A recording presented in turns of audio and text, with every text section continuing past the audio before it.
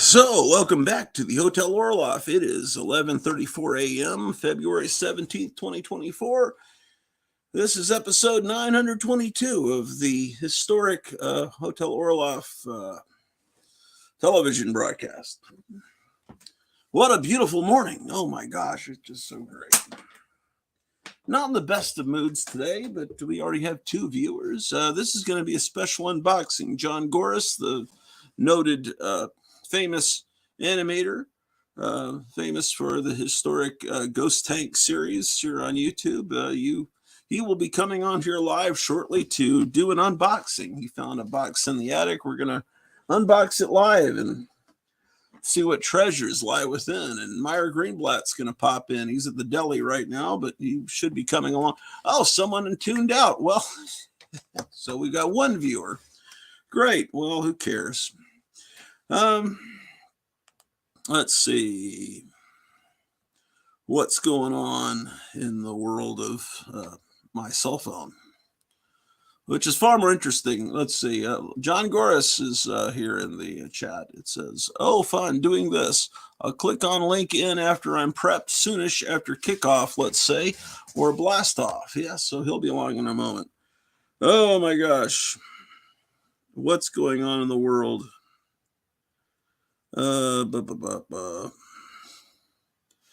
So, how are you guys doing on this wonderful February day? You gotta be doing great, huh? Yeah, great. Yeah, wonderful. You can look at comic books. Yeah. So, what am I even looking at this for? Oh, yeah, that's right.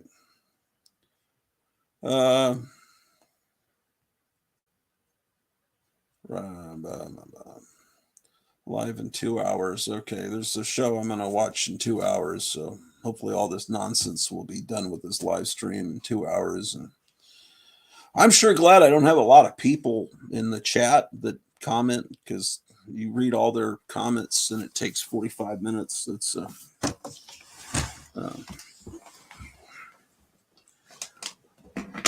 no peanut gallery here, ladies and gentlemen. Not in the worst neighborhood of the comic book community. Let's see what we've got here.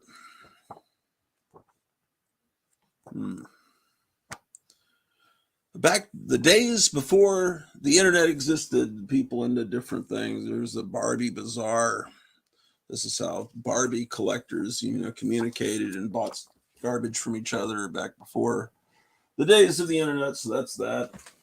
Here's a facsimile I just got of Rocket to the Moon. I showed that recently on an episode that nobody watched. And also showed it on Four Color Fossils. But John Goris is here lurking in the down below area. So let's pop him on. Well, how are you doing? I'm okay. Can you hear me? Can you see me? Still? I can hear you. Maybe a little more light might be. Is there a way to get some more light? There's plenty of light here. I mean, if is the computer something that can't be moved? Because if you use the light coming in from the window, that would be great. No, I got something better than natural light. Okay. Ow! Ow. Dude, I got electrocution live on air. Yeah, last week Night Tiger did a live stream, and this guy was showing all these comics. You couldn't see a thing because the guy just didn't have a light, light behind him, but not in front of him.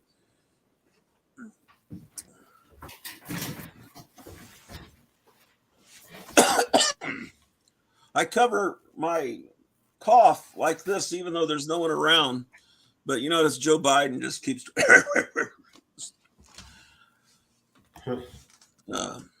Oh my gosh, that's worse. You're a complete silhouette. It's worse.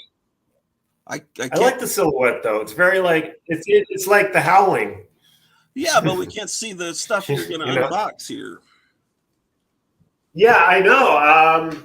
Dude, I came on a little early because I thought you were coming on at 1:16. So what device are you streaming through here? Is it portable? Yeah, it's portable. Okay. Yeah. Can you move your chair and have the device in front of that window there on the right side of the screen so that light is shining on you?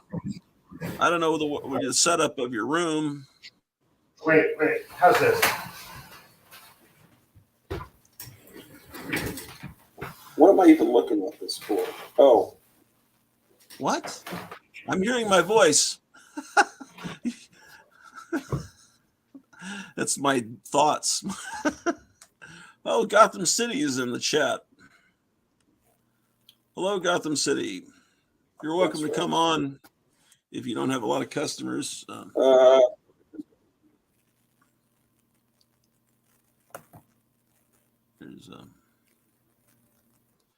Okay, you're getting some light. I don't know what you're doing, but it's starting to work. Okay. Oh yeah, I can see. Yeah, that's better. Yeah, everything, it's kind of blasted out, but it's kind of how it is here. We've kind of been blasted out by the snow. So. Oh, okay. Like I was so set to go this morning. Oh, I thought we were doing it in the afternoon. And I couldn't, man. I'm snowed in. Oh, go. I thought you meant go on this live stream. Yeah. Yeah, I know what that's like. So I'm not, not being completely Boy Scoutish about it. About being prepared. Yeah. Well, that's all right. I'm never prepared. But look at this. Look at this. I was telling you about this. This is kind of crazy looking. I can't even see it because I'm too busy reloading this page here. But can you see this? I can, but I can't see detail. Is there any other light, like lamp, you could bring in the room or something? Oh, wait a second. Yeah, I should be getting better with lighting because. Oh, this light. Well, you're a professional filmmaker. You should know lighting of all things. And also, when you do stop motion, what happens when a light bulb goes out and you have to put a new one in, and it changes the lighting of the scene? Yeah, it does. I guess if you, it would affect things, and you would have to fix it somehow because you're not going to get that exact. It would affect things, and you would have to fix it somehow because you're not going to get that. You've got a echo going on there. Yeah, man. I should have got that. I should have had that box ready to go. But that's okay. Nothing's ever ready.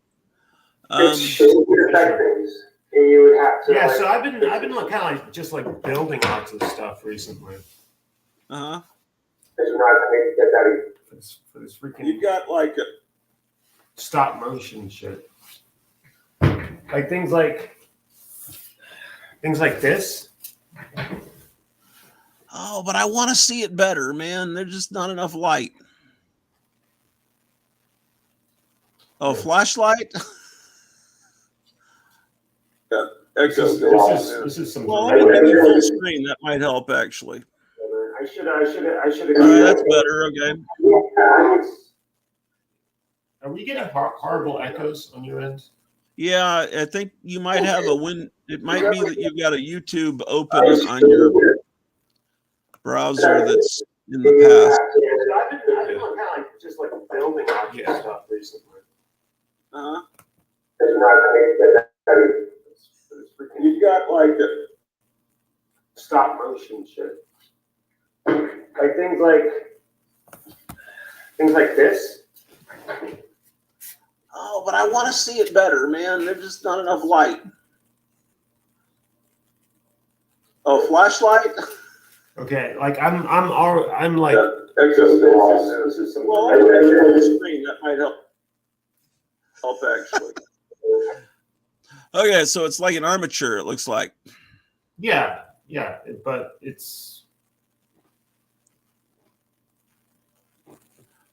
That is cool. So that's the actual size of what we see in your animation on YouTube. Yeah, it can be. I'm trying to. Yeah, I don't know. I guess this is a good scale to work with. It's practical, you know.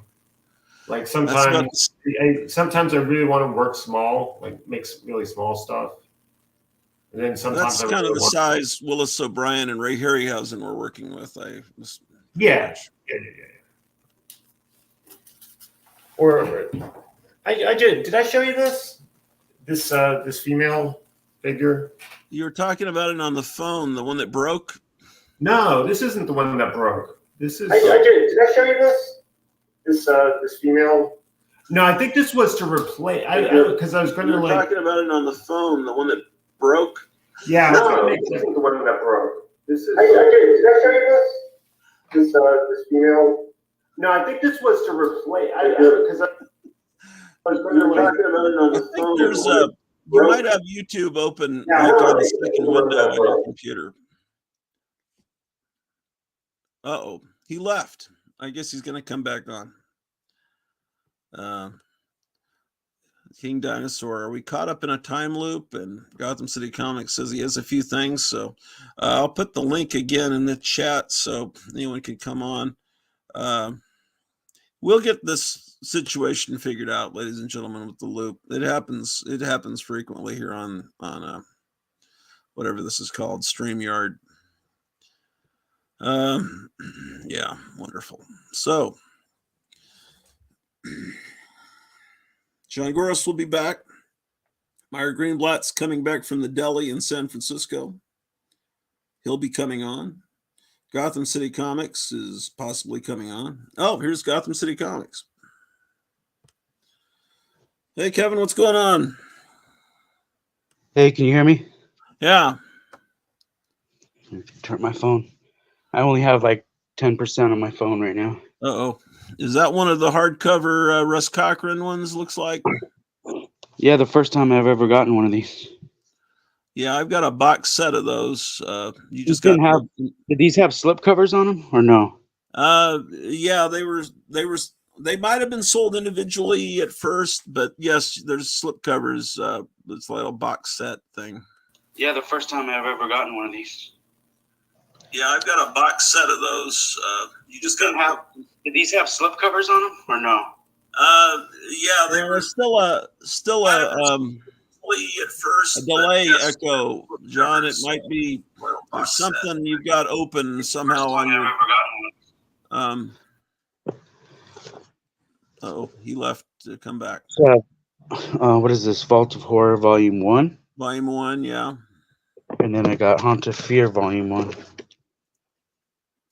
Yeah, or those someone came in and sold them to you? It was an older lady who had been collected in the 90s. Interesting. Is that 25 cents or 75 cents? 75. Either way, that's kind of a good deal. That's what she must have got them for. When did these come out? What year? I would say the 80s. What does it say in there? These are the Cochran ones, right? Yeah. 85. Yeah. These are cool. I don't know if there's a way to tell if it's a first printing or not. What she must have got. I might keep those. What year? I would say the 80s. Are there tabs at the top of your screen, John? These are the Cochran ones, right? Yeah. 85. Yeah. These are cool. I don't know if there's a way to tell if it's a first printing or not. What she must have got. Oh, there's some of John's artwork. I would say the 80s. That's a really good one. Top of your screen, John. I mean, they're all good, but that's especially good. Yeah. That's the second batch you just sent me this week, I think. It's a first printing or not. What she must have got. Oh, there's some of man, this is great. That's a really good one. Top of your screen, John. I mean, they're all good, but that's especially good. That's the second batch you just sent me this week. Oh, that's great. It's a first printing or not. What she must have got. Oh, there's some of man, this is great. That's a really good one. Top of your screen, John. They're all good, but that's especially good. You could try clicking on the link, John, from something to try. What are you on Chrome or Safari? Or maybe you try a different browser to click onto the StreamYard link. Yeah. I don't know. I don't know if I'm. You could try. It's like getting into a loop and it's causing screeching. Yeah, this is not good. Man. This is not going to work. It's kind of getting worse.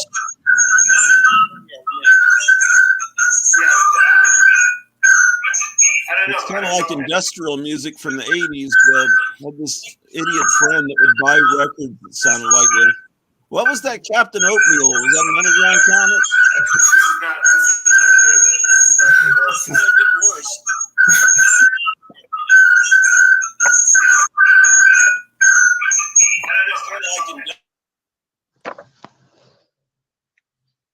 Oh, he disappeared. Paulo suggests headphones. These are new acquisitions? Oh, is that Dracula? Are those two for sale? Or are they going to be I haven't decided yet on these. Oh, okay. Yeah. If they aren't, I'd be interested in them. That one too. And that one, yeah, I have that one. I bought that one when I was a kid. I could use an upgrade because that one's great. That's Anna Nicole Smith and her husband there. That's cool. Oh, these are thick, where they bound several copies together. That one I have. That's a good one. Meyer's saying good stack of comics. Definitely. Was this one customer that brought all these in? Yeah. That's a good one. But you're not sure which ones of these you're going to sell, right? I might keep them all. I don't think I have any of these. You might need to, but that one is amazing. With the severed head. If you decide to sell any, I'd want a lot of these. That's great. Fantastic. Who was this person that brought him in? She was an older lady. I guess it's the same older lady. What is older exactly? Like my age? No, like 70s, maybe 80s even. I don't know. Wow. And she bought them for herself, or are these her husband's stuff? No, she bought them for herself in the 90s. Oh, okay. She was big into UFOs. She had a lot of X-Files that I didn't take from her. Okay. John, looks like the sound's worked out now. What did you do? Oh, you put on headphones. I think that was it. I had a couple crows. I was interested in the crow. That's great.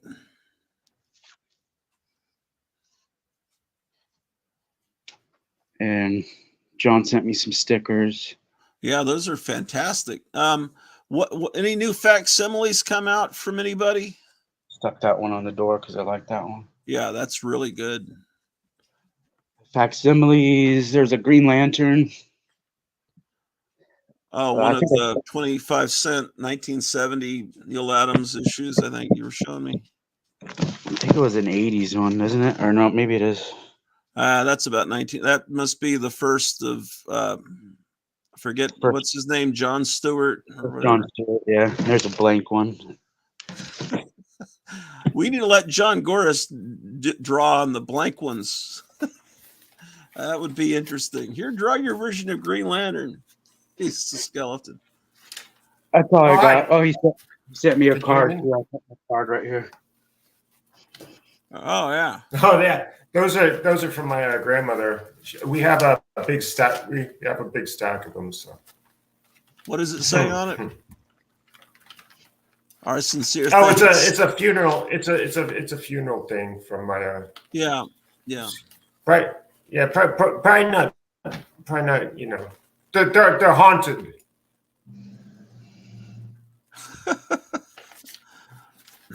Give you full screen here. And it basically says that she's dead. I mean, you know,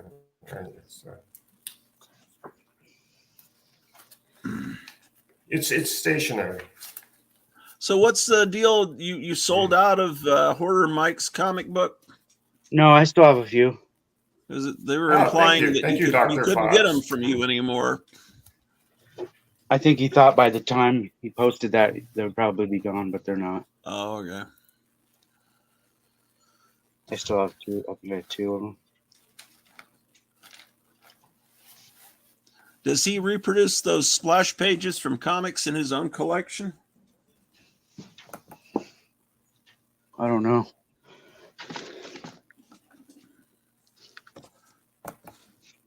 Oh, wow. Look at these, man. Whoa. Yeah, let's see the. So you bought a gumball machine recently and a bunch of Oh, those header are awesome. cards. It would be so cool to have an old gumball machine, like a real one. Could you get a full shot, Kevin, of the card, like where we can see the whole thing in one shot? Yeah, that's Dude, great. Is that for eBay? Are those vintage or is that like a repro? Those look vintage. 2004. Yeah. Oh boy, 2004 is vintage now. So right. I mean, pretty much. I guess it is. It's hard to. Well, it's usually 25 years makes something vintage, but I think with toys and like ephemera, whatnot. Yeah, just to me, it's kind of depressing when I realized 2004 was. Oh yeah, I gotta still get. Oh, you're getting. Is that a new? I like Penthouse with the not safe for work or children, or what does it say? Not safe for. Oh, these are the comics from the 90s. I used to have some of those. They used to be pretty crazy. No, I had the Hustler comics. Remember Hustler comics? Comic that came out this week. The what came out? That Penthouse came out this week. Oh, they're reviving it? I guess. Oh, okay. Yeah, do you remember Hustler?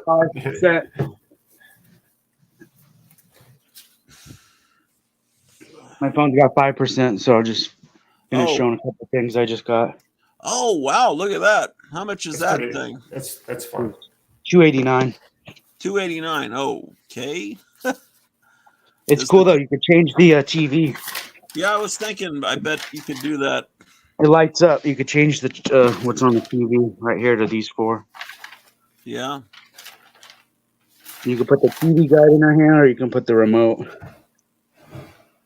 Yeah, that's pretty cool.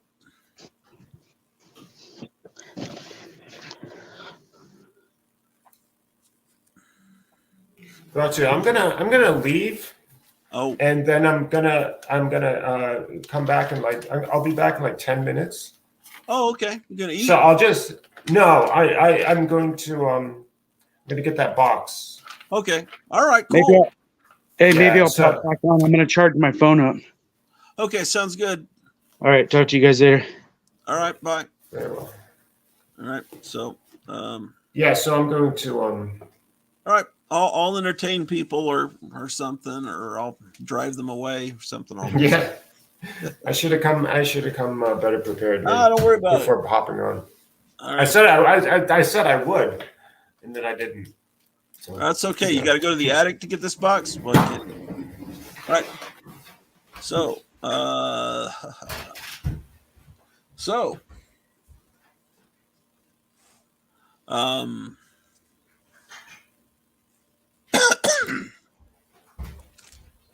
Let's look at Rocket to the Moon. This is a currently available facsimile. I think we just saw Gotham City Comics still has this in his store. So if you contact Kevin Johnson at Gotham City Comics, the guy that was just on in Mesa, Arizona, he can hook you up with this. It's not real. It's a real object. You can hold it in your hands, but it's not real like from the early 50s. It's a replica, a facsimile, a fake comic, which is the only way normal people can afford it. And actually, $15 is pretty hard to afford in Biden's America, but it's all right. It's a lot cheaper than paying thousands for this. So this is something that you can obtain. How about that, ladies and gentlemen? So,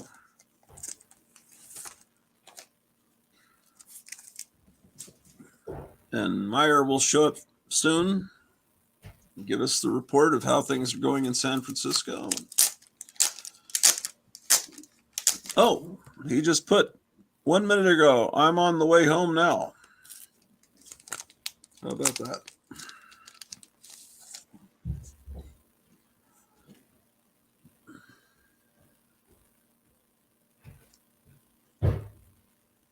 These are the fine selections in this issue of Rod Hathaway, Space Detective.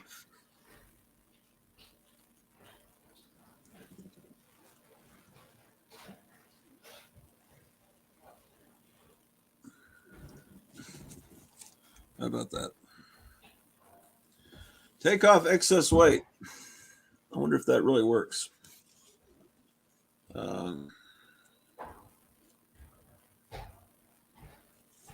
Man, that stack of comics that Gotham City just got, that had some good ones in there.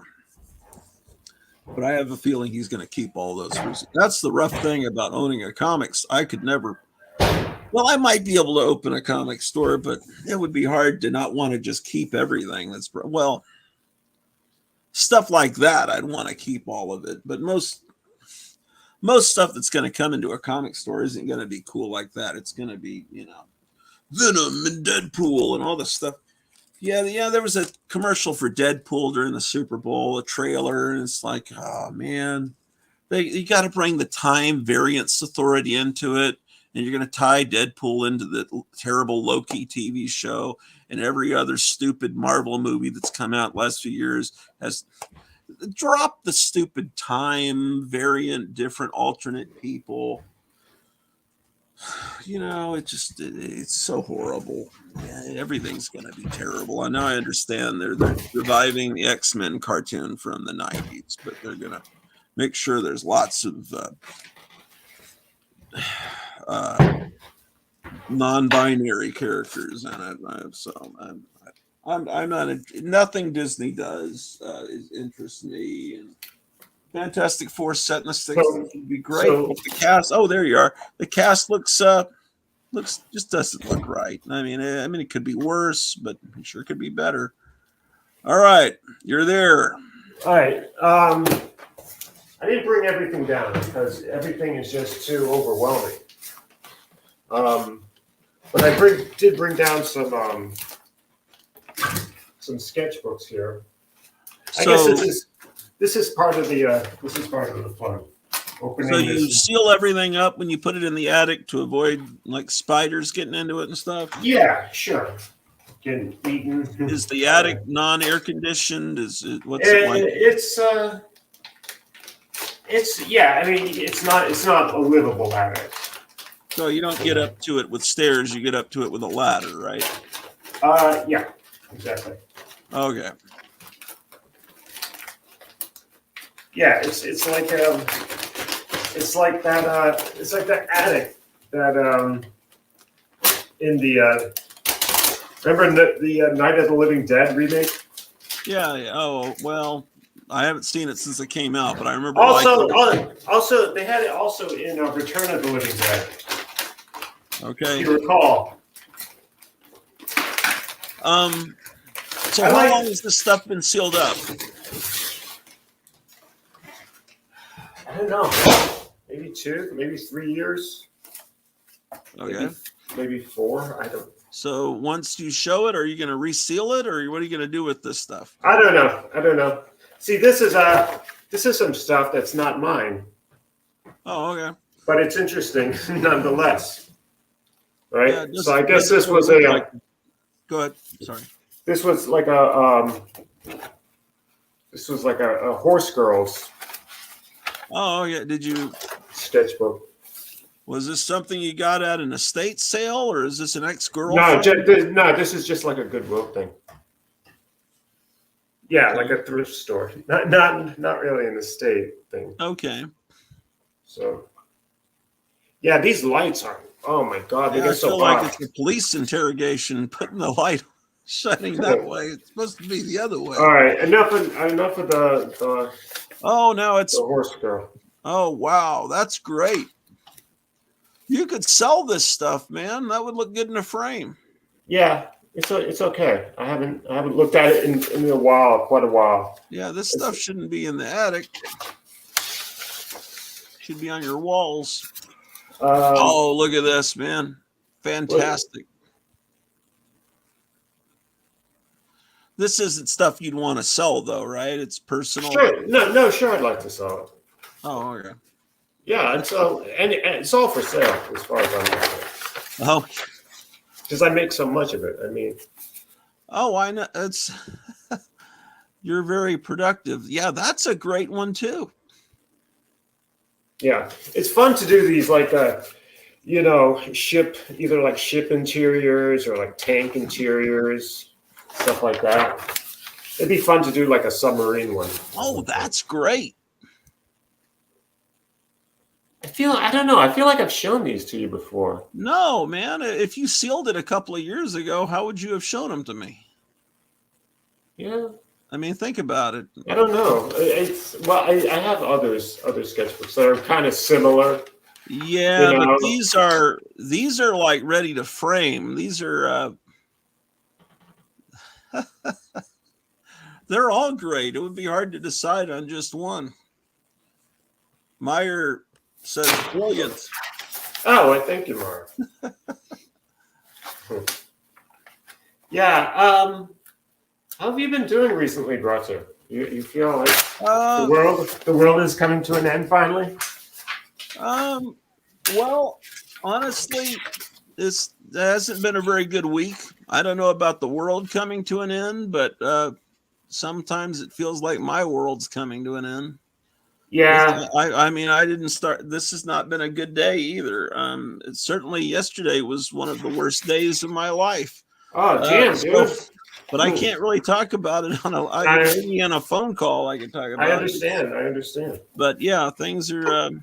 No, I you know what cheers me up is like hearing people that are like more like that are more down than me. Oh, yeah. Yeah, but I don't know if that would be a good way to do a regular show. You know, it's like sometimes you wonder, should I even keep doing this show? I mean, it's just like, hey, I'm a man baby. I'm just like, hey, man, look at me. I'm a fucking idiot. Collecting comic books, almost age 59. I've been crazy. I've done some crazier stuff, man. Man, that's a pretty good one. That looks like that's pretty great, man. We can only hope the apocalypse will be as much fun as your paintings. Oh, I don't know. Maybe I think we already are in it, man. We're well in it. Yeah, yeah. Thomas Fairfowl says your work looks great, John. Oh, that's good. Thank you, Thomas. Dr. Fives would love to see this in an animated short. I guess you're not aware that he has hours of animated shorts of this character. I'd show you some, but I don't think he likes to watch his stuff while he's, but I should. Yeah, send people, I don't know, I guess you could drop a link or okay. You need to type in John Goris and then type in maybe Ghost Tank. I mean, if John Goris would get you there, right? I mean, there's no other John. Yeah. No, it would get me there. If you type in Ghost Tank, it's going to be hard to find it. That's the name of. Does this character have a name? Who's that? Does the guy there that drives the Ghost Tank, does he have a name? No, not really. I never bothered. Okay. So you'll find them, but if you type in Ghost Tank, you're going to wind up with pretty much DC stuff. Oh, look at that! That's so great. Yeah, I know that there's a bunch of other. I never titled things properly. I've never looked into like copyright. That's all the copyright. Super cool. And yeah, we are near the beginning of the physical beginning of things going sideways for sure, guys. I start going that way because he said, yeah. Okay, so that's great too. Wow. Yeah. Did you know that this was what this was going to be when you opened it? Not really. I forgot all about these, man. So you bought. Yeah, This is what you were talking about on the phone when you buy a vintage sketchbook and the pages are already aged, and then you draw on the vintage paper. Is that what you were trying to tell me on the phone last Monday? yeah. I was talking about that. Sure. Yeah. Okay, I get you. Meyer Greenblatt says John has a really great Conan short animated video. Yeah, that's true. Oh, the Conan thing. Yeah, that was fun to do. It's fun to do like Muscle Men and Wolves and like Barbarian Chicks are fun too. Yeah. You know? Like warrior babes from. If you had done the direction, that Fire and Ice movie was, it was Frazetta, but Ralph Bakshi. It just you remember it looked cool, but you don't remember the plot, because it was just. If you had been the director, if Ralph Bakshi was gone and you had directed those animators with Frazetta's stuff, I mean, it would have been great. But something fell flat with that movie. Everyone reveres it, but I didn't know. A better writer. Yeah, I mean, I liked Cool World better, I think. Yeah, I don't know if I got through that whole movie, but it had some good. Yeah, I don't know. Ralph Bakshi usually messes everything up. That's a great painting. I love the color in the background on the buildings. That's fantastic. What would these sell for individually, or you have no idea? Well, you ever had an art show? Yeah, I've had. I had one. I can't go into copious detail, but basically, it was all set up, right? It was all set up to be the super fun thing, right? And and I was going to go down. This was down to North Carolina to this film festival that I'd often be part of. Go and see. They would screen some of my shorts. It was. And then they saw the shorts and were horrified, right? No. They knew all about my stuff. Okay.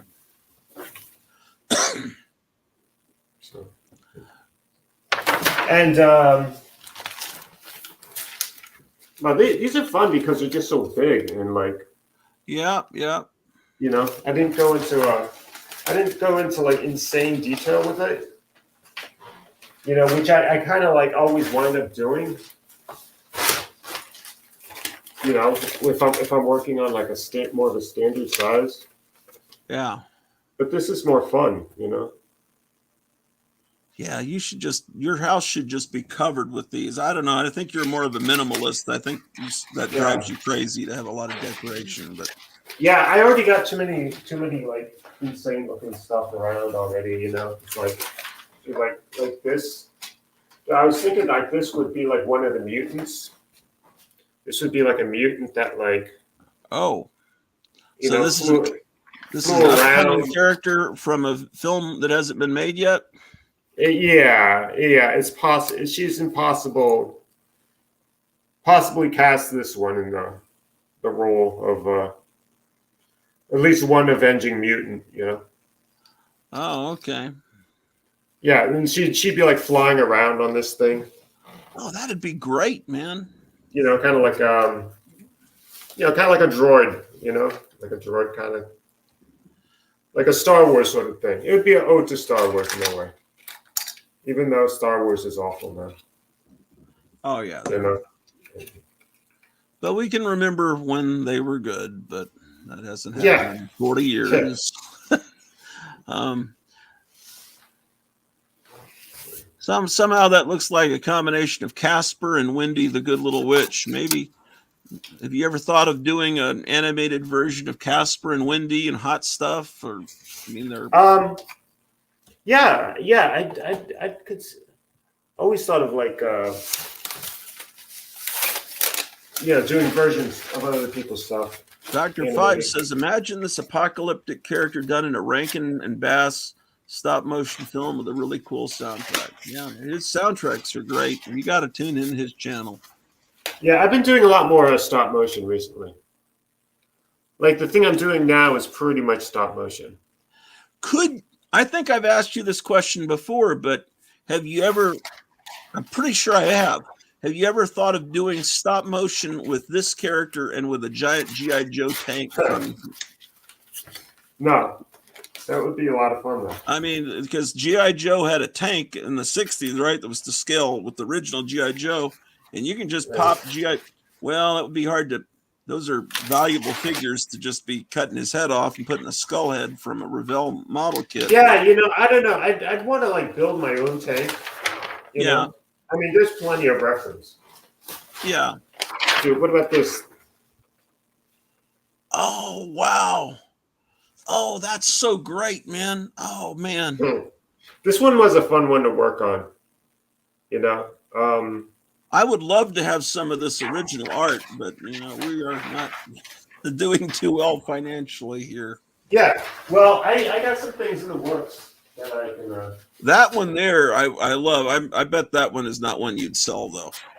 I can make you something. You have a birthday coming up. I can make you something like this. What is the girl character? Did she appear in your cartoons? Or I think she did, didn't she? Yeah, she's like a robot assassin kind of. But thing. she stop motion and he was like animated. Like, oh, I might have sent you a study. No, I'm thinking about the movies on YouTube. Oh, I don't know. Did she exist in the same drawn universe with the ghost tank guy? Yeah.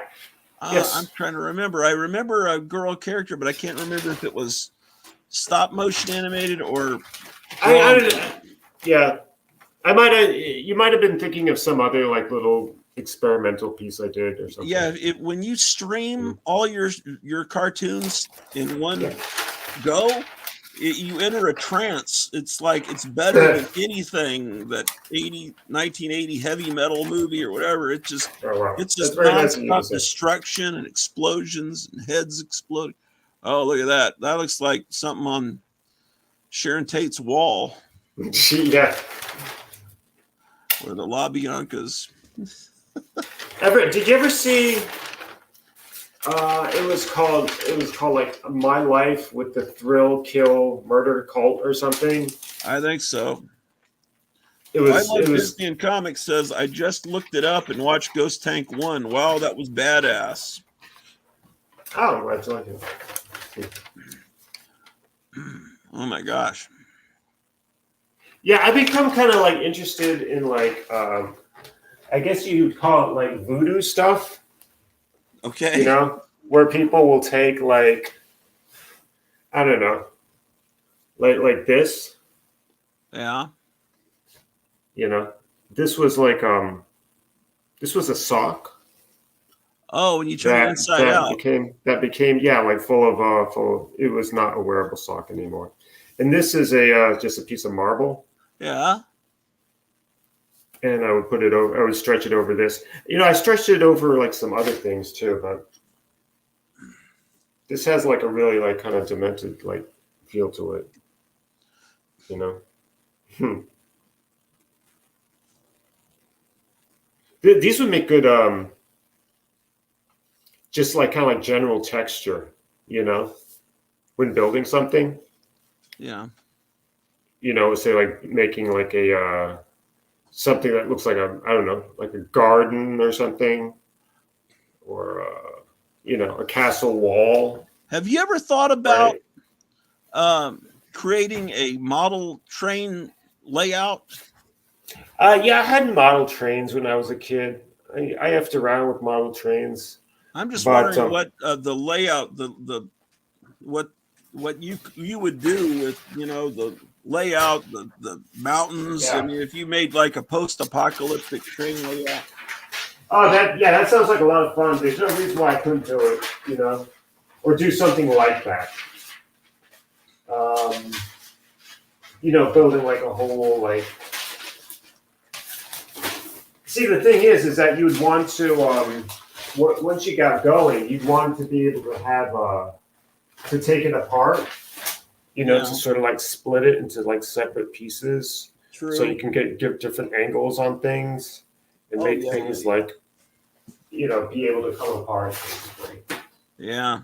I'm realizing I have space to actually do that now, but I would have no idea really how to do it. That's something I've always wanted. But yeah, let's face it, I'm never going to do it. This is a nice one.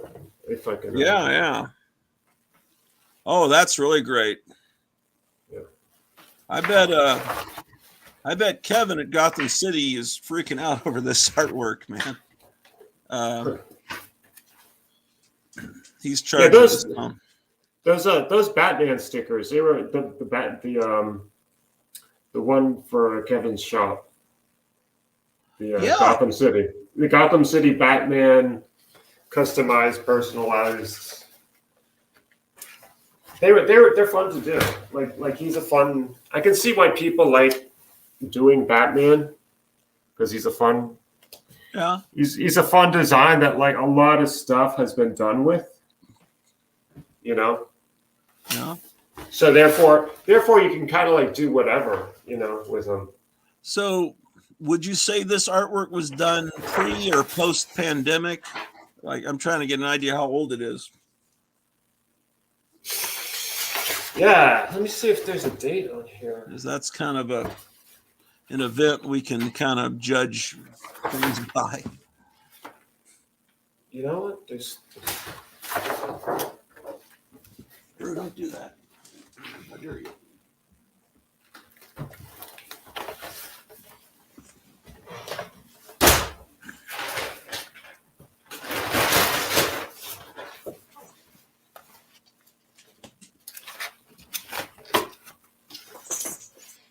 Oh, this is a fun one. This is very kind of classical. Wow. Like this could be on a like a model box. Yes. Which I love that. I love that kind of work. I love that kind of just really old school illustration where things kind of look like what they're supposed to look like, kind of thing. That's great too, man. Yeah. Have you ever thought about doing an actual comic book? Yeah, sure. That would make a great cover right there. Yeah, it's very. In fact, I'm not the first one to come up with that concept. It was sort of like it's. But you know that when they have those blank covers on the comics, like Kevin just showed that Green Lantern, Green Arrow with a blank cover. If you drew that guy's, even though it's not even Green Lantern, that cover, if that was drawn on the front, it would be amazing. It's.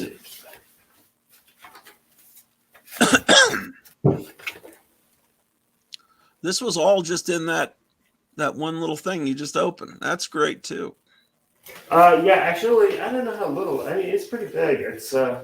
If you did a comic book, it could be the revival of the comic book industry. Maybe it would start at something,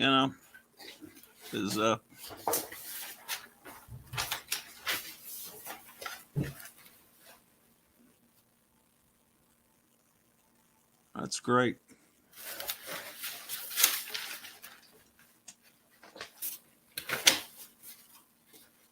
You know what I was thinking would be a cool comic? Would be like a cartel comic, Okay. like a comic all about the cartels, and like I would make it so like some of the cartel members were like nice, like you could like get along with them, like a normal person could kind of almost get along with them. Or you could do it like that old Crime Does Not Pay comic where you're telling true stories, but you may be risking yourself making comics about those guys. Yeah, but I would do it like it would be kind of like on the level of like remember like Menace to Society? That's a movie, I think. Yeah. It's kind of like it was kind of like Boys in the Hood, except it's more. I might have seen it. It's a bit more intense. Yeah. It's not. It's not making like all kinds of excuses for just horrific behavior. Oh, that's cool. What does it say? Shot of this back. Shot of this back to head in window. This again. Oh, these are just instructions to myself. Oh, this is like part of a. You're planning out a film here. Yeah. Well, at times, that's what these books would turn into. Other times, my ideas I have to scratch down. And what is that? What's that girl's character? The girl character's name? To what? This would make a scary screenshot, like of me, right? Yeah. If you like, I would be like that would be like, they would put like, if I ever went on like a really bad spree, like doing something awful or something, they would take that like that if shot. you photograph this artwork and put it on Instagram, you might become a sensation. I kind of like this because this could be like a Halloween card, Yeah. Myers says, I'm still on the way. I've been stopped momentarily by my neighbor that loves the Munsters. It's going to be another 15 minutes at least. Okay. The Munsters. Your neighbor loves the Munsters. He told me about this guy that it's a long story that this friend that his neighbor spends a lot of time in his car watching the Munsters. This is kind of nice. Yeah. The whole like robot girl thing is, it's totally its own genre. Yeah.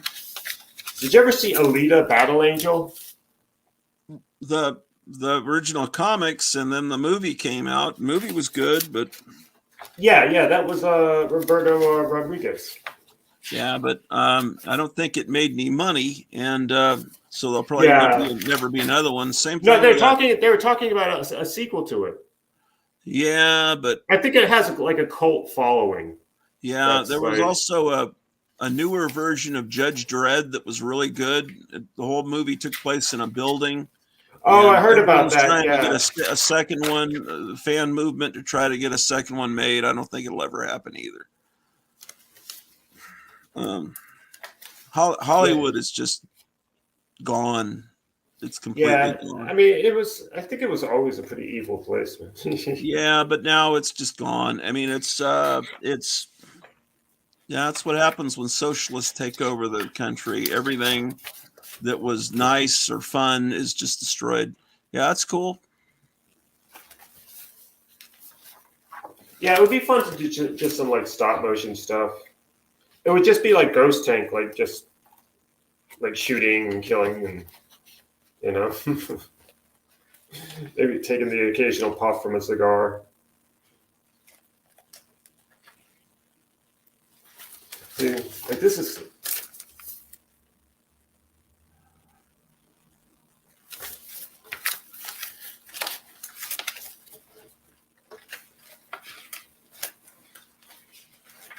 Oh, this one's all right.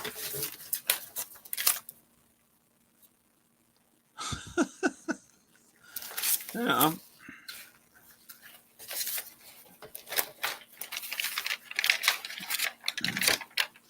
Yeah, it's a good thing I looked at this stuff, took this stuff down, looked at it. Man. Yeah, no, there's some brilliant stuff in there. I'll show you that. Oh, these people, they keep on sending me these magazines. This is the second magazine they sent me.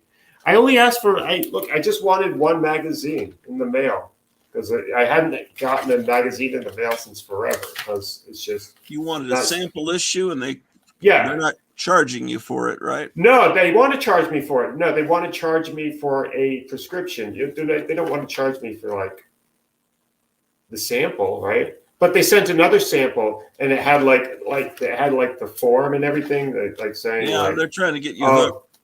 Sometimes they'll just keep sending it to you for years, and that's just so they can make their circulation seem better for advertisers. Yeah, I love stuff like this. Yeah. You know. Yeah, they have like a really cool. Oh my god! Like, I don't know. Should I open the other thing? You know, I'm gonna have to open it sometime. Well, yeah, that was the whole point of the Yeah. Yeah. I just kind of dread opening it because it'll clutter your house. A little bit. It's just I'm gonna have to think what in the world I'm doing with this stuff, and like how does it relate to anything? Because I'm sure that there's things in here that are just like garbage, like just garbage that like for some insane reason I couldn't. Well, like if you ever want to get rid of garbage, just send it my way. I mean, if you're going to throw it in the trash, literally. Yeah. No. Yeah. Like here's some like weird. Yeah. These are like flip books. Does it literally animate when you flip it? Yeah. Yeah. Oh, show us. This is great, man. Let me see if I could manage a flip. See, it's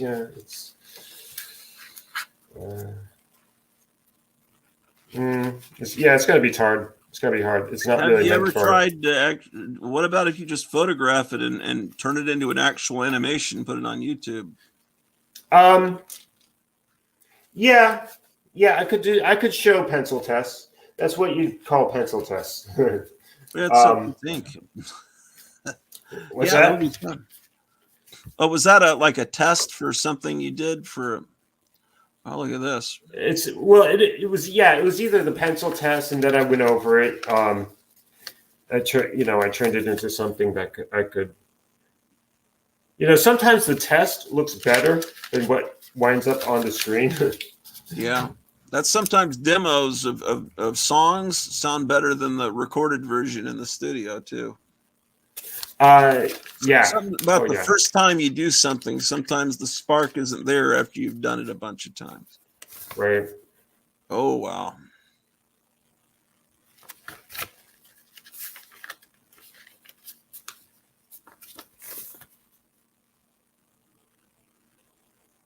Oh my gosh.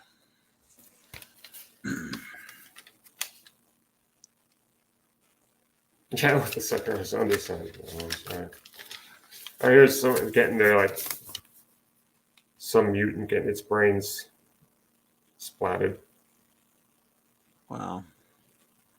Yeah, I could. It would be fun to do like an animation where like I had a wall behind here, like a wall. You could just see the splat and then like the drip.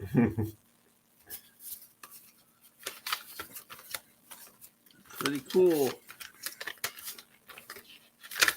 Yeah, this is just. Oh, this is great. Have you ever put out any magazine or comic back years ago?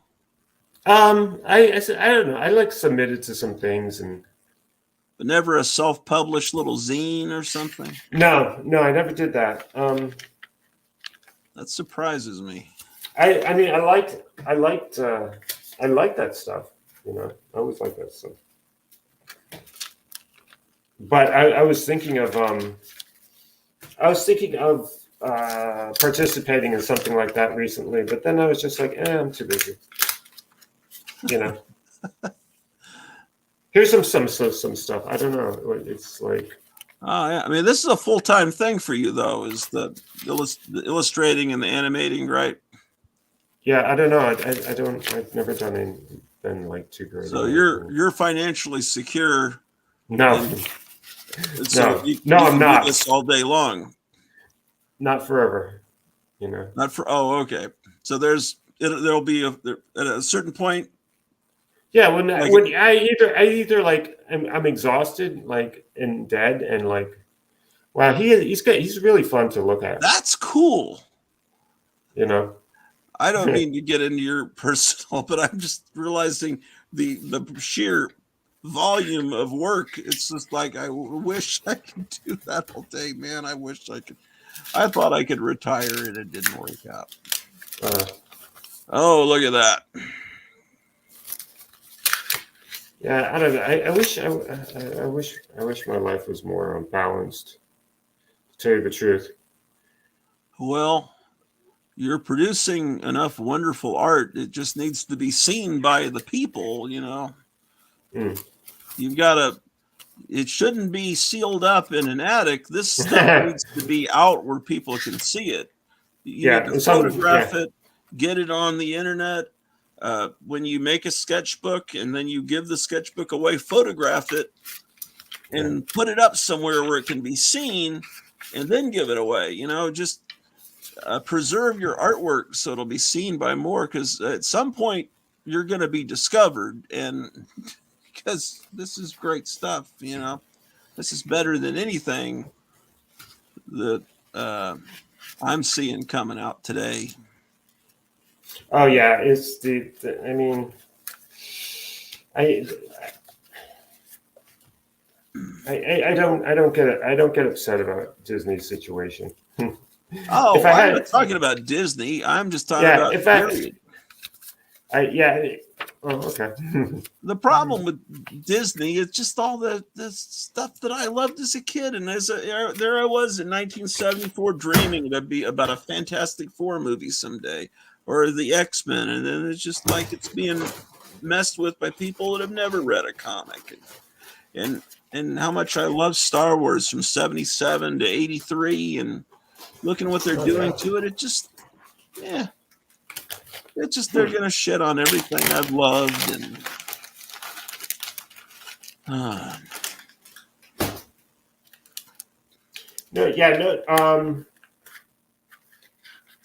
Maybe I should show you here. There's shroom in. Okay, that's could be a party invitation. Yeah, good. Nice. I wonder if would this work in black light? Probably. But yeah, I don't know. You mean like if it was just black and white or behind you? I'm not. What is the poster behind you? Is that a calendar? Does it say February? Okay. Oh my gosh, man. Mm-hmm. That's pretty cool. That's Oh, that's Bug. Some foreign version of the Bug poster. Right. Yeah, I remember that artwork. Except it's far more spectacular in that foreign version. First, I thought February. It was just like. No, it says like firebug, like bug fire. However, it would like translate. Yeah. Is it German? Yeah. Yeah, it was cheap too. It was like, I don't know, $30 or something. That's about as much as I'll spend on a movie poster, you know. Yeah. I used to have some really nice movie posters. I don't know what I did with them. I used to have a Frankenstein and the Monster from Hell. Yeah. Movie poster. That was nice. Yeah, here's just like a portrait of some unfortunate person. Oh my gosh. Yeah, I haven't seen pose for it. No. I just did it sort of from. Should do caricatures at an amusement park for people. Let's see. I Love Disney and Comics says, I gave up thinking we would ever get a good representation of the comics we grew up. It's so bad. I feel brainwashed just being happy we get anything. Well, for a while, things were working out pretty well. I mean, it was going pretty well. That's why it's disappointing. Something like this. Yeah. Collage stuff. Yeah. Yeah, I've been making some like Tombs of the Blind Dead inspired work, I guess you'd say. Yeah. Yeah, it's fun. It's some kind of cut up thing. Oh wow. Oh, I like how you made his head extra big. It's I think this thing is like barely cut up though. This isn't like that cut up. Yeah, This is just how like the thing is. that's pretty neat. Yeah. Oh, I have this great. I'd have to. Where is it? Yeah, I know where it is. It's in the other room. The Blind Dead art you're working on, is that something we could see, or is it? Yeah. Oh, absolutely. Yeah, these are just like. Yeah, this is a fun one. I'm gonna have to like censor some of it though. Oh, okay. You know. I was thinking that was like why this. you weren't showing some of it. Oh yeah, well some of it, yeah. I Like, saw you flipping through and not showing some. I figured, oh, I wonder what those are. yeah. Yeah, that's neat. Yeah, like you know, pornography was like a thing that I had to go through, man. You know, like looking at like porn.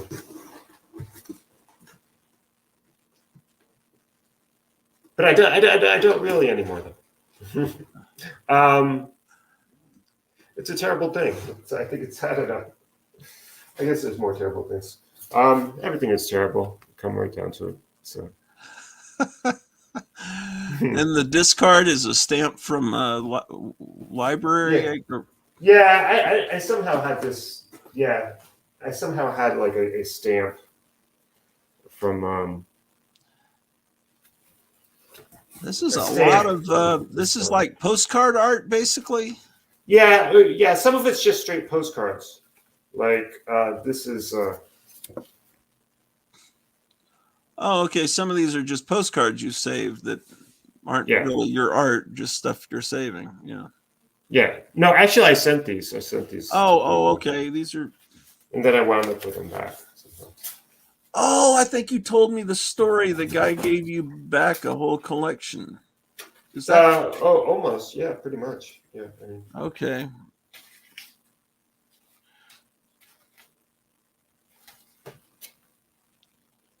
huh.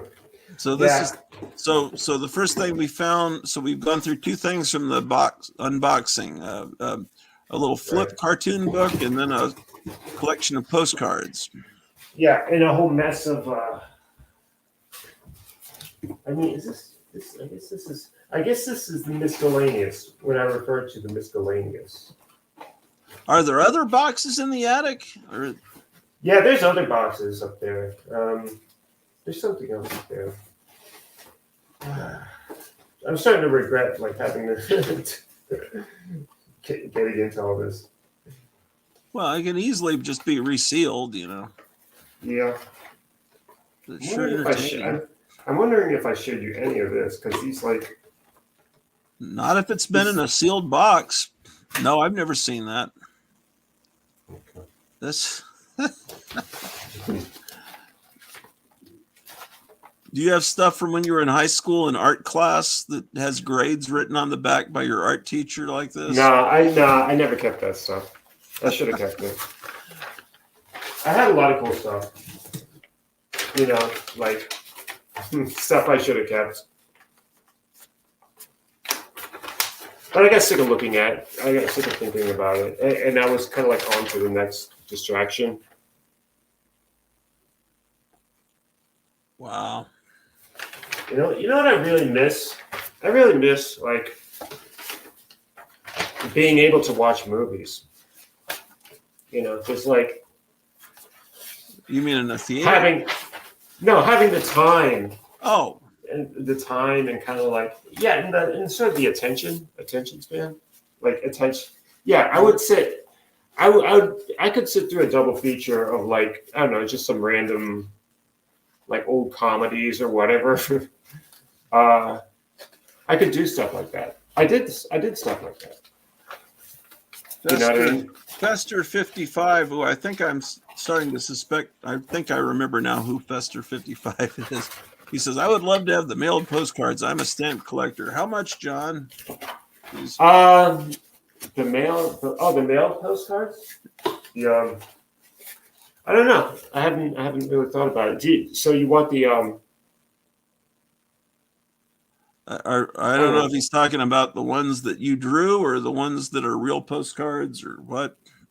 No, they're. I mean, they're all like, yeah, they're all like real. I mean, real postcards. I mean, they all made it through the ones that mail. are So purchased postcards versus ones that you've created. Oh yeah. What I hate is the post office puts little stickers on the postcards, and then I have to remove it. Usually, it'll come off very easily. You know what I'm talking about? yes, yes, I do. On the art side, I hate that. They didn't used to do that. Yeah. Well.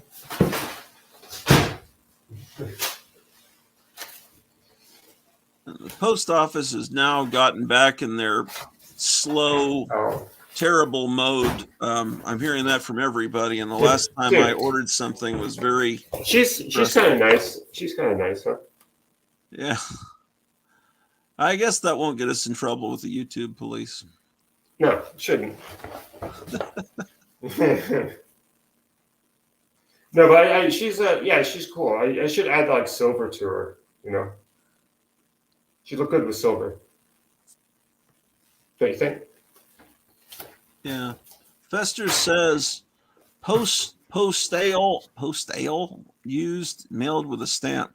I guess he's looking for the stamps. Oh. But these yeah, but a long time ago. He's saying he's saying it's Basil Orloff Gratu. Yes, he has two identities, I think, depending on what device. I have to kind of cover her up for reasons. Yeah, that would be one I'd be interested in if you were selling that one. Yeah, this is Basil Orloff, also known as Fester 55, and he has other names. He's you know what's something of yours that I like, and I've asked to like maybe like for you to sell me things before, and I know you're not into it. I'm not going to do that to you again. Missing Mars, every time I show that I have doubles of something, he's like, put that one in my pile. I can't sell shit, man. I mean, I could sell stuff from the 90s because I don't have any real connection to it. I like the it's something that I think you have 5 copies of it. Of what is that? It's do you know the Screaming Jay Hawkins? It's like a little mini poster. It might actually even just be like a bond. Do I have 5 copies of that? I think you have a number of copies of it because I remember like it was when I first started becoming acquainted with your collection. Yeah, that was a concert I went to, and it was Reverend Horton Heat was his backup band. Right. Where he was famous. Yeah, I might have several of that. I mean, if I got 5 copies of something, I should be able to get rid of one. That's something that's kind of that does border on mental illness. But I'm starting to have. I've been under such stress lately. I'm starting to see aspects of the OCD coming back. Like when I leave in the morning, I keep double, triple, quadruple checking the doorknob to make sure it's locked. And I got to fight this, man, because it can get really bad. It's been bad for me in the past. And I'm going through an extremely stressful time in my life. And what if you had something like this? What if I had traded you, like, I don't know, say this, and I'll throw in Betty, right? I throw in Betty, and I don't know. I'll figure some other cool things. I mean, probably, but the question is, it might be a couple of years before I find that again, unless you could find the episode where I was filing it away. I actually think I've got a larger poster. I think it's not just an 8 by 10, 11. I think maybe it's like might be bigger poster. But it's not. It's not. Okay, well that might make it a little easier to find then. Yeah. Yeah, I'd really like to get some of those giant ghost tank paintings that you showed initially. Oh, okay, great, but But I mean, I might have to make one off of one of the old ones. You know, like how do you do that? Take it to Kinko's and copy it. I'd have a few. I have a few ways of doing it. Yeah, I wouldn't mind. Yeah, I wouldn't mind having the copies. You know, I just if you made copies, I mean, they'd pretty under glass, they'd pretty much look like their originals. Yeah. But anyway, I can't have everything.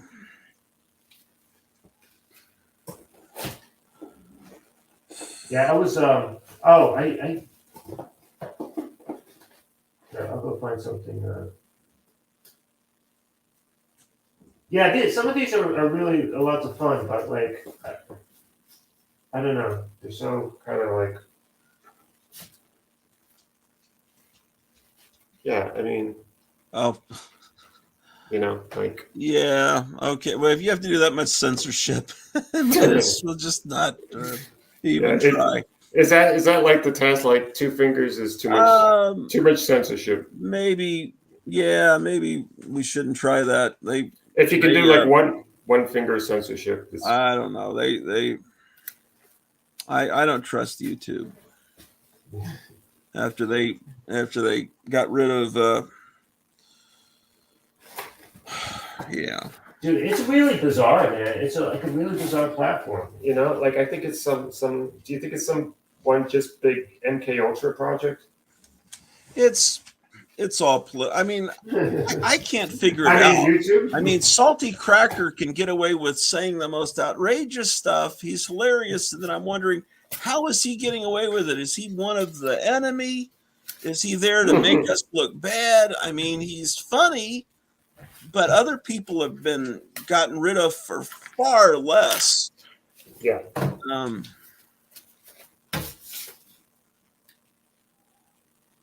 It would be fun to be like a modeler though, wouldn't it? Because they're so like.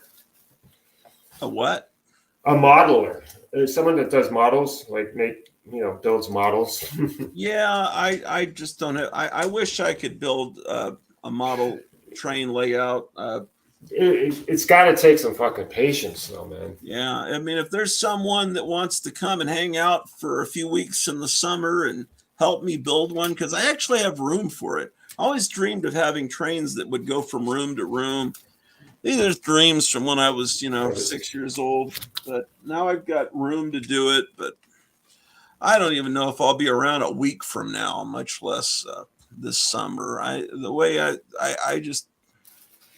just feel like what's the point of it's like, oh, I've got a list of comics I want. And it's like, well, what is even the point? I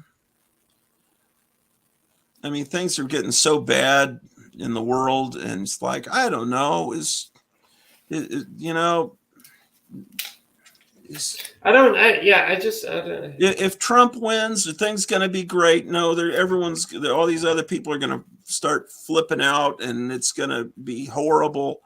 And what if we're being tricked? What if he's the Antichrist? But then you see his enemies. His enemies all are so horrible and demonic. He must be the good guy. But then is he? Are we being tricked? Or, are we going to make it? When will Jesus come back and tell us who the good guys really are? I don't know. Am I even going to make it?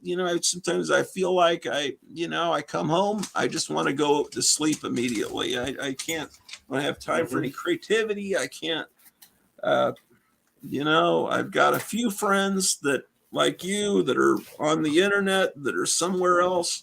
But I don't have, I just don't know anybody around here. The dog wants to be fed. I'm going to feed her real quick and keep showing stuff, and I'll be watching. Oh, okay. I mean, it won't take me 2 minutes if you can entertain the audience without showing anything too R-rated. I'll be right back. Let's see.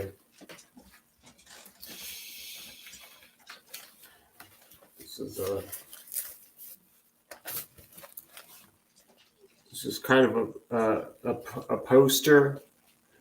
Well, it was an idea. It was an idea for an overglorified Post-it note for a Herschel Gordon Lewis film.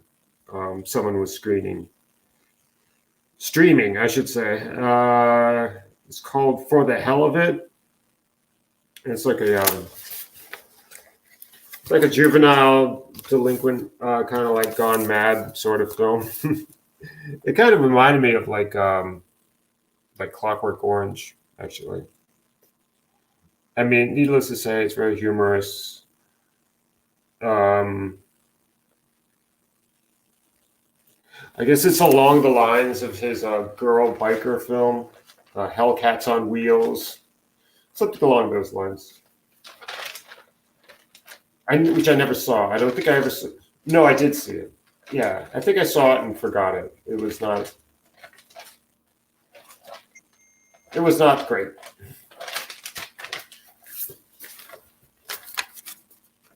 There's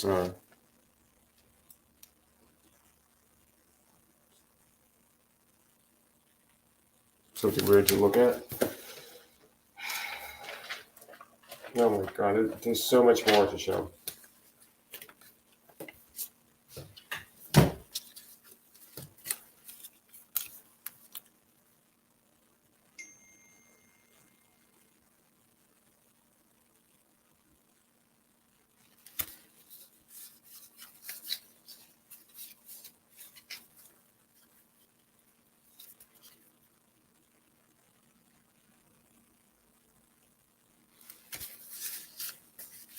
Yeah, so these are just some designs for stickers.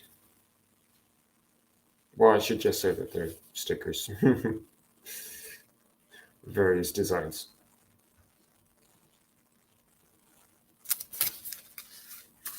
Oh, this guy came out well. I like him for some reason.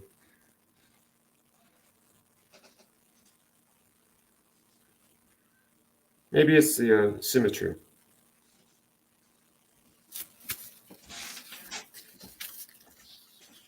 I'm back. So, Grosser, which one did I show you these? Well, I think you've seen these. This is the thing. You've seen these because Kevin. Well, how was would I showing have these. seen them? Were they in the box you just opened? No, Kevin. Kevin was showing them. Well, I mean, yeah, but those are He- not exactly the same. Everyone's like an actual real drawing, right? Yeah. I mean, every one of them's a little bit different. Right. Like the one he put on the wall. See, that one's even better. I like that. That's Like this really one? great. I mean, the other one's great too, but that one's better. And that one's good. It's just like every one of them's a little bit different, and you can't decide. I like this guy because he's so like simple. You know, I'm glad the post office provides your drawing material free. That's great. I think that's funny.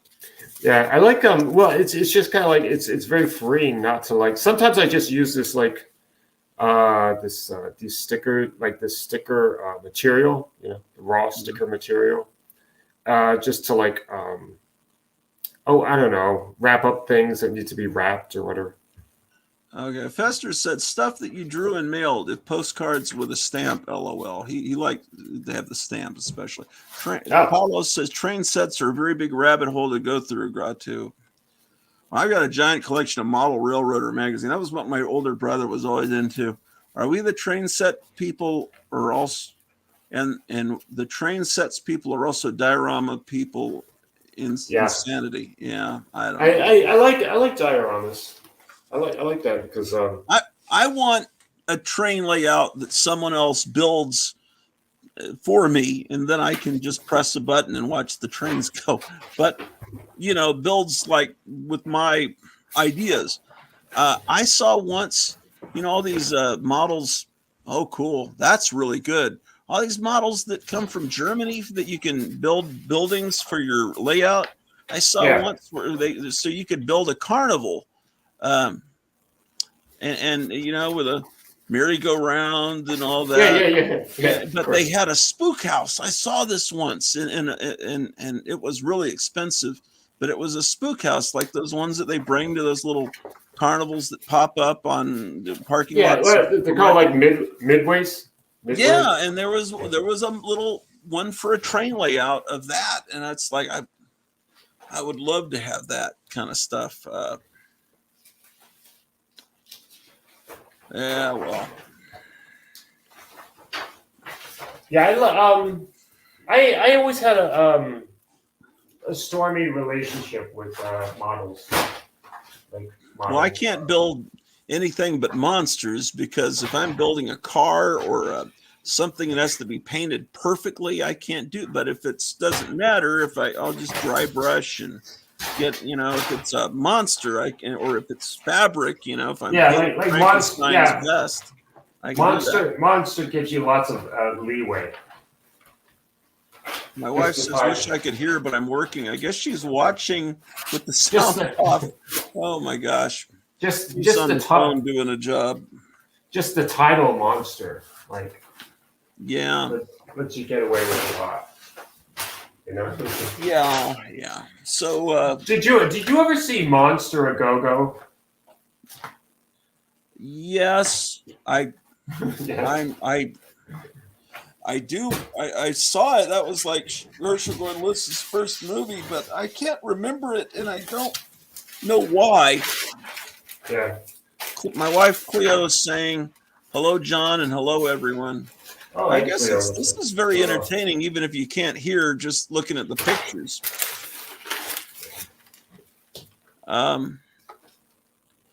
Yanks head off, smacks against table, drop kicks into outer space, where a satellite zaps it into space dust. That's cute. Did that actually happen in one of your movies? No, I should have had that. Hopefully this is inspiring you to do more Ghost Tank. Is Ghost Tank possible that there could be new Ghost Tanks in the future? It's, and I don't know. Anything's possible. I mean, it's just that me personally, I did. It was like a long trip, me and that character. Seriously, what you've got to do is take all your Ghost Tanks chronologically or whatever order you want to put them in and edit them all together into a feature film and then put that on YouTube, and I think it'll be really successful, far more than the individual little segments. I think I mentioned this to you before. Yeah, no, it's good. It's good. You could do that in an afternoon. You could even have music that melds them together in the background. And I think because I have watched, I put together a DVD, a recording. It'd be cool if he was like on parade, right? But it was like it was like him. It was like Ghost Tank, but it was like 100 of them, and he was all go on parade. Well, I think you could start an opening segment like Cartoon Carnival, like they would have for the cartoons back in the 60s and 70s, and then just all of them together. Because when I watch all of them together, one after the other, it puts you in a hypnotic trance. It's hilarious. It's great. That's really how they need to be watched, not just one at a time. And I'm thinking, would you mind if I made a playlist for YouTube just where they're all in order? Would that? Yeah, no, that'd be great. Yeah, and then people could see what I'm talking about. They could just, of course, YouTube would drop commercials into it. But it's all right. It might be funny with commercials. Yeah, actually, it would be, because whoever the sponsor that unwittingly has their commercial put in the middle of nonstop slaughter is probably not going to be that happy about it. If you put out a comic, which you could probably do in an afternoon or maybe a week, with that Ghost Tank character and that girl character, you could be making a lot of money. I'm pretty sure that you could, because the main comic book companies are turning out crap. That's better than anything Dynamite puts out, and they sell tons of comics. What you're showing is better than anything they do. Fester says, gotta check out. Thanks, guys. See you in the funny pages. Yeah, he's got whole albums out. Fester, he's a professional musician. He's a punk rock guy. It's pretty famous. But Is it pseudonyms here on the show? His parents didn't give him that name, did they? No, but you've talked with him before. I'm pretty sure here on the show. Yeah. Yeah. I think I remember him. The guy from California. I remember him, and I remember Basil. Basil is the guy from Cal. Well, there's two guys. Okay. There's Meyer. Fester is the other guy. He's Basil. Oh, okay. I didn't know Fester Basil is Basil. Okay. I didn't know. Fester is Basil. Yeah. Right. Well, Basil Orloff is a name I gave him. That's not, and he took it on. As I created a Gratu army, and I gave everyone different names, and then with the last name Orloff. And I did that a long time ago when I thought maybe I could actually be famous on YouTube until I realized that. But now that I'm getting more than 300 views on most videos, they're starting to, I think, advertise me more or give me as a recommendation because my subscribers are going up more than. I kind of like this one. Yeah, because it looks like it was drawn with blood. Yeah. It does, yeah. It looks like something on the wall in a mental asylum. I don't have any paint, so I'm just gonna open up my arm and paint with my fingers. Man, I think I need to feed this dog again. I don't think I fed her enough. This is great, man. Yeah, it's fun to review some of this stuff. I hadn't seen it. Was this in that little tiny box, or where's this coming from? I think this came out of the big bag. Oh, bag of stuff. You know, the one I had to cut open. How many other stashes of your artwork are in the house, or is this the main stash? No, there's quite a few. There's quite a few stashes. Wow. All right, I'm going to be right back. I think I didn't give her a sufficient amount of food, or she didn't eat it. I got to go. But there's TV on downstairs. I'll be able to see you.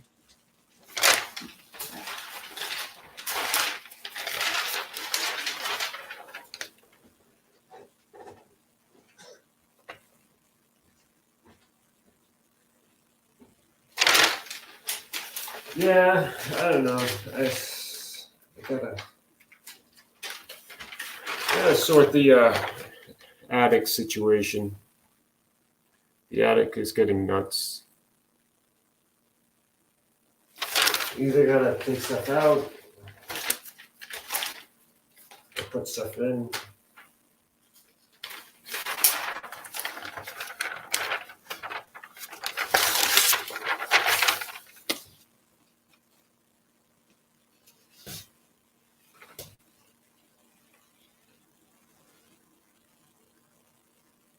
Yeah, don't mind me if I'm not on the chat because I don't have access to the chat right now. I feel like I've already shown everything here. I just don't want any dead air. Dead air if on Gartu's channel.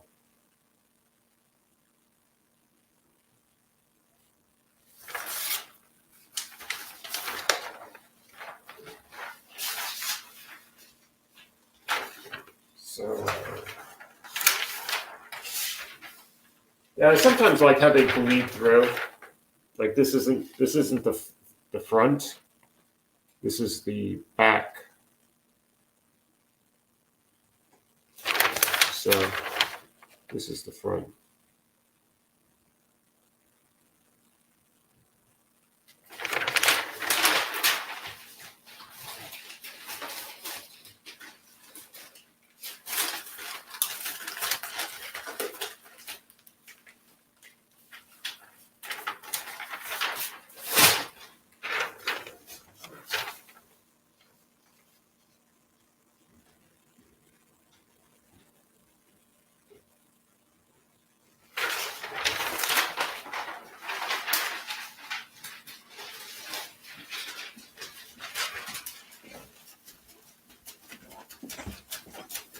All right, I'm back.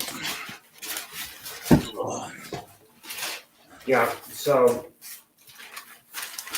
You said something about the chat. I don't think anyone else has commented. oh, okay. This is not the popular channel on YouTube where there are other channels where they're far nicer to the people in the chat and they read everything they say. And I think people are scared of this channel.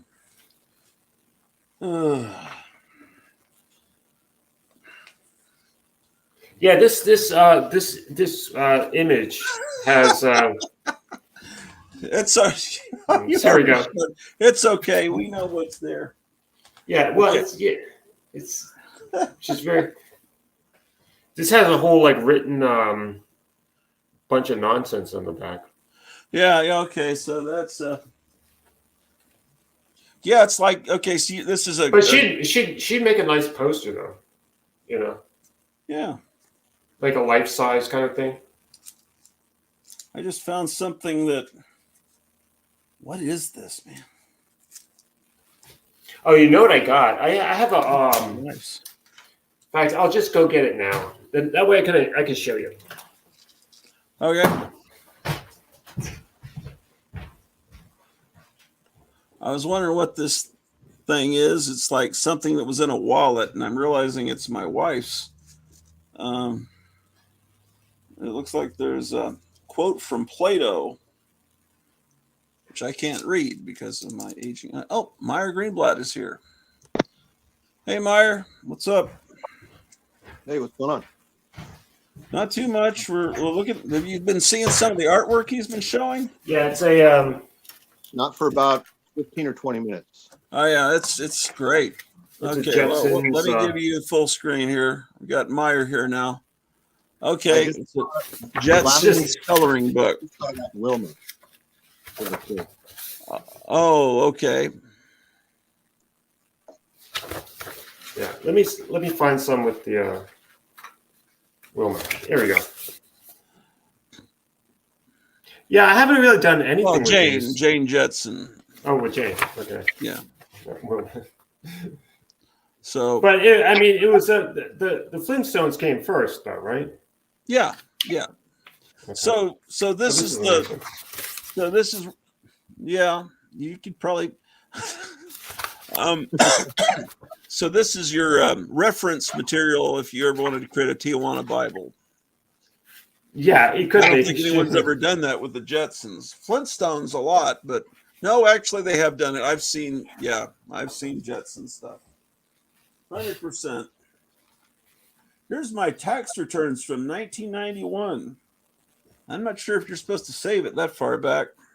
No, I'd say get rid of that. Let's see.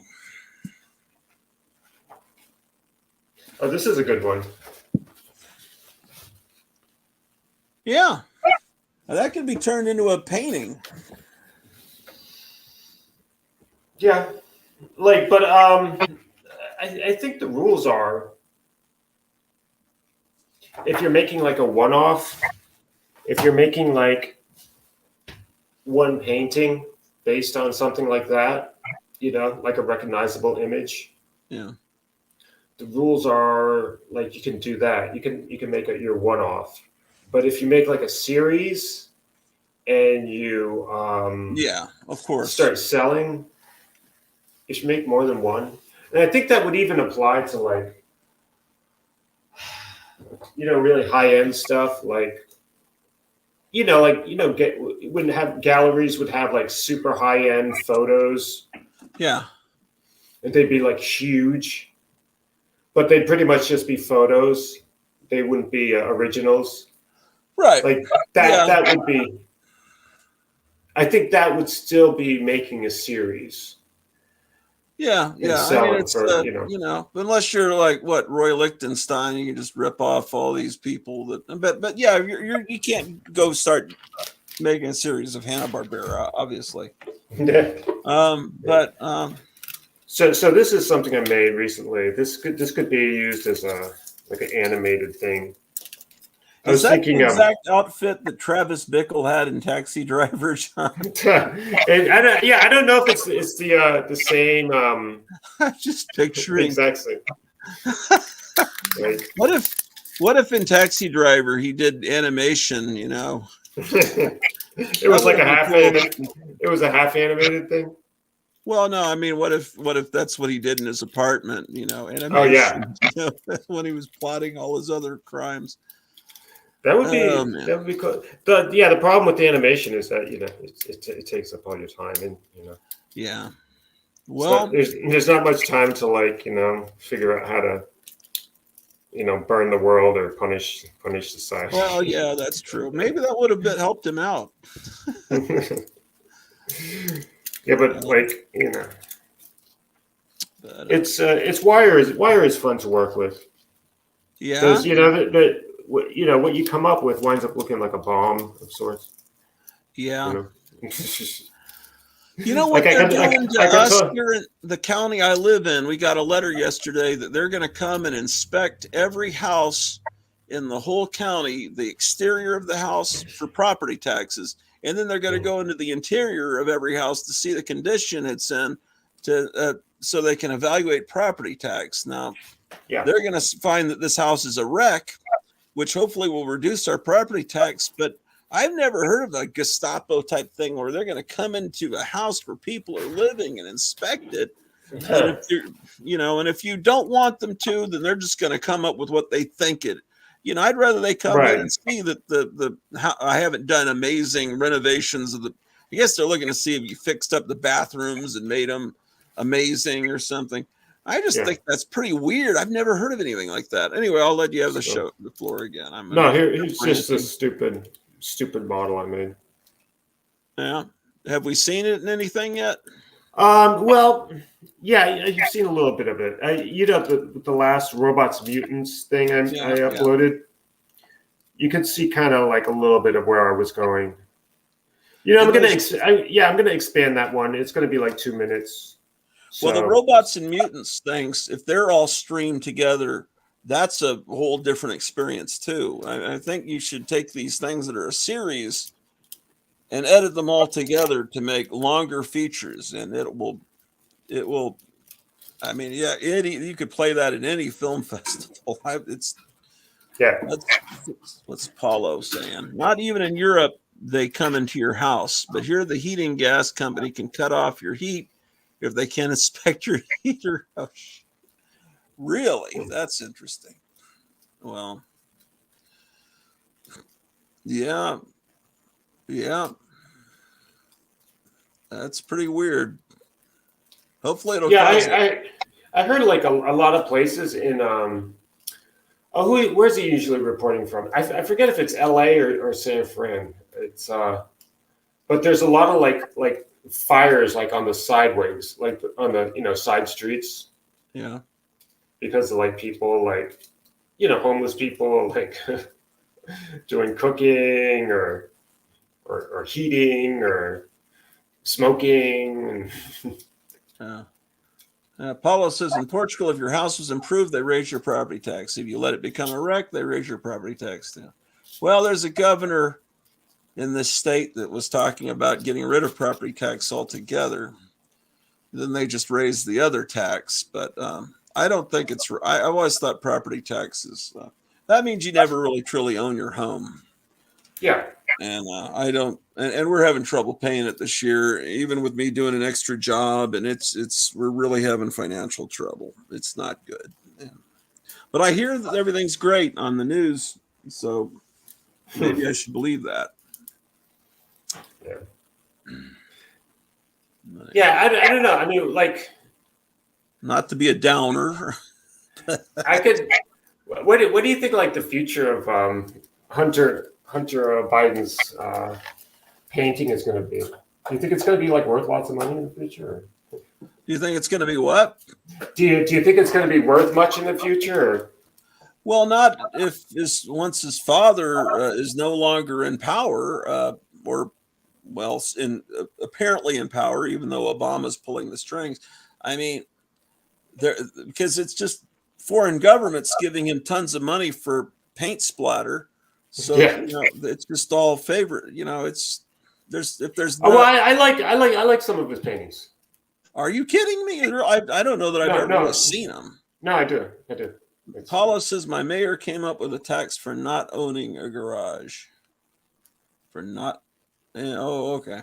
So basically, everything's. Never mind. It's not. You can't escape it, no matter what country you go to. Although Tucker Carlson was in Russia and he went into a supermarket and it was completely clean and gleaming, and he goes into a fake McDonald's they have there and he says the food tastes just like McDonald's, but he had a hamburger and fries and a drink, and it was $7 equivalent in American money. And then he goes into this subway that was built during the time of Stalin, and it's like a fairyland in there, completely clean and gleaming with amazing. It looks like an art museum in this. Of course, they could be just directing him to certain places, kind of like they cleaned up the streets of San Francisco for the guy from China coming over. But well, it's that. It's the same way you clean your house, though. Like if someone was coming over, right? Yeah, but you can't take something built in the 1940s and make it look amazing. It pretty much has to have been kept up. What if it was like a Potemkin village kind of scenario, though? I don't know. Paula says you can escape if you're a millionaire, then you can live in Monaco or the Cayman Islands. Yeah. I thought you needed you needed like $1 million to move to Russia. You needed at least $1 million. It's probably like 2 million now. I don't know, man.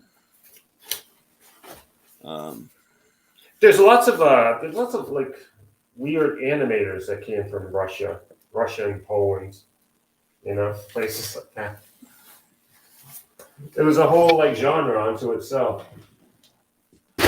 Well, from what I understand, the Soviet Union ended, and the people of Russia are good people. Oh, look at this. And they were really thankful that that horrible government ended, and they were thinking the United States was going to come in and help, and instead it was just the pornography industry that came in and started grabbing girls for that, and it was just like, they brought in Playboy, and all the perverse elements of our society were brought in, and then Putin came in and tried to bring back morality to the people. Is actually what happened, and then that makes the socialists, the communists, and over on our side of the pond even angrier, because they want Russia to be the bad. It's like he's even more hated for having a society that's somewhat Christian and makes fun of all of their perversion. So yeah, it's not. I don't know who's the bad guy. It seems like it's kind of hard to tell. All right, this is it's just great, man. But okay, so all this art was in that one. How did where's all this coming from? It's like Felix the Cat's bag is unlimited stuff coming out of. That's amazing. Yeah, it's nice with the red. Yeah. It's just a red magic marker you're using? I think so. Yeah, with this one. So how do you keep it from bleeding to the next page? You put something underneath the page when you're working on it? Yeah, if I'm fussy like that, sure. Like, he's kind of fun. Wow. How often do you draw, John? And do you hold yourself to a schedule on this? Like, are you a one-a-day guy, or are you like a couple days of nothing and then 8 or 10 in one day? No, I have to apply myself to something every day. Maybe that something might just be like getting really involved with the editing process, or with sound, something like that.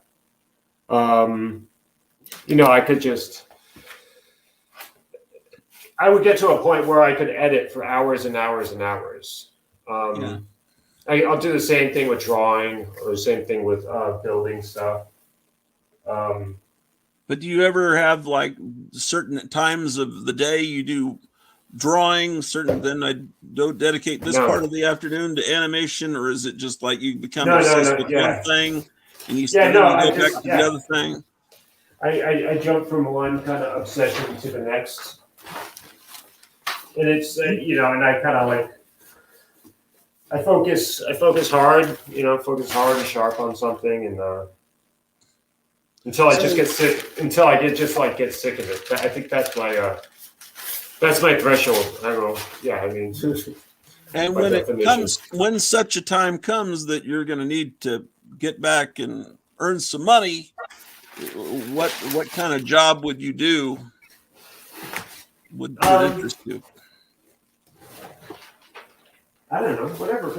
I don't know. All work is interesting, I think. It's just a matter of if I could do it. You know, if there was a job I could do it, like that would that I could do without going insane.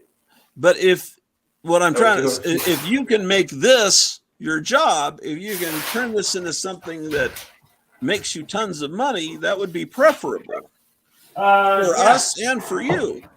Because if you have a regular job, you're not going to be able to produce this volume.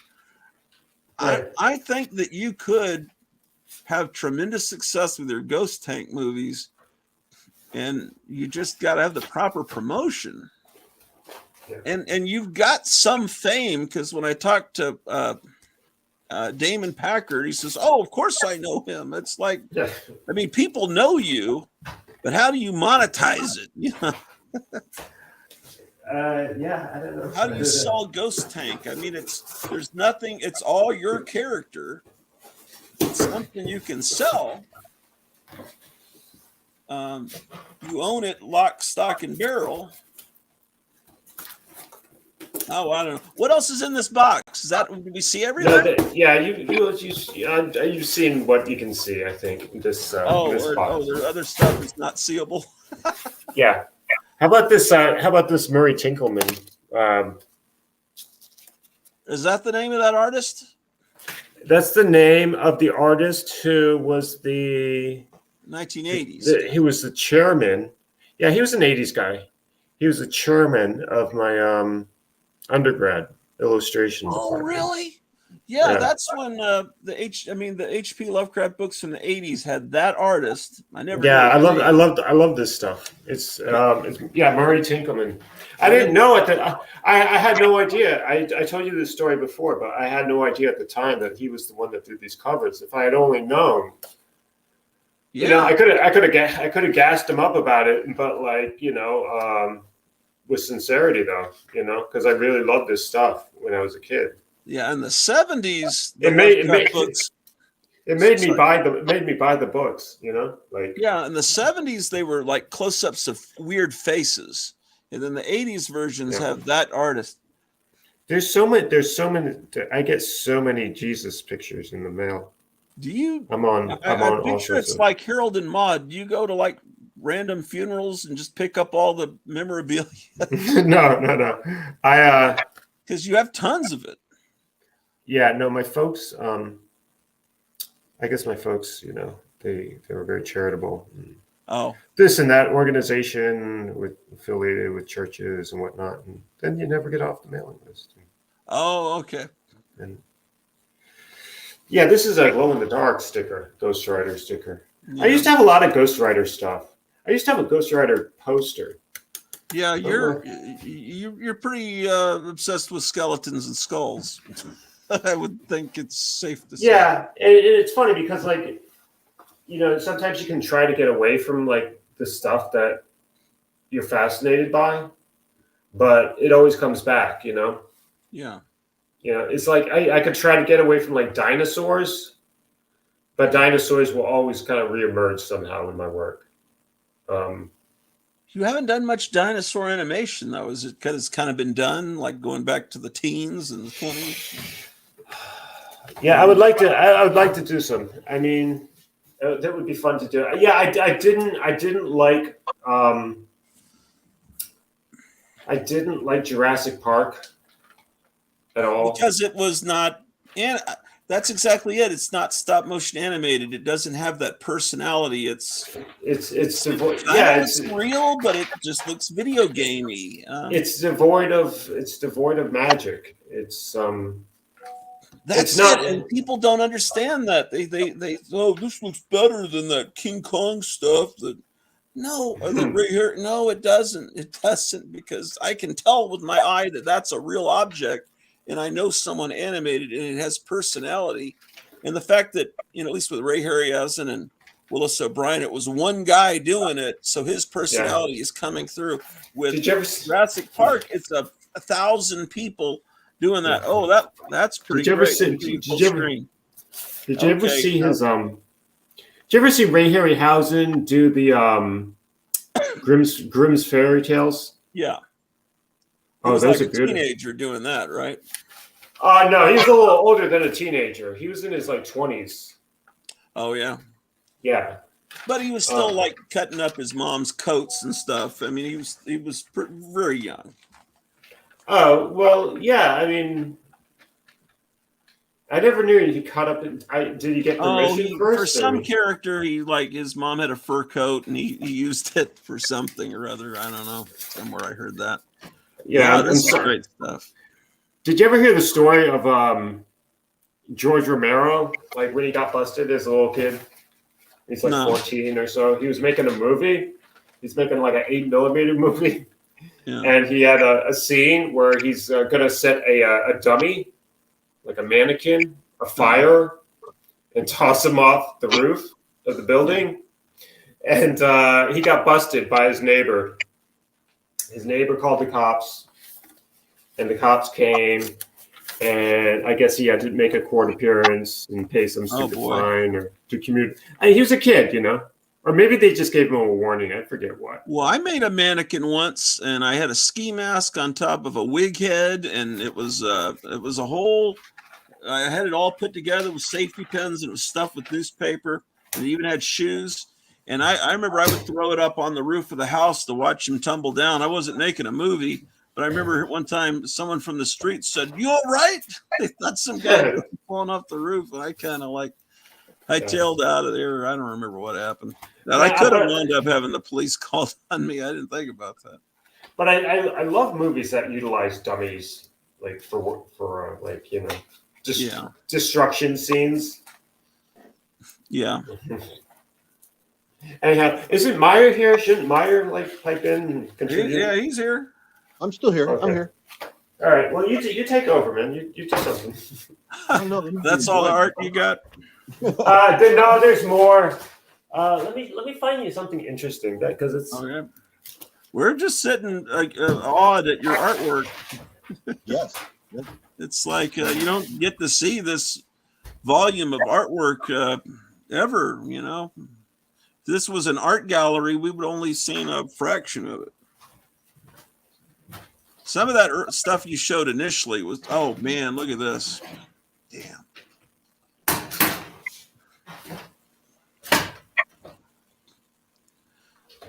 Are you recording with a personal, a laptop computer or something, or is it portable? Oh, cool. Look at that. Oh, shoot. It's got stuff on it.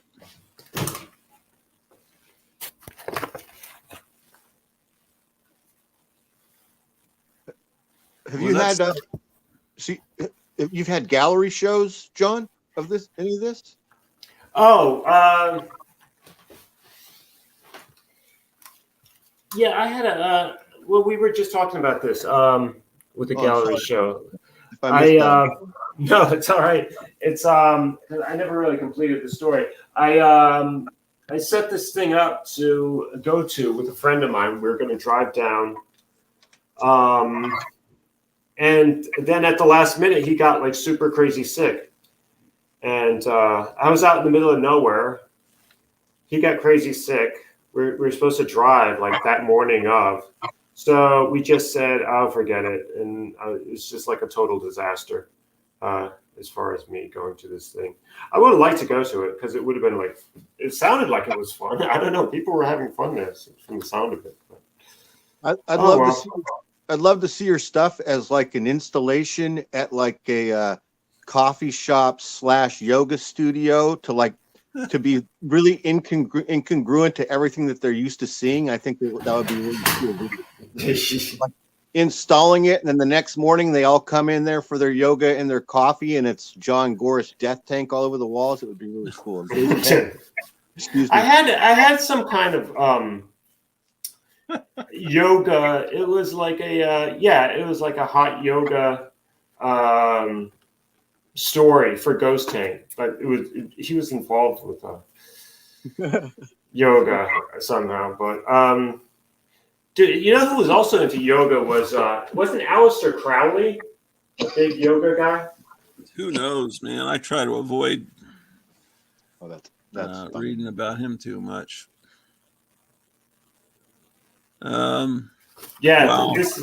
And see, I got these. See, I don't have any glue. I have like everything but like the most basic crap that I need. So I don't have any glue or paste to like put on these like bloody. I have these like. I cut these off of a tomato package of tomato seeds. Oh yeah, okay. So it looks like blood, dripping blood, basically. Yeah. Yeah, so I have a whole bunch of those, and I was gonna, tape them onto here. I was even gonna have like the zombies in the background would have it like from their hands. Yeah, I'm sorry about my lighting situation. I haven't done this since forever. It's better than it was. It looks fine. I can see fine. I would love to have a tour of your place and the art that's on the walls, and that's why I was asking if your computer is movable. Oh, yeah. I mean, or you might be a private person. That's fine with me. Yeah, no, it's a little. I mean, I like sharing, but I don't know. I don't. Sometimes I don't like it. I don't like it when people overshare. Oh, lead paint. Yeah, lead paint's always at. He's asking Meyer if he's checked out Masters of the Air yet. No, I haven't. I don't know what it is. Yeah, I don't either. I don't have Apple TV. Is that an Apple TV show? I'll look it up. Oh, that's why there's an Apple. Okay. I'm not good with emojis. I don't even understand them.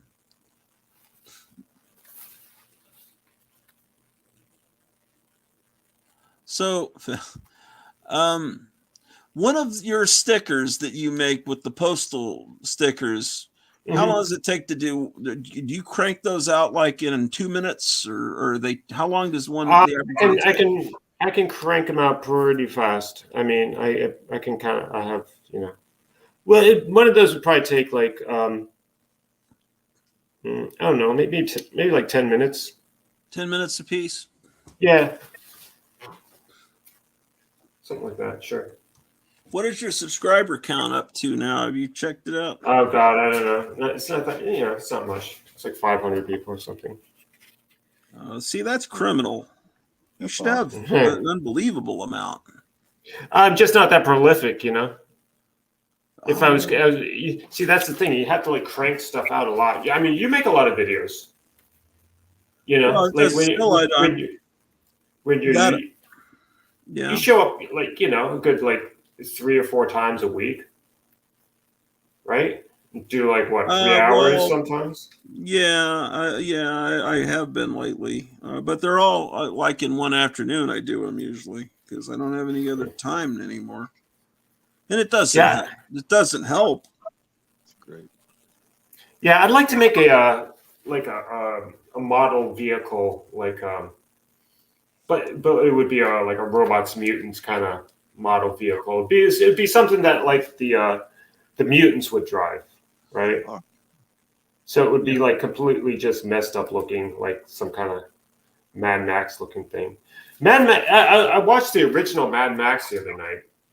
Yeah, that is such a great movie. I watched it after I saw the Road Warrior, and so I was a little disappointed in it. Really? Oh, okay. Because the Road Warrior was a whole different thing. You know, It and yeah, it it was. and because Mad Max had existed when they made Mad Max 2 or the Road Warrior, they could make an origin story that just at the very beginning, using scenes from that.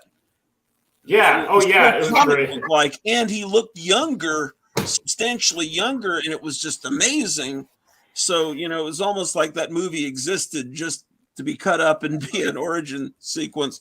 But then I got Right. so disappointed when he did the third Road Warrior movie. I thought that was a big letdown, Thunderdome. with the one with Yeah. Tina Turner, Thunderdome was awful.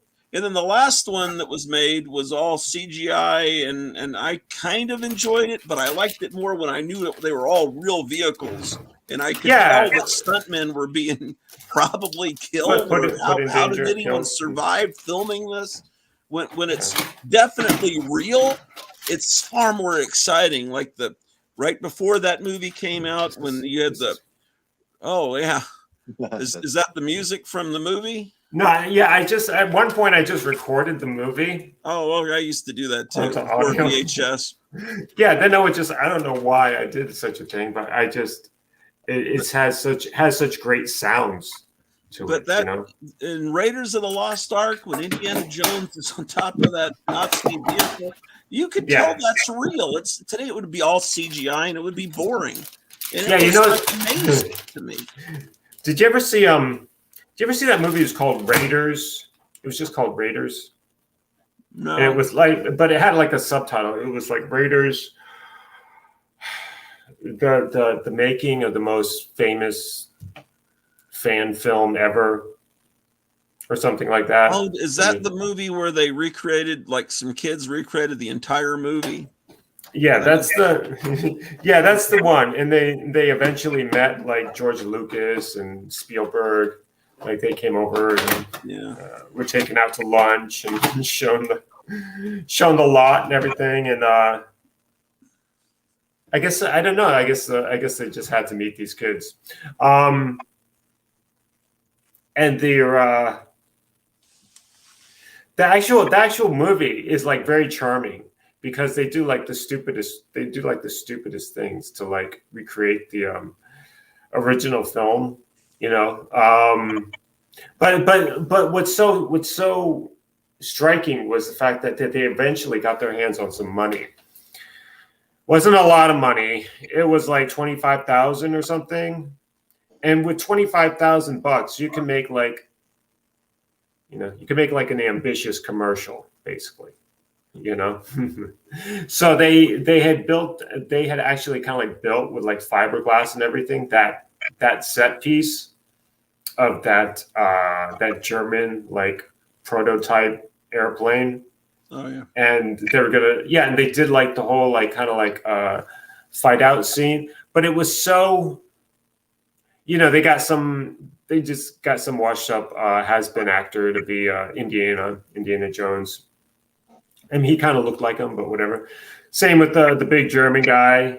And it was like professional looking. It looked like $25,000 that was like, I don't know, well spent on something, trying to prove something or other.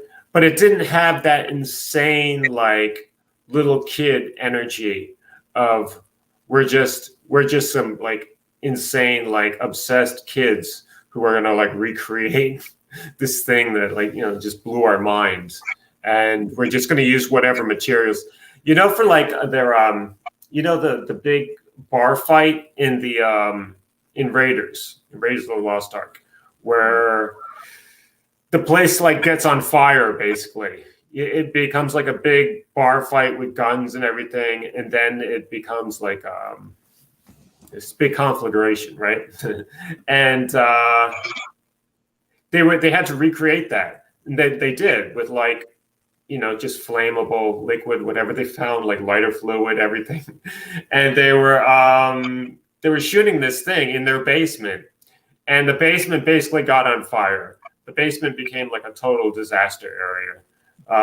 They almost burned the whole house down, and but somehow they got the shots. You know, they were able to get it in the can at least. And basically, their fucking idiots is what. Yeah. I mean, it's charming and everything, but these kids, if they just gone out and made their own story, that instead it's a slavish recreation of a movie. Or yeah, but like it could have gone differently too. Like they could have just became like delinquents. Yeah, You know, I mean, like, then they'd be famous now instead of just, but Indiana Jones was kind of a delinquent guy.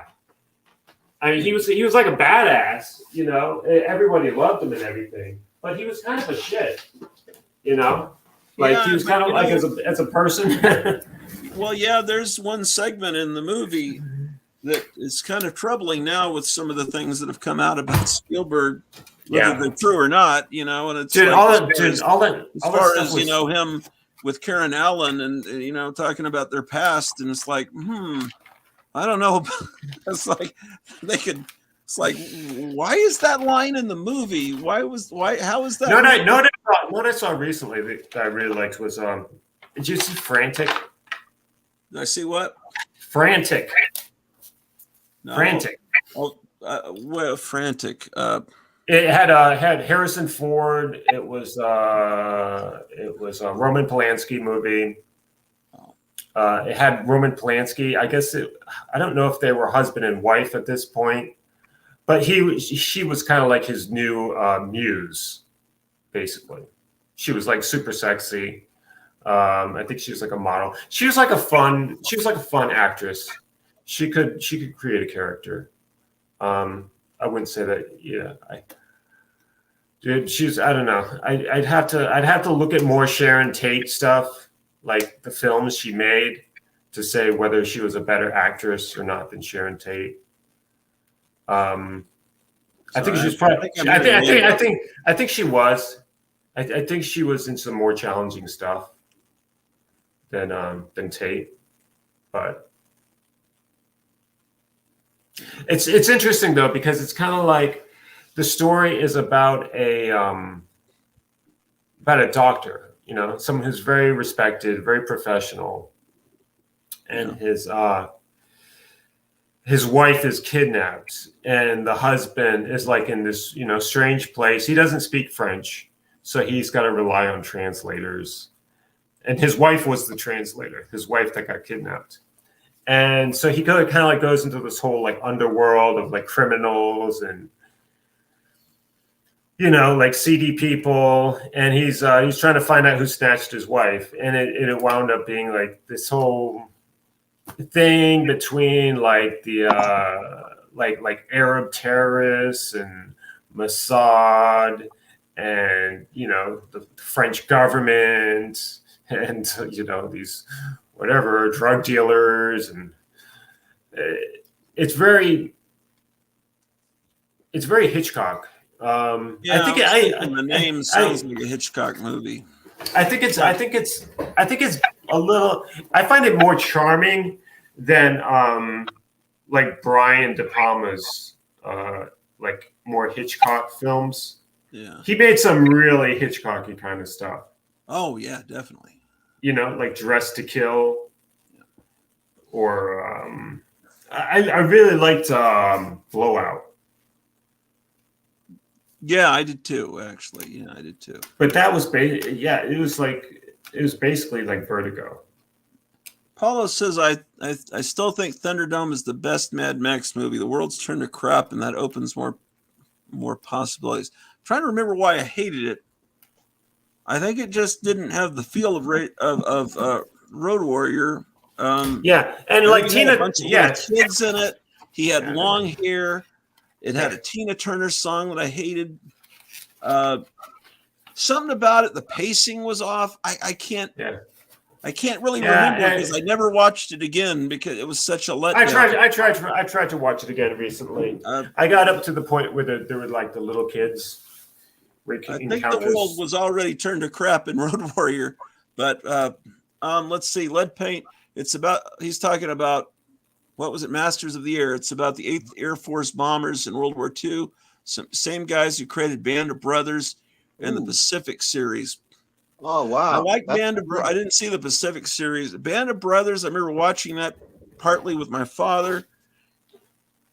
it seems like there was some bad. Was there CGI? A lot of CGI on planes being. If it's a modern movie, it probably did.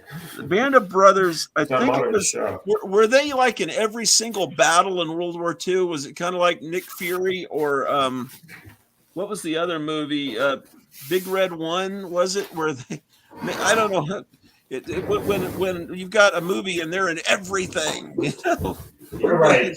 It's like, wait a second, nobody was in every battle except maybe Sergeant Fury or Sergeant Rock. I don't know. Something about Band of Brothers didn't quite. That was done by that creepy, creepy idiot that played. That's I can't remember his name now. I used to like him. He's like the. I used to like this idiot till I realized how horrible he is. He's like the Tom Hanks. Didn't he produce Band of Brothers? That may have been. Yeah, I think so. Yeah. He's it turns out he's not he's not a nice guy. Nepal bar scene, he's probably referring to when those unfortunate lines of dialogue were delivered. Yeah, I mean, like someone like Tom Hanks, he basically lives in a different world, you know? I mean, well, yeah, but he was like he doesn't live in the same world you and I do. No, you know? well, not many people live in the same world I live in, but that guy was supposed to be the darling of Hollywood of our generation, and he's just another one of those creeps. Trying to think who he's like the shit, I can't think. Mine's gone completely. This last week was hell. So what's been going on in San Francisco, Meyer? Raining today. There's a rainstorm here right now. Yeah, there was some wind. That's why I was looking that way. I was hearing some weird noise, and I looked it on my phone, and it's windy and 30 degrees outside, but it's sunny. It doesn't 30 degrees with the sun. I've had no problem with it, but let's see. They were all based on true stories. 101st Airborne were in many significant battles from D-Day on. Right. There was some. I liked it, but there was something about Band of Brothers that struck me off. I don't know what it was. It was something. I enjoyed it, but it's like what was that HBO show, the Western, where they said the F word 47 times in every sentence? I remember watching that with my father, and we both looked at each other, and it's like, this is ridiculous. What was it called? Deadwood? And they had it all looked historically accurate, but then it's just like, how many times are you going to, it becomes a comedy. It's just like, this is just ridiculous. Nobody said the F word that many times in a single sentence, and it's not, that word existed then. Yes, people used it, but historically, that wasn't the word that guys back then would have used as much. Right. And it's just like, it's just. Remember, it used to be, the F word used to be shocking. What I hated back in the early 80s. I'm interrupting you. Sorry, I'm getting on my rant. What is it, John? No, I was just saying, if go, man. It's, I love the 1950s and the furniture of the 50s and the music of the 50s and all that. But everybody was what was that thing called? Mad Men. Mm-hmm. Oh, I never saw Mad Men. I saw the first episode, and I could see exactly where they're going with it. You know, the secretary has to get an abortion, and it's like, oh, the women are so mistreated. And it's like, oh, it's the same socialist, communist crap where they're going to say that the 1950s were no different today. It's just women were more repressed, and it was just a horrible time for everyone. And that's what they were getting at. Women weren't really in the workplace that much in the 50s. And whenever they want to do the 50s, we're going to show it's just as bad back then. No, actually, that generation wasn't just as bad. And they don't want us to realize that back in the 50s, you know, a guy could go out and work and buy 2 cars, and you could go on a vacation a couple times a year, and you could survive. And now you can't even survive with And guys, Both the man and woman are working 2-3 jobs. the boss often married the secretary. That was like a thing that actually happened, though. Well, or the woman worked and they got married and then they stopped working and they were a housewife we're in bet. Did murders happen back then? Yes. Did all these things happen? But it was a better world, but they don't want you to know that. And when Trump says, "Make America great again," well, America was never great; it was always bad. The 50s, you think that was great? Because I've this ex Air Force guy that was an Air Force colonel, and then he retired and was working with me, and but he was a liberal. He was at Woodstock, and then at some point. Right, he said the day after he watched The Godfather, so that would be 1972. He was in the Air Force. I don't know if that's when he enlisted or that's his first day, whatever. He had a whole career, in the Air Force, and I'd mentioned he was older than me. He just recently passed away. He's said the 50s. I've said the 50s are great. He says, "Oh no, there was racism and there was this, that, the other. It was a horrible time." And I was thinking. It's worse now. But he's the guy that got rid of all the nose cone, the art with the girls on the front of the airplane. Oh yeah. He's the guy because he's the guy. Nope, we got to get rid of it. He did that. So that's what I'm talking about. Did that make it a horrible time that there were pinup girls on the front of airplanes during World War II and in the 50s? Did that make it a horrible sexist time? I think to some people it would. To me, there are whole coffee table books I have that amazing art, and Disney did some of the art. How is that like nose cone art like so terrible? But you call it nose cone? I can't remember. It just what's what the actual term for it? It's nose cone, right? Yeah. I was thinking I was using the wrong term. It's just, some of it was more extreme. I think, especially in the Vietnam era, I think it got more tasteless, more R or possibly X-rated. But then, Who's seeing these planes? Only the enemy. Well, but women were joining when it was an all-men thing, and women were the secretaries like Diana Prince.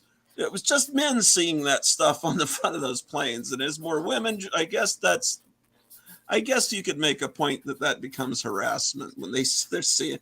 Because I think by Vietnam it was more extreme, but in the 40s and 50s it was more, like Vargas. I don't know. I don't even know what I'm talking about. I just I hate that. I've been watching this channel. So you guys are aware of that genre on YouTube of reaction channels, and it'll be people reacting to music or television shows or movies that they're seeing for the first time, right? So because of what I watch, how YouTube, the algorithm recommends. So recently I was recommended this channel, and it's Vietnamese girls react, and it's two Vietnamese girls that are very young, like probably 25 years old, and they watch all the movies that we're talking about. They have an entire series of them watching, so they love war movies. So the first one that I watched was them reacting to Full Metal Jacket, which was fascinating because they grew up in Vietnam, going to a Catholic school and speak very good English and are very well educated. So they know about the Vietnam War only through from their maybe parents or grandparents and from their side. So it's really, really interesting. But anyway, that's what they do. They basically react to all kinds of stuff, but mostly war movies. And they did all Band of Brothers and other stuff. Apocalypse Now, all the big Vietnam War movies, as well as that new one that was really good, Hacksaw Ridge. They did that one. Anything war movie style. It's very interesting hearing their reactions because. What about did they watch The Dirty Dozen? I haven't seen them do. They haven't gone that far back. I haven't seen them do The Dirty Dozen. It was really interesting watching them watch that scene from Full Metal Jacket. The first scene that happens after the first half of the movie when you see Joker and Rafter Man on the streets in Hanoi sitting at the table when Rafter Man gets his camera stolen. comes up. That whole scene was really interesting, almost kind of cringy watching because these girls are very straight. And so their reaction, they're like, oh, we're in Vietnam now. They're all excited to see the signs and everything and identify where it is. And then they're like, oh, this girl is a prostitute. You know, it was very interesting. Yeah. It was Well, good. you know, what's weird is I hear people that I don't think have seen that movie use that line because I think they've heard it places, but don't really know what it means. And it's like this daughter says to her mother, love you long time. And the next she says, love you long time. It's like, wait a second, do you know what that means? But I don't I just say, ugh. But they don't know. They're completely innocent. They've never seen that movie because, but I've heard it. Didn't Two Life Crew like become like almost infamous by like sampling the Me So Horny thing? Yeah, well, they haven't heard that song either. Trust me, people around here have. That movie, I always liked the movie, but it seemed like two different movies, and I never really could. I still haven't quite figured out. I only saw it once. I only saw it, because it's like the first more than half of the movie is the boot camp thing. Right. That could have been a whole movie, and then they're in Vietnam, and it's very jarring. It's jarring, and then it seems like it's not as much. I don't know. I'm sure he knew what he was doing. It was jarring, and it's still jarring to me thinking about it now. I watched with my wife Papillon, the 1970s. I didn't even know remake. I had no idea because until she mentioned she was watching it to her sister, and the sister only knew the remake that she got from Redbox or something. And my wife loved it, and then I looked it up just to see what was the reaction at the time because we were watching it streaming on maybe I like to call it Tubby TV, but it might have been Tubi or. I could never work Tubi. I just watched it last week on Tubi. Well, anyway, it was weird because it said at the top PG, and I'm thinking there's no way this was a PG movie, and I looked it up, and damn, it was a PG movie in 1973. It's like, how is this PG, man? But my wife loved it, and then I looked back at the reviews when it came out, and there were a lot of people like Siskel and Ebert both thought it was really boring and excessively depressing. It's like, how is that a boring movie, man?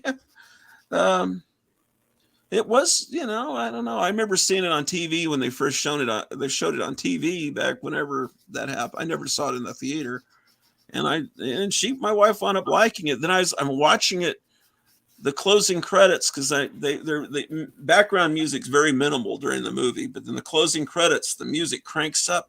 And it's like, this sounds just like Planet of the Apes. And I realized, oh, it's Jerry Goldsmith. Oh, the director is the same director, Franklin Schaeffer. It's like, it really sounds like music that was left over from the Planet of the Apes soundtrack. It's great. They're showing the remains of Devil's Island and everything. Oh, that's a fun movie. In the Old West, I think it would have been more what John Wayne was allowed to say in the very end of his career. It would have been more like, you goddamn son of a bitch varmint. They wouldn't have been, you mother effing blah, blah, blah, effing F. It wouldn't be like that. They would have maybe said that, but someone just said in the chat, Thomas Fairfowl, when I was a child in the 60s, I almost never heard F-bombs. That wasn't, yes, that's true. And that was an extreme word. It was kept for very special occasions. My brain is completely gone.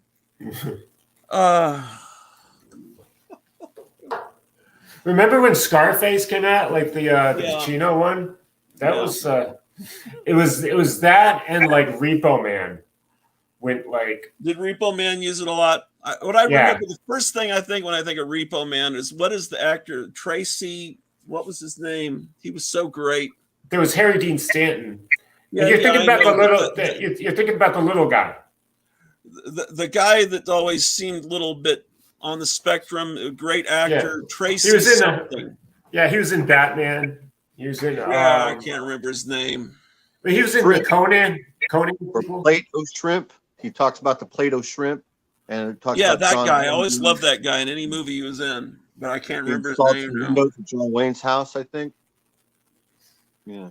Oh man, I can't talk about He's Joe just Biden obvious. anymore. I Admit it. can't. You won't Yeah. believe what I'm drawing blank on right now. He was probably in 100 movies. That guy.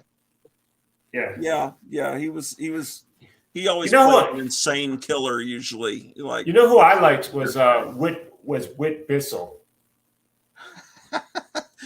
yeah, Whit Bissell, the Dr. Frankenstein. I was a teenage Yeah. Frankenstein. Yeah, But that was his big role. But he was like in a gazillion other movies, like big movies. That was And the small- great thing small about my films. friend Tom when he was working in Hollywood. He'd go into Yeah. 7-Elevens. There's Whit Bissell. He and his friend Johnny Legend. They knew all the people that nobody knew. They were never big stars, but to them they were big stars because they were in the Giant Claw or it did whatever. Yeah, but Whit Bissell was in he was literally in every other big Hollywood movie. He was in Soylent Green. Yeah. He'd show up in James Bond movies at I saw a clip times. from Soylent Green the other day, and it's like I forgot they were wearing the COVID masks on the street, and I'm going, "Oh, we're living in Soylent Green." Yeah. And what they're doing in Canada, where it's like it's okay, you can just go ahead and I don't think you can say the word on YouTube, but DIE. in things, and just have nice, pretty. You can actually see pretty flowers and.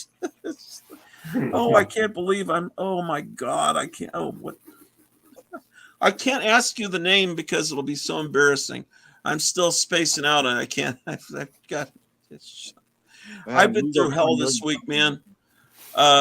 Tracy Walter, yes, thank you. Thomas Fairfowl is the actor you're trying to remember. I think right too. He was in Silence of the Lambs also. I don't remember him in Silence of the Lambs. Oh yes, very good. Showing me Cornelius is going to help. Yeah, he was just sitting on the table randomly. Just sitting randomly. My Cornelius is now needing a wheelchair. He's officially the rubber band inside of him is broken, so now his legs dangle. Only his tights keep his legs on his body. I hate this design, right? Don't you hate this design? The rubber band. Yeah, and imagine if that's how God designed us with a rubber band inside our body, and at some certain point, the rubber band may just break, and you're just gonna have your legs fall off and your arms fall off. Stands up good. A lot of them don't stand up good, That one actually. Stands up. This is not good. This is really not. Yeah, good. I was watching this video the other day. Well, half watching, just half listening, and it was this guy. He's one of these guys that collects movies. Yeah, he'll. It could be a movie that he owns several times over. He'll have it on VHS. He'll have it on Laserdisc. He'll have it on DVD. He'll have it on Blu-ray. But now they got a new Blu-ray. And he'll have to. Yeah, he'll have to have that. And it's like he might watch it. He might watch it and say, "Oh, it's great for the show," And then I don't know I guess that's the copy he watches now. I don't know what he's going to do with the other several copies, but there's a market for those too. Anyhow, he just accumulates all these, And he was talking about maybe. He's like, I kind of have a little bit of a problem with this. But he has a family that he's got a job somehow he works a job. I don't know what it is. He doesn't go into intimate details, but he's also has a family, wife, kids, I think, 2 kids. He's got so he kind of has the whole package of a life going, but somehow he's got this. He's been building over the years quite a formidable video shop. Yeah. And it's like, it's a little bit like why. It's like, what are you going to do with it then? I mean, I should talk. I'm accumulating my own damn artwork here. It's No, piled that's up, and I different. haven't done. Artwork is not. It's not. You're not. It's not like you're hoarding something. Artwork. Well, That's it's great. still a manifestation of time, patience, money, discipline. Yeah. Well, So I most mean, people, the work that they give out to whoever they work for, there's no record of it, but you've got your work there's a record of it. That's amazing. Um, it could all be put together in a coffee table book. yeah, You'll never yeah. believe I couldn't space. I completely. I had to look because I've been under such stress. I couldn't remember Jim Morrison's name. That's what was going on in my head, just so you know. I was going to say in Miami, he was arrested for saying the F word on stage. Today, that would be ridiculous. Right. So anyway, that shows you the condition I'm in right now. I'm gonna run downstairs for a second because there's another insane thing I do. I record all these Trump rallies. And they started the live coverage. So I'm going to go put a disc in and record it in 6 hours, the whole thing. And that's part of my mental illness. So it will mean nothing to, the disc will be piled up, all pass away. My wife will get books full of DVDs and they'll probably wind up in a dumpster or this. I don't know.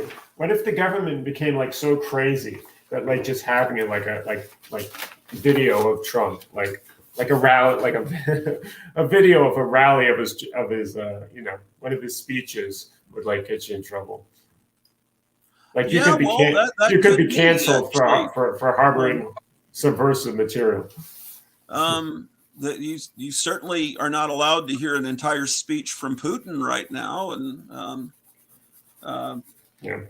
But he's the enemy. But sometimes it's important to know what the enemy's thinking. And I'm not even sure why he's the enemy or why we're involved in that part of the world or why it's our business. When that part of it used to be Russia, and they speak Russian there. So I don't even know why are we caring. Besides the fact that they've been laundering money over there. I'll be right back.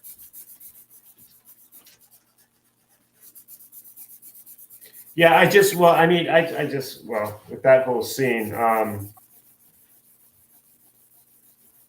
it just seems like just like a slaughter mill for the Ukrainians.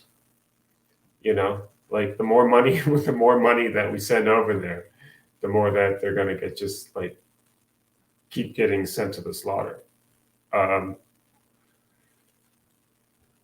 I heard that Russia tried to do like a ceasefire or a peace treaty with them, and it just who scuttled it was the what's his name from England, the Boris character.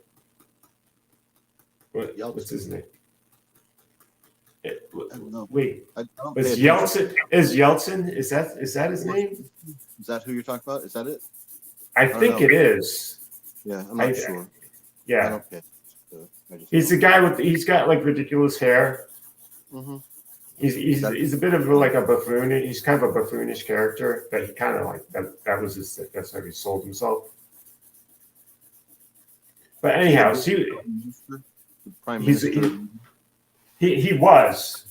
I think he was the prime minister.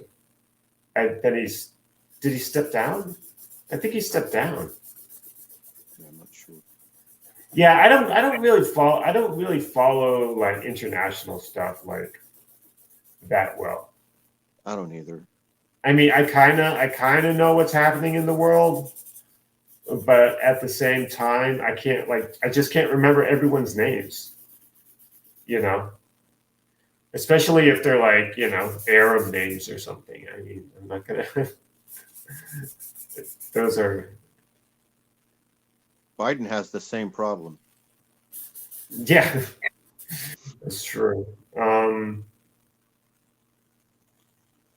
I watched a pretty good movie last night on Tubi. You know, Tubi has that category that's called Leaving Soon. So this is kind of like a psyop to get you to watch these movies to make, if you have an obsessive personality, and make you think that if you don't watch it now, you won't be able to watch it in the future. You understand what I'm talking about? So it pops up, which is Leaving Soon. You know, in 14 days it'll be gone.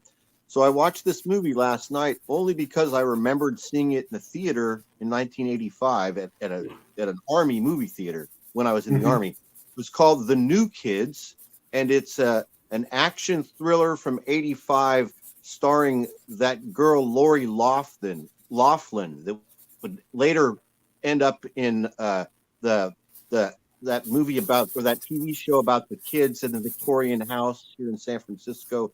What's it called? I don't know. I can't remember the name of the show. Anyway, she's this pretty girl, and it's a pretty good movie. It was, and it's got, you know who it has in it? It's got James Spader, and James Spader is this really evil kid who harasses and torments these new kids, this brother and sister team who are Army brats, and their parents die in a car wreck, and they have to move to this small town in Florida, and they get harassed by the locals, but they have like Army training from their dad, who was a colonel who passed away in a car crash.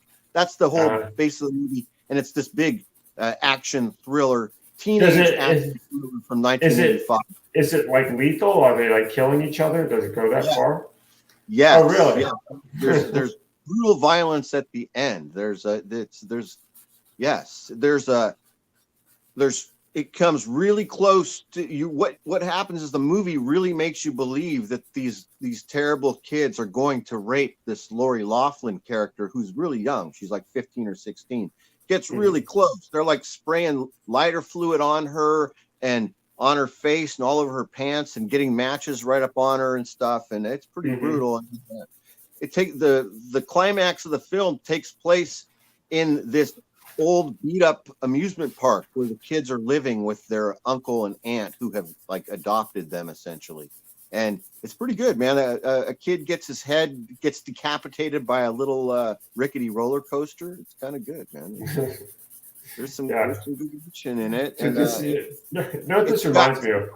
It's got like training montages and musical interludes, very 1985. You know what I mean? It's like and like probably 137 minutes, the whole thing that 1985 was doing with these action movies. Eric Stoltz is in it. Oh, really?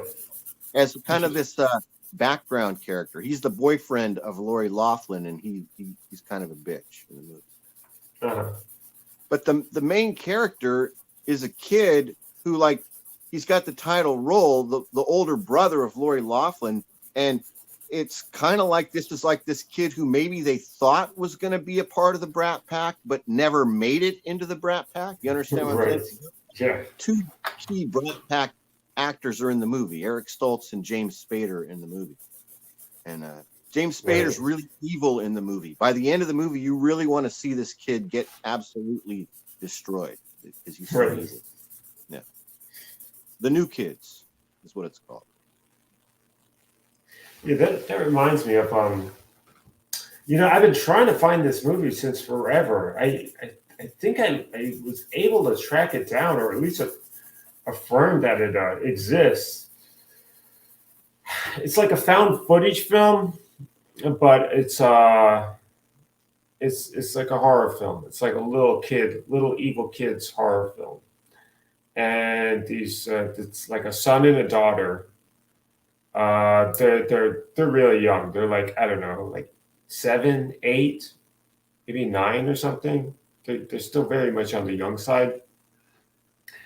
And this is like a home movie. The father is like shooting everything because I guess he doesn't take still pictures, or he doesn't have too much else to do. So he does lots of like videotaping of the kids and the family and everything.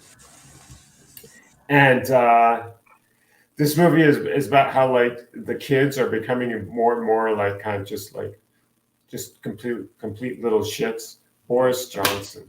Thank you. Yeltsin. Yeltsin was the guy before Putler, right? So these kids are getting more and more evil. They're doing more and more evil shit. They're just like a little couple of little monsters, man. They're just bad news. But by the end of the film, they're like, they seem to have like conjured up something from like the netherworld or something, because there seems to be like kind of like a demonic thing going on with like the footage, the surviving footage, and like the last scene is like the kids, but they're wearing some kind of like stupid animal masks or something, and they're like the dinner table is all set, but there's nothing served. It's just dishes and silverware and glasses, and they're banging on the table with like a fork and a knife, and that's the end like scene of the film. But at one point they crucified the family cat. The movie. Yeah, they effed up the dog too, but they crucified the cat. They show this. Well, they had the cat. I guess it was a prop cat, or maybe they bought. Well, of course, it's a prop, but I don't know. What's the name of this movie? I think it was called Home Movie. But if you look up the title, it's one of those movies that has a title that they should have rethought the title, because there's other movies with that name. And when people are looking up Home Movie, it's like, is it recent or a long time ago? No, this is from a while ago. This was probably like, I don't know, maybe like 20 years. Okay. Something like that. But it was definitely like, it was a little better than Blair Witch. I was thinking it was one of the Blair Witch kind of things. Okay. Because Blair Witch, everyone, even people that liked it, like really liked it. I mean, I didn't really like it. I liked it. I thought it was an experience. I saw it in the theater. And I appreciate it. The people in the line around me going into the theater were talking about, I never heard about, they completely believed it. They were completely moronic. The interesting thing about that is it fooled people into thinking it was real. Yeah, I don't think it has like rewatchability appeal. Yeah. This movie was a little bit easier on the brain as far as the found footage aspects of it. I mean, it gets kind of expressive, as it would, according to the genre, with the camera going like, wow, jump scares and that kind of thing. Yeah.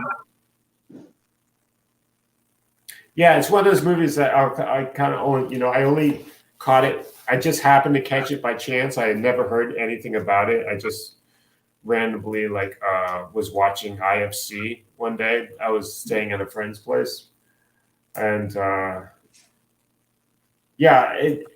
I've looked for the film. I haven't been able to find it, so it might just be like one of those lost films. Like, the rights of it went into rights hell. Yeah. Did you see Chernobyl Diaries? No. Oh, I like that one.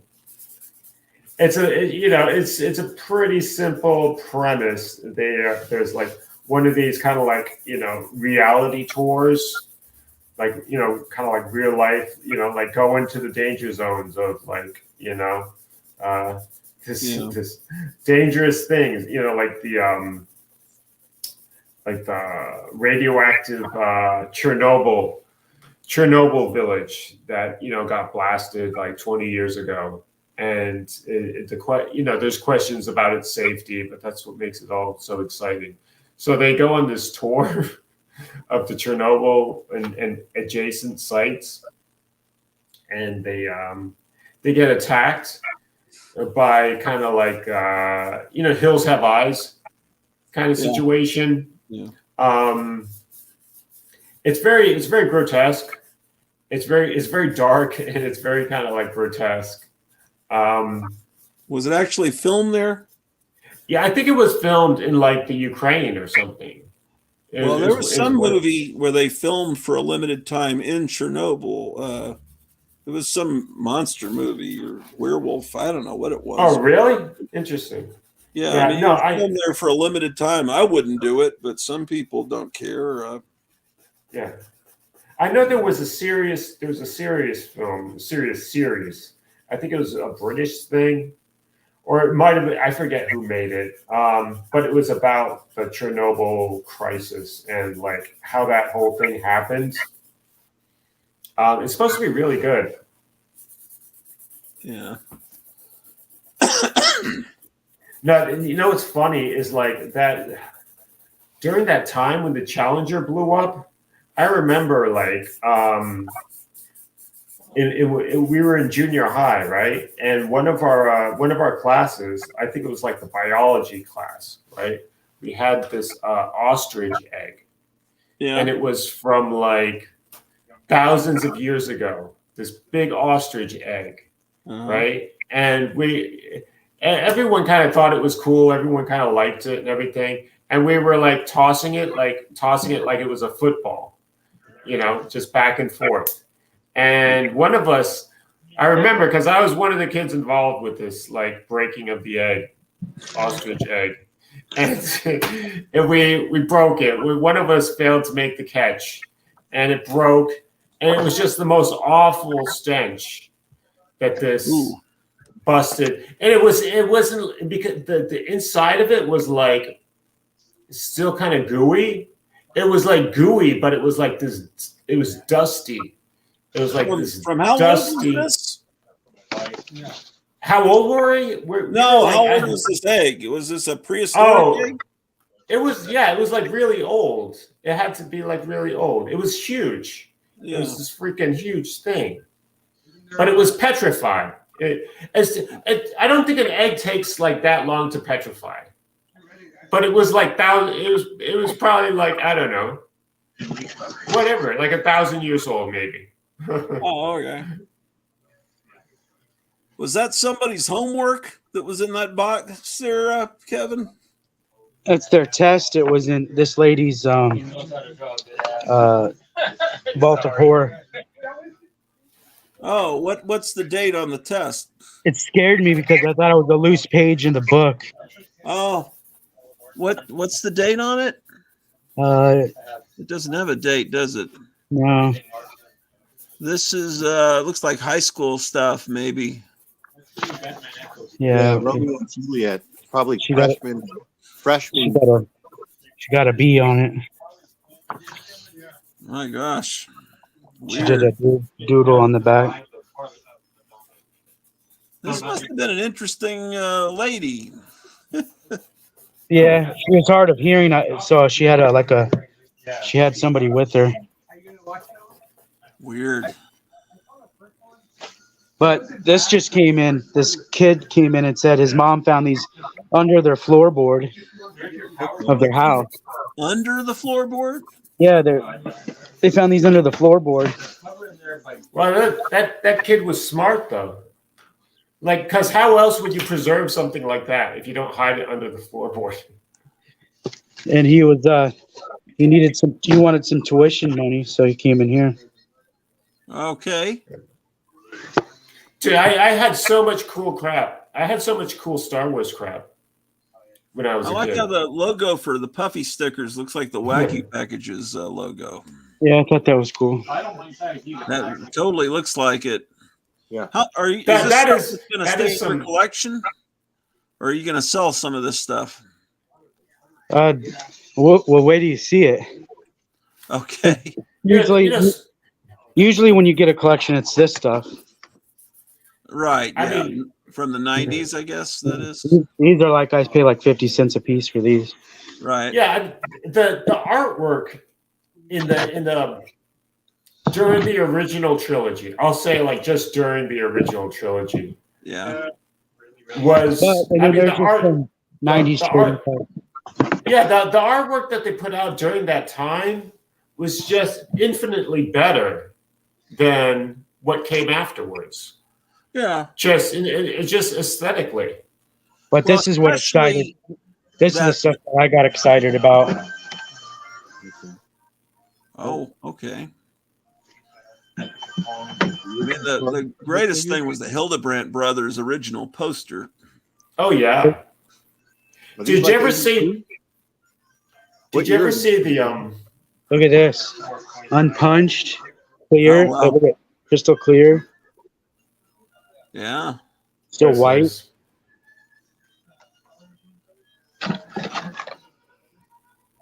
Oh yeah, that's cool. I Look at don't this one. understand why someone would put it under the floorboards, though. Maybe These he ones just are- knew. Maybe he just knew like that he had to like hide No, it in like some. his mom put him under the floorboard. Oh, maybe as a Christmas present so he wouldn't find him, and then she forgot. I don't know if I believe that story because That it is just such a weird. That is such a weird looking doll. That It last sounds one. better than we stole him from the next door neighbor's house, which is probably the true story. I just don't believe the floorboard story. Yeah, it sounds a little weird. I mean, people don't even have floorboard. There's no space under your floorboards out here.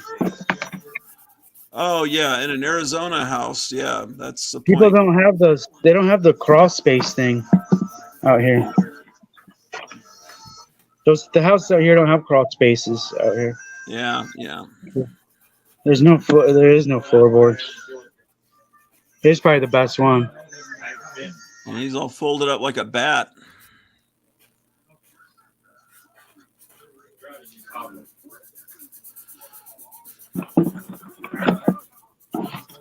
That one or that Power of the Force one with the coin are probably the two best ones. If you saw the one the puffy stickers one, I'd be interested in that. Yeah, that one just looks cool, huh? It just looks like wacky packages. I don't know. It's Well, it's the same company. It's Tops, so that's why. That's why. Okay. Probably the same guy, production designer that drew that.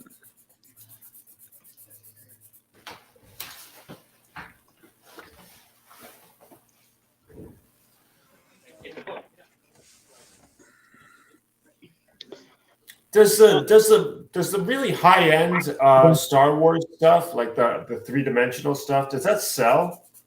Do they make a lot of those? 3-dimensional. Yeah, the stuff like it would be like Jabba's pleasure set, and it would be like something high end as far as how it was made and how it was sold. You're talking about action figures? No, I'm talking about for serious adult collectors type stuff, high end stuff. Adult. Like those statues or something? No, I mean like no, like recently made stuff. You talking about play sets? They're not even like play sets because they're not really meant to be played with or futzed with that much. They're more like statuary. Oh, just collectible stuff. Who knows? He would know. I wouldn't know. Yeah. I don't know. I don't really do much besides action figures. Right. And the action figures, the new ones don't even sell anymore. Right. But check this out. I asked you if you ever heard this. And you said no. I went on YouTube. I've never bought it. I don't think it's ever become available for me to buy. You can listen to it on YouTube. Where there's three records. Yeah, that's what I figured, that it's available. All these probably in different ways on YouTube. But I listened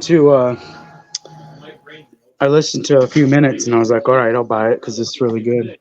oh yeah, any of that old time radio stuff's going to be great.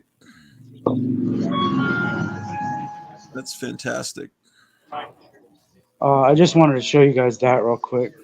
Hey, you were saying you might have the other week when you were in the toy show. I think that's when you said you might have some old Hawkman comics. Yeah, I know there's two of them. They're right over here. Hold on. Or I think you said they were in the display case, so they're probably out of my price range. They've been sitting there forever. You've probably already seen them. I'm sure I have. There's something else I just got. I wanted to show you real quick. Oh, here's the Hawkman. Oh, okay. Oh, I have that one. So the one on the left, I'm not. Let me see that. Yeah, I don't have that one. How much is that one selling for? That one I have for 40. I moved that stuff if you're looking for something. She's looking for Spider-Man comics. Spider-Man, the Amazing Spider-Man? Yeah. Newest one or oldest one? I don't know what she's looking for, to be honest with you. Okay, you can start over here. It starts here. Okay. Right here with my oldest. Okay. And then it goes to my newest, and then it continues down there. Down here? Uh-huh. Okay, cool. Ellie, over here's the Spider-Man stuff. So those are your oldest Hawkmans. Yeah. Do you? Yeah, that one that was on the left, I'd probably be interested in. You said you'd price those Fantastic Fours. I might have. I think I did. I think you said. Oh, check this out. Look at this thing. I just got this today. Oh, wow. for your aquarium. I think we had one like that in my dad's aquarium. So This that- one's is like, this one's like 60s, I think. that's vintage though. That looks Yeah. vintage. Okay. Penflax was the company. I think this is my oldest one. I never had a carded one. I usually have the boxed ones. Yeah, I remember the boxed ones. I've never seen a carded one like this. It's almost I like don't buying an think I action have figure. either.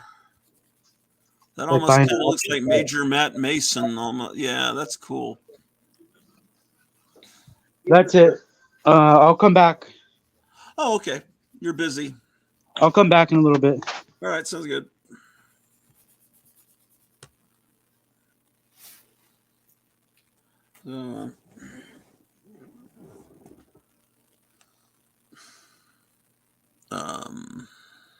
I was about to say something. I'm sure it wasn't important.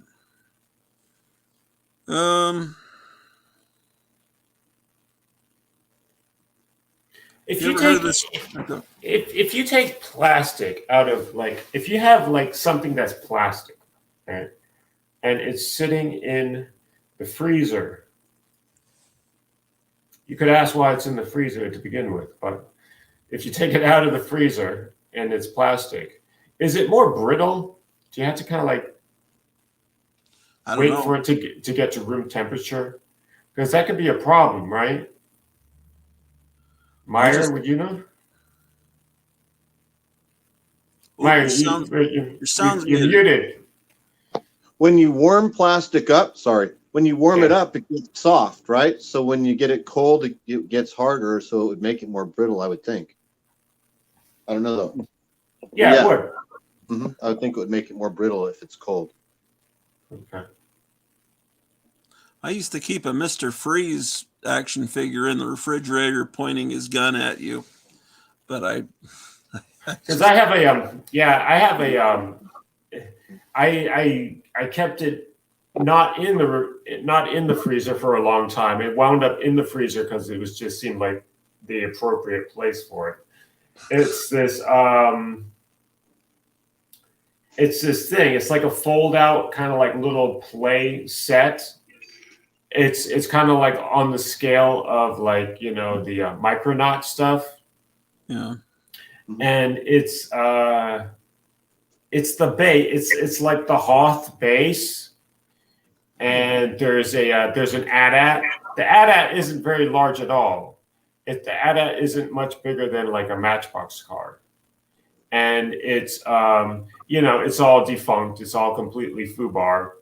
Like it just got to the gates of the base, and I was going to pull that out of the freezer because that's where it's been since forever. And You don't store food in the freezer? Yeah, No, I do. Pull that out? no, I do. I have freezer in there too, but food in there. But Yeah. it seems as though I should put more. I should use the freezer for what it's for. Get some more frozen food in there. Yeah. Because right now, dude, I am so screwed because of the car, man. Like the freaking, I gotta get the Car? back. I didn't know. Yeah, Car trouble? yeah. I got to get the battery replaced. But I don't think you mentioned that before, so you're having car trouble. Yeah. yeah, Yeah, battery replacement's not like a $30 deal anymore, I don't think. nah, it'll run you at least 100. Try to avoid getting a battery called Interstate, although usually that's the only battery they carry. But Interstate, they seem to fail very quickly. And my friend Gerald, who was a car guy, called them inner trash. And he said, never get them. But oh well. I'll have to write that down because otherwise. Interstate. See, that's the problem. It's like I never have a freaking piece of paper when I need one. I have like every kind of imaginable stupid thing, but not a piece of paper. Wait a second. I got something. I have this is like an old school that I really don't do much on this format anymore. Oh, yeah. But I'm there's more chatter about Antarctica lately on all the conspiracy, places that you look at. Really? Yeah, there's this guy some people thought he was John F. Kennedy Jr. that had actually survived the plane crash and was now an older guy in disguise, and he would come on and people would interview him, but he sounded nothing like, he had no Kennedy accent. So that was obviously BS. But the guy is always in a different, he's like this cowboy James Bond. He goes by Juan O'Savin.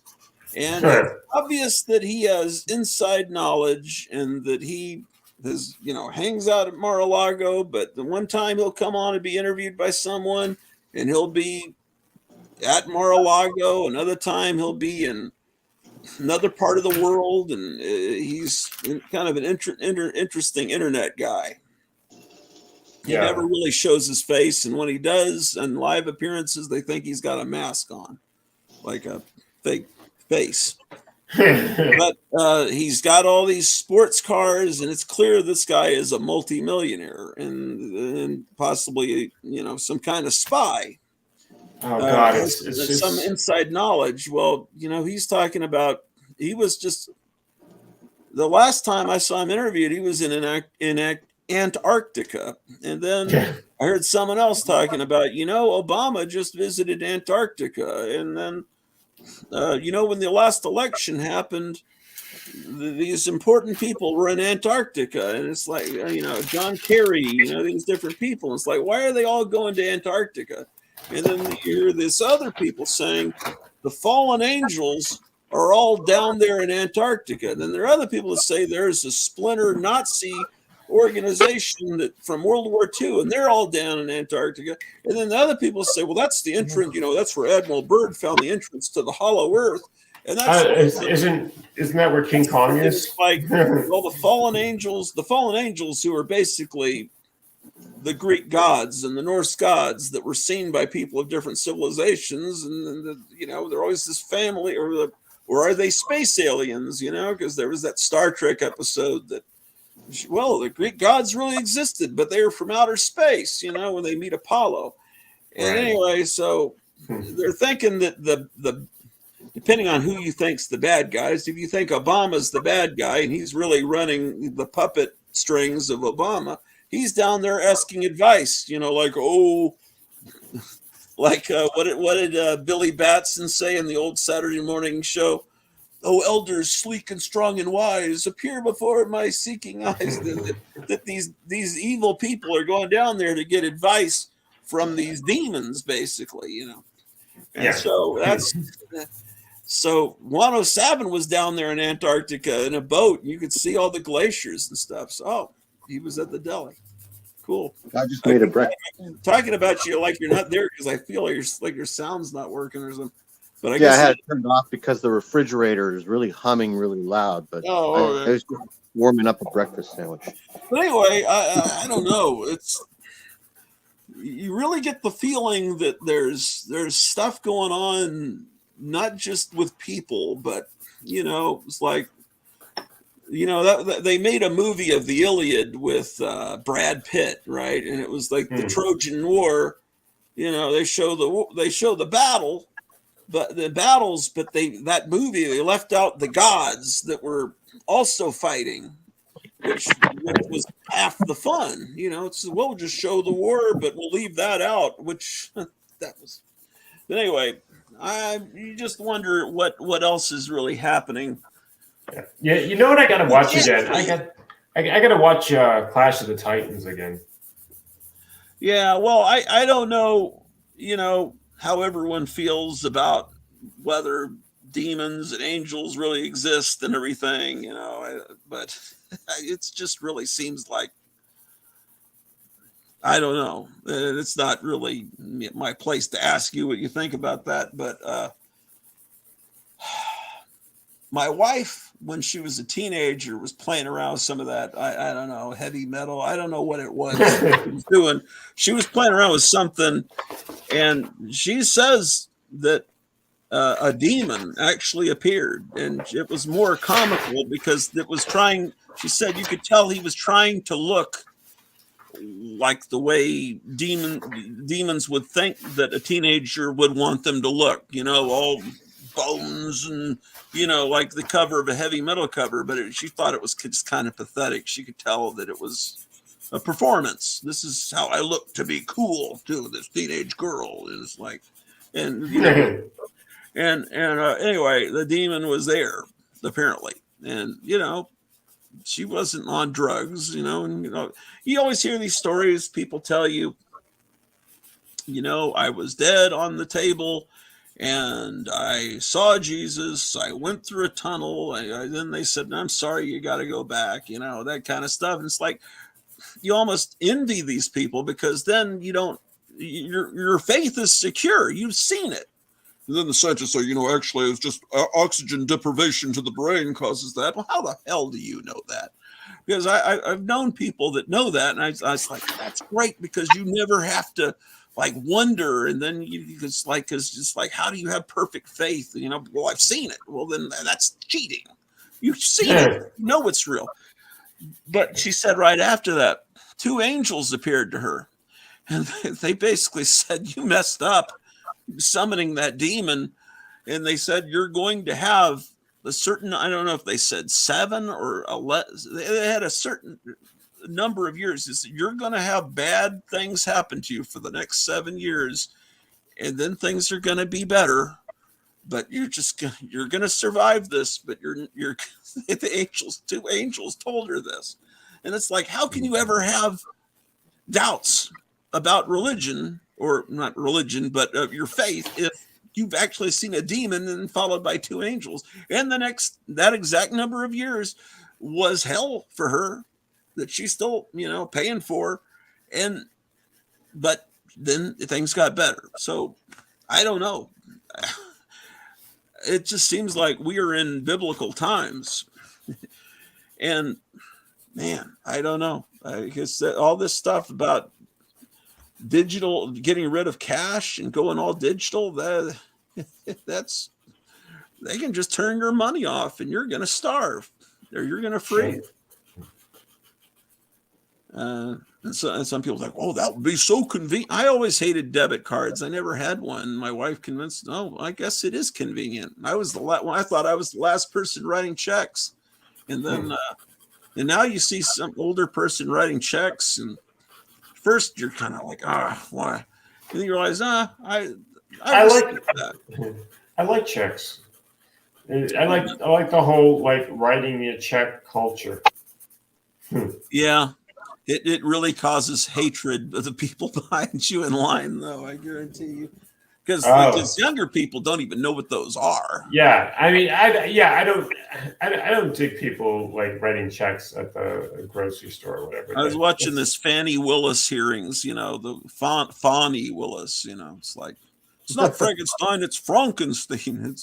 My name is not Fanny, it's Fanny. No, what is she? One of the DNC people? She's the one that promised she was going to take Trump down. So they're prosecuting Trump for being, I don't know which trial that is. They're trying to get him for something. Yeah. It's a different trial than the one they just fined him $364 million for paying back. He got bank loans and paid them back. The people from the bank came in and said, we were perfectly happy with it, but they said he got those bank loans because he inflated what he was worth. He said that Mar-a-Lago was worth blah, blah, blah. And the judge says it was really only worth 18 million, which is ridiculous.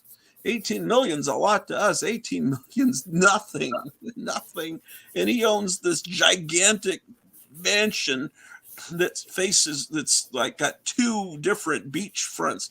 I mean, and like with assessments, I mean, it depends who's doing the assessing. Well, someone that hates Trump says, no, if you could buy that free. That 107 spy guy, he says, if it was worth 18 million, I'd buy it right now because that's nothing to these people. Yeah. So anyway, she hired her boyfriend to be the main prosecutor against Trump, and then she was getting money to prosecute Trump, and they were going off to the Bahamas and eating caviar on cruise ships. Yeah. Because she hired her, and so they've got her boyfriend on the stand and her on the stand 2 days ago. And anyway, my whole point is she was like, "Oh, I never write checks." And they're asking her because that's just not cool, That's not. But she had tons of cash that she said, my father always told me to keep lots of cash. And so that's how she could say, well, I have no record of these payments. I paid cash. Of course, I pay $900 cash for this, that, the other thing. And it was just like, I paid $900.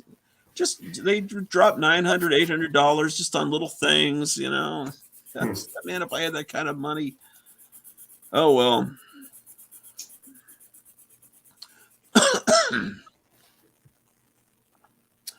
So Jambo Comics just put a video up. I was thinking about I don't want to go into details because if I reveal too much, I'll dox who we're talking about. But you were telling me the story of someone we know who went to was going to some kind of extreme measures, which could be thought of as being neglectful of his significant other in the pursuit of his collecting mania. Yeah, I got you. Yeah, and but like in one way you could like criticize and say, well, the priorities, but in another way, I was kind of like. I was kind of inspired, I was kind of like, he's gone beyond, in what he's willing to do, even becoming like a kind of a bit of a look. I'm a bit of a question mark as far as a person goes. I'm willing to admit that.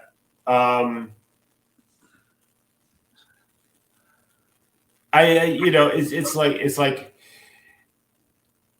you have to wind up living with whatever it is that you do, and like I think because I had so much like guilt inculcated onto me from just the way I was brought up, with like I'd say it's like the church, and I'd say it's other things too, but I think a lot of it was the church. I think a lot of it was the culture I was brought up in.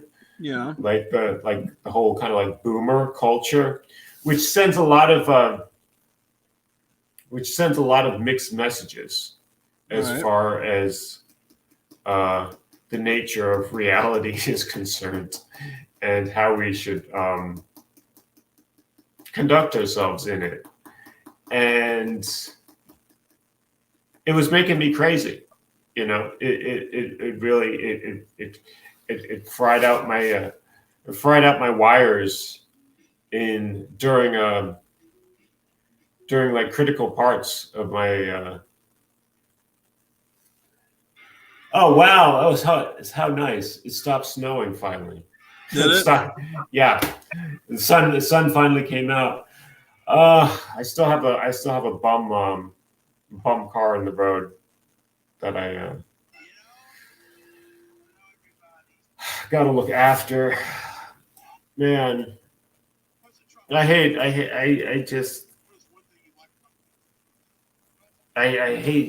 dealing with like everyday annoyances because they can accumulate. They accumulate and they accumulate until your life kind of becomes like a nightmare of accumulated like nonsense that you've kept putting off. Like, well, it's not nonsense. It's just like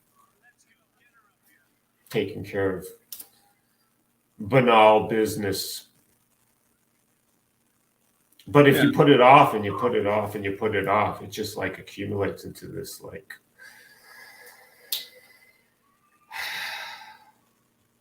this shit that's like it's very hard to get to it. It's like it should be the easiest thing in the world to get to. Like just like a pile of like just like garbage or just like dust or hair on the floor that you need to sweep up. It's been sitting there for looking at you for like weeks, just asking you just Yeah. Was that the gong? Was I going on too long? No, it's his text messages do that. Oh, okay. But you know who's really good is this guy. He's like this young guy. He calls himself DBD and R. I don't know why, but it must have some significance. Anyhow, he's like 23 years old, and I guess you'd say that he's like some kind of, I don't know, depressive type. He's got like very little in the way. He's like one of these. You get in trouble just saying the word on YouTube. Like YouTube is very weird about it because it's been associated with like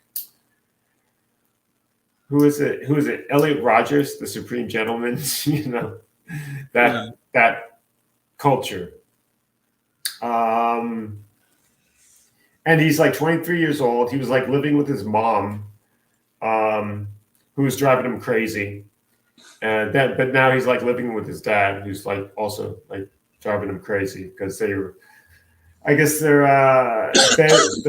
they split up when he was they divorced when he was a kid, and he's been like a complete flop with women, like a total.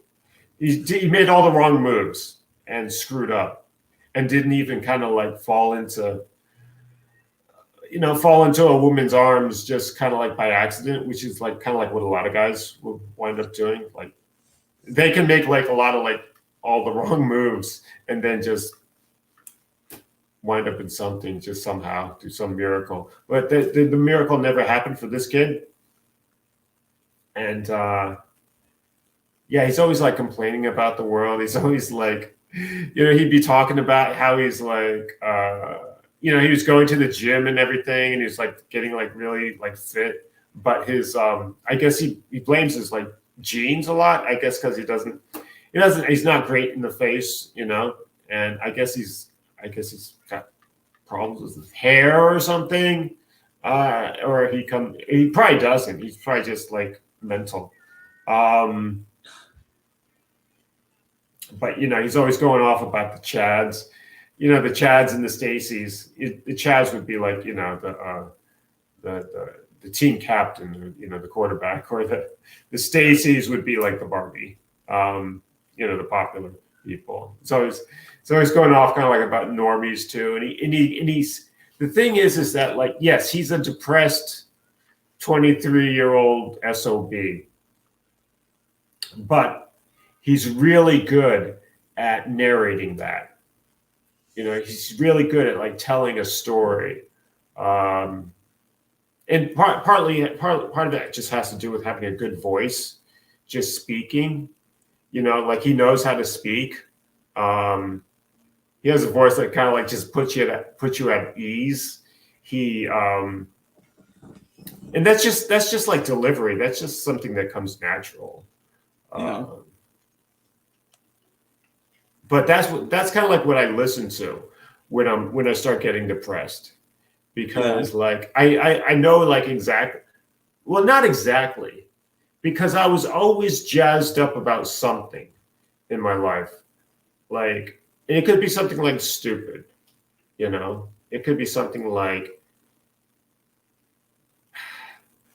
there are times in my life when I would generally just get like really jazzed up about like smoking weed, you know? Like that seemed like such a great thing.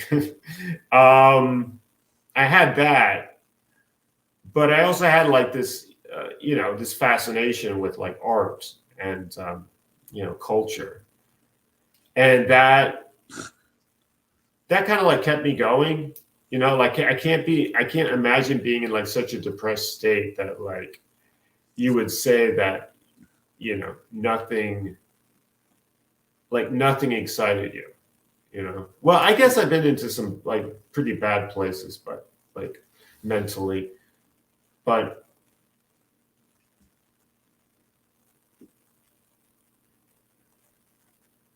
this kid, like he's been going on for like years and years, like this, and he kind of like understands depression like on another level. He kind of understands like people like on a level that like you had to be this long suffering person to get. Well, 23, he hasn't earned the depression rights. He's still, he barely. Well, he's been going hard at it for like 10 years. Yeah. Okay. And he's mostly talking to like young people, Okay. like he like, I don't know what his message is. I guess his message is called Black Pilled. His message. Where is this guy on YouTube? Yeah. Yeah. I'll send you like I'll send you one of his episodes, and you would just be interested in. I would think that you would just be interested in hearing it in terms of someone being a storyteller, because I think that's all I think he is. I think he's a great storyteller. Yeah, sure. And like he kind of reminds me a bit of like Bukowski, Like Bukowski was kind of like, oh, this kid is also a bit of an alcoholic. Okay. He's kind of like admitted to the problem. I'm like kind of like, thank God this kid's got one thing that he can use as like a release, but also use as like an identity, and also uses as something to like relate to other people with. Because he seems to not on with like a lot of other things, and it's like if he can talk about like how stupid he talks about, like how stupid and destructive like drinking is, or at least he feels what he's seen of it. Okay, his side of it, and the effects it's had on his life and his family members and the people that he sees. But he can also talk about it. He can also kind of like wax and wane on it, like almost like who was it?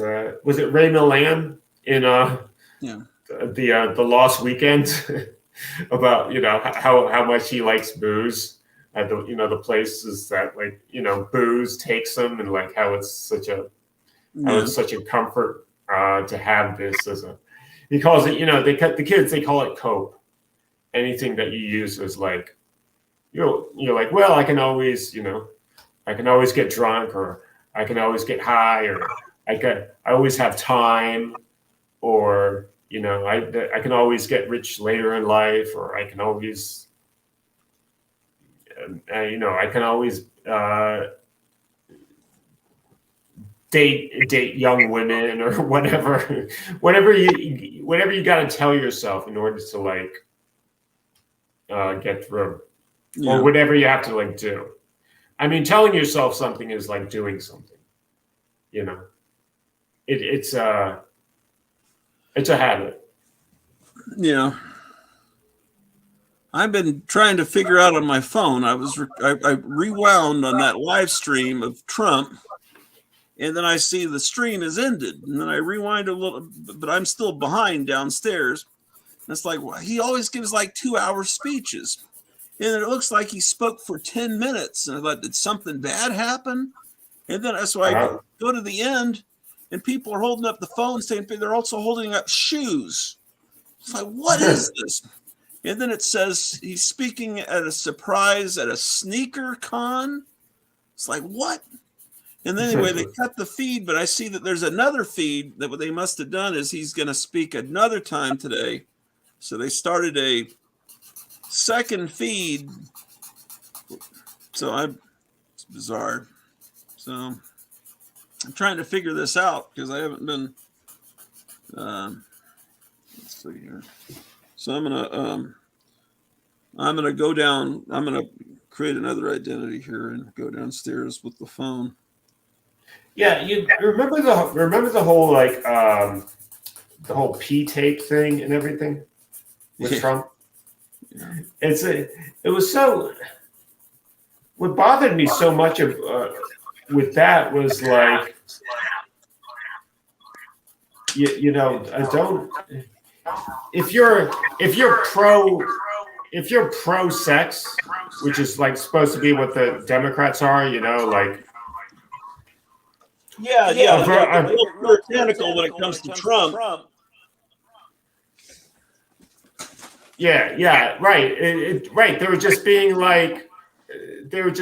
two-faced about their stance. It's like, oh, everyone can be a sexual freak. Everyone can have like all kinds of weird kinks and everything. But if Donald Trump does, like, isn't everything like, if it's in the pursuit of a kink, like some kind of sexual gratification thing, wouldn't that be like acceptable?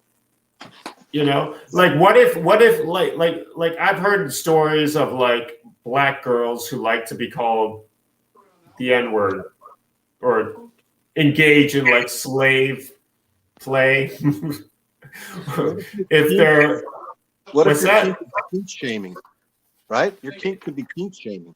That would be a funny kink. Yeah.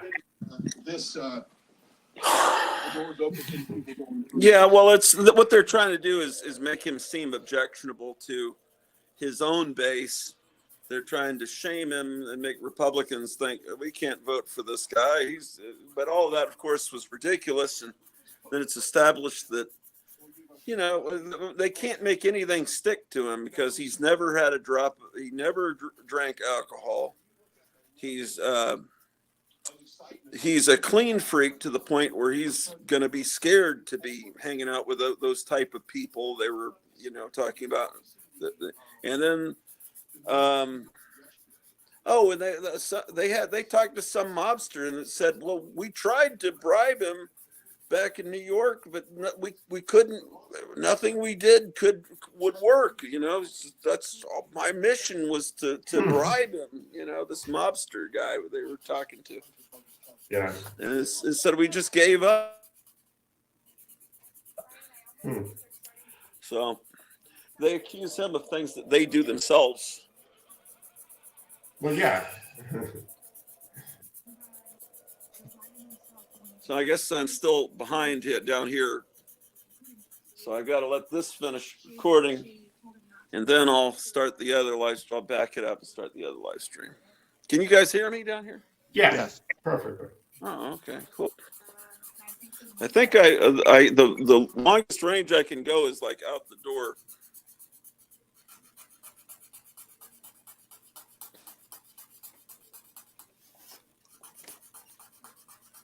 So it's kind of cold out here, but we don't have any snow.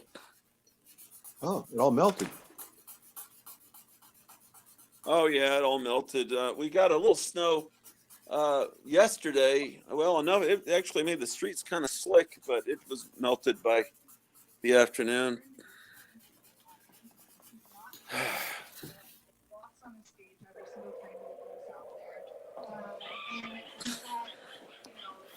Okay, so what do you think of this one?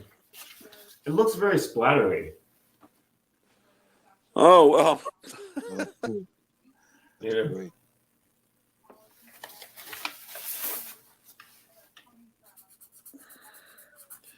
Yeah, that art is amazing.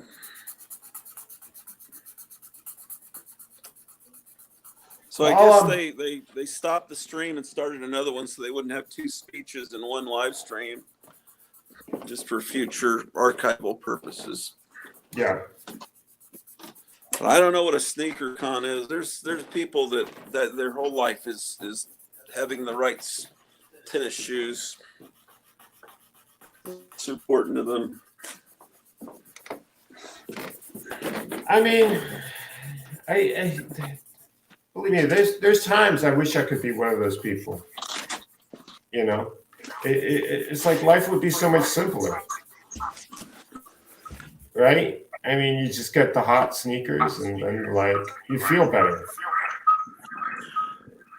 and they wear them, right? Yes. I mean, if you're wearing them, I don't know about. I know there's people that collect sneakers. So they'll have like one set. They'll have one set that they buy for collecting.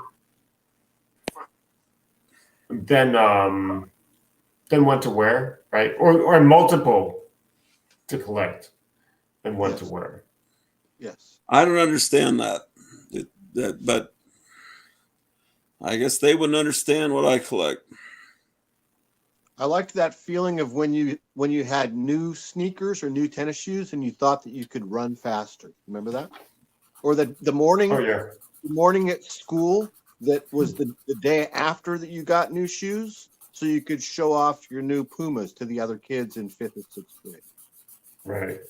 Right? I listened to this guy talking the other day. There's apparently some company online that will sell you all the shoes that are popular for like $20, $25 a pair, and they're absolutely indistinguishable from the real whatever is popular now. Because they come from China and you have to pay like $20, $25 shipping, but then you get something and even an expert can't tell the difference because they're probably from the same slave labor in the same factory. But I guess that's the way that China can run some of the last businesses out of business here in the United States that sell shoes. And then there's this other company called Temu that apparently everyone's like, oh, it's really pronounced Temu because I saw the commercial in the Super Bowl. That's apparently the big controversy among normies. And you can get stuff for 19 cents directly from China. Then it's like, well, the last thing we've got are the dollar stores, which sell Chinese goods. But now the Chinese are going to cut out the middleman, the dollar stores, and you'll just get everything directly from China. And what businesses can still operate in the United States. But the economy's so bad that, it's like, my gosh, I'll wear these fake bootleg tennis shoes because I look cool and I still can buy them for my family. And I don't know, I don't remember the name of the company, but I'm sure every normal people already know about all that. What animation project are you working on now, John? Are you working on one? Yeah, I'm expanding the last Robots Mutants episode I made. So at one point I'm gonna probably take that down. I might take it down like just right before I upload the new thing. My problem right now is giving it a title. I was thinking I was going to call it whatever the last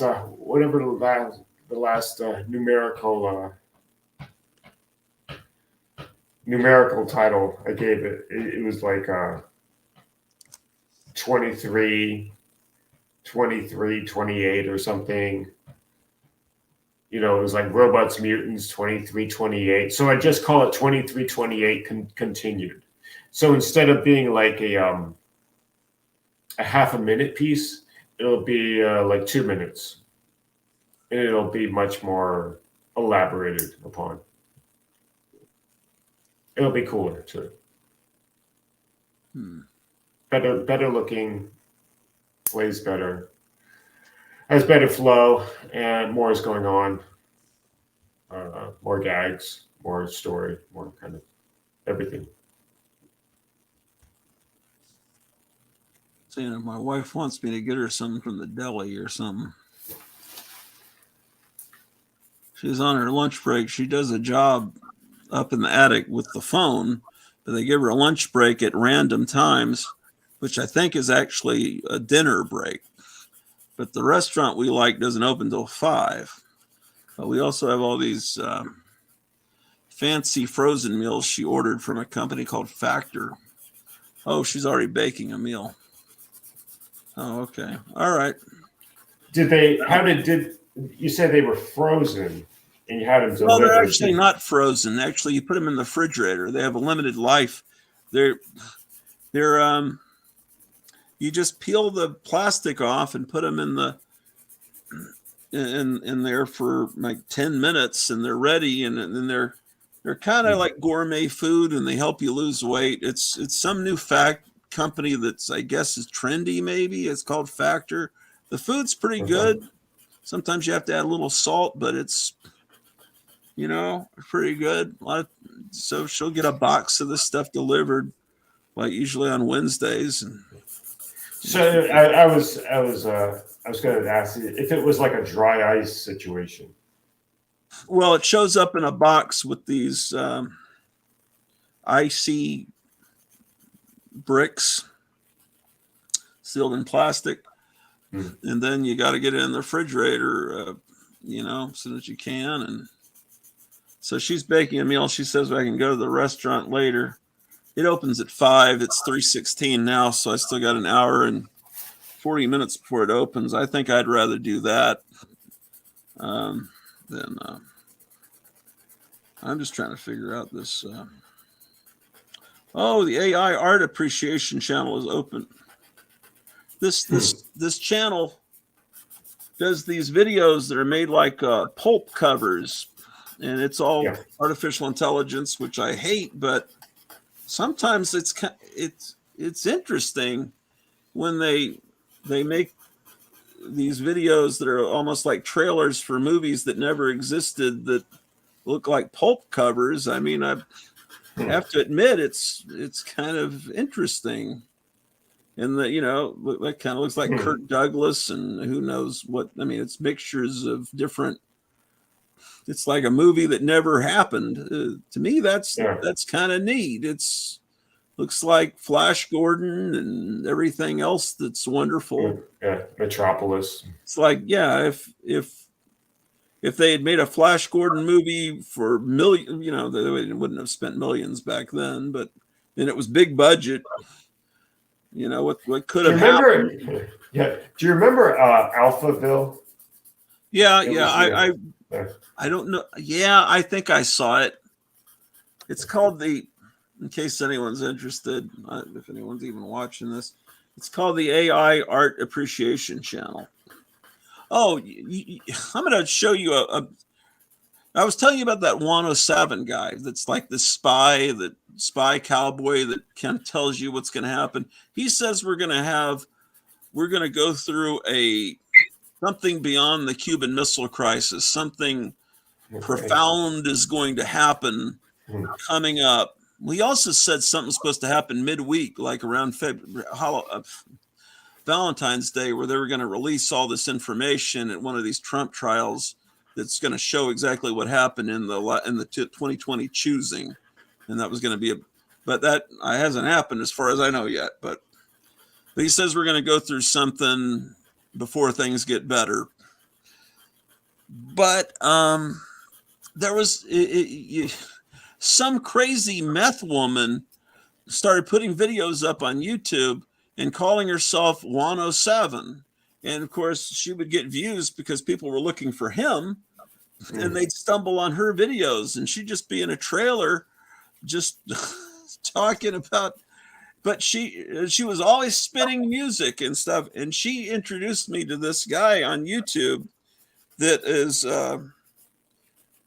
that he's just some guy in his house that records this music that's insane. And I would highly recommend you seek out JMFM. He only has 633 subscribers, but I doubt that there's the song titles. It's just, and a lot of them are parodies of.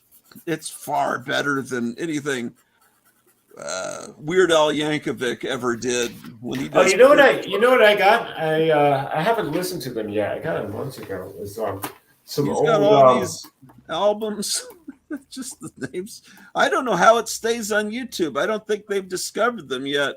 There's a parody of the Monster Mash, and it just it's all very listenable. Very, you'll hum it in the shower. But this Great.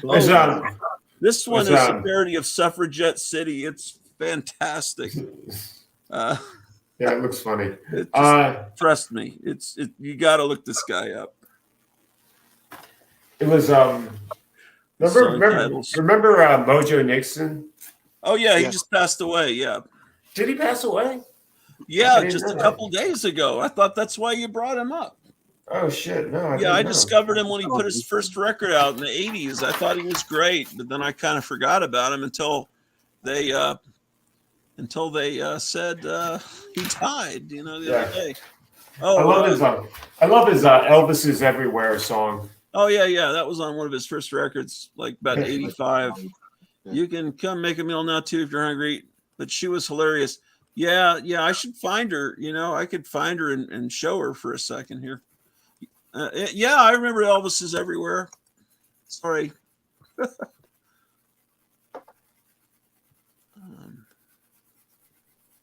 You guys ever watch a show called Stairway to Stardom? You ever heard of that show?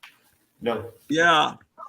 That was one of the shows that used to be traded among people on VHS. It was a public access show from New York, I think. Exactly. And my friend Randy, who the other week I convinced him, you've got to come on. He watches the show. I convinced him, you got to come on my show. And he said, well, I'll take a camera from work and bring it home.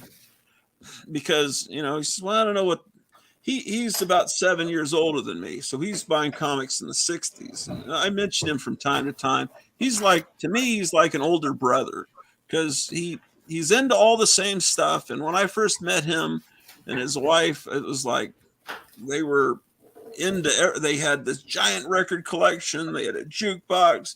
They knew musicians, and rockabilly musicians would drop by their house a Friday, Saturday night. Well, here's Ronnie Dawson, that did Rockin' Bones, and this other guy would show up. I forget his name, Gene Rambo, I think, would show up, and Ronnie Dawson be playing the guitar in their living room, and everything was all 50s furniture. It was like that. It was like kind of what inspired me in life. This was in the 80s that I met them.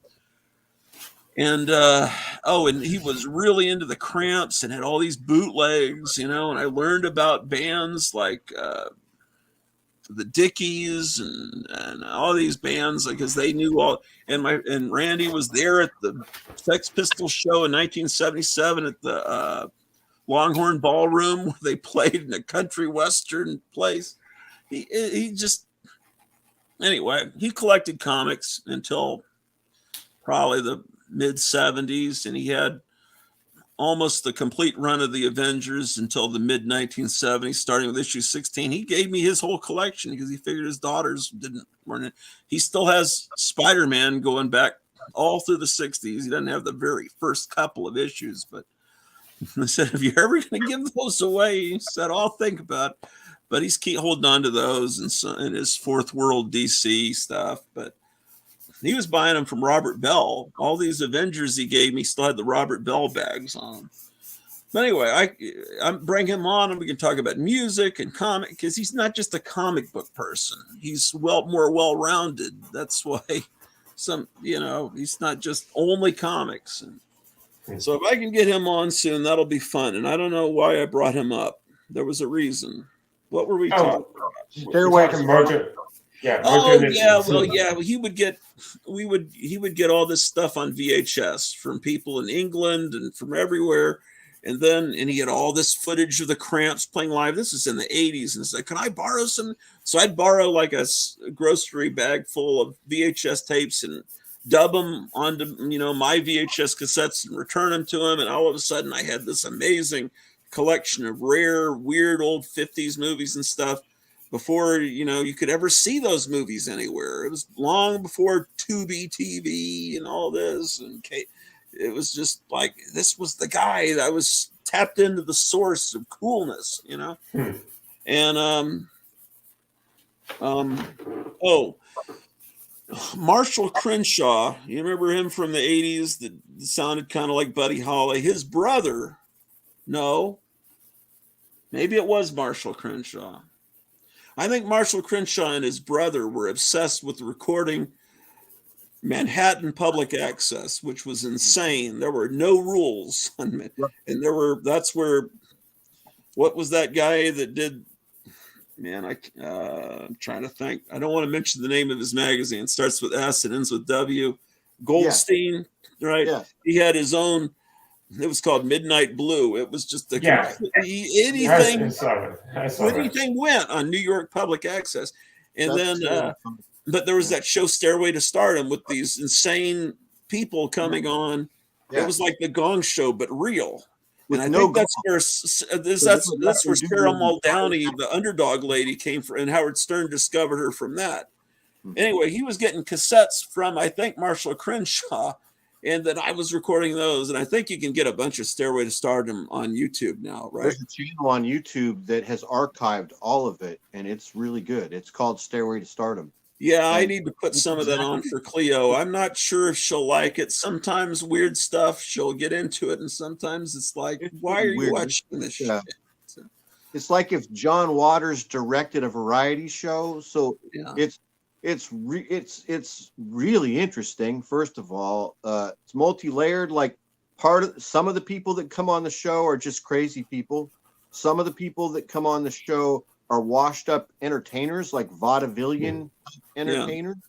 And then another portion of the show, in my opinion, was a grift of some sort. So I think that the host and the band leader or the piano player, they had a talent agency and a singing and acting and dancing thing on the side. And so then they bring kids on the show that I think part of the deal is their parents are paying, and then they appear on the show. You understand what I'm talking about? There's a lot of there was some kind of scam element to it too. Yeah, there's a scam element as well. So you got crazy people that just send in the letter or call on the phone and get on, and then also he's got a business on the side and he's promoting that business with the show, like teaching people how to be lounge singers and stuff like that. But it's what was a really interesting story was remember Crazy Eddie? Yeah, sure. Commercial guy, yeah. Yeah, like Crazy Eddie was like a real guy, but they got like this actor to, represent him in the commercials.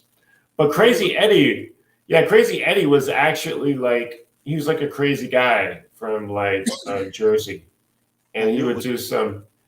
Yeah, he would do some lots of questionable shit. He had lots of problems. He made lots of money. He pulled lots of scams.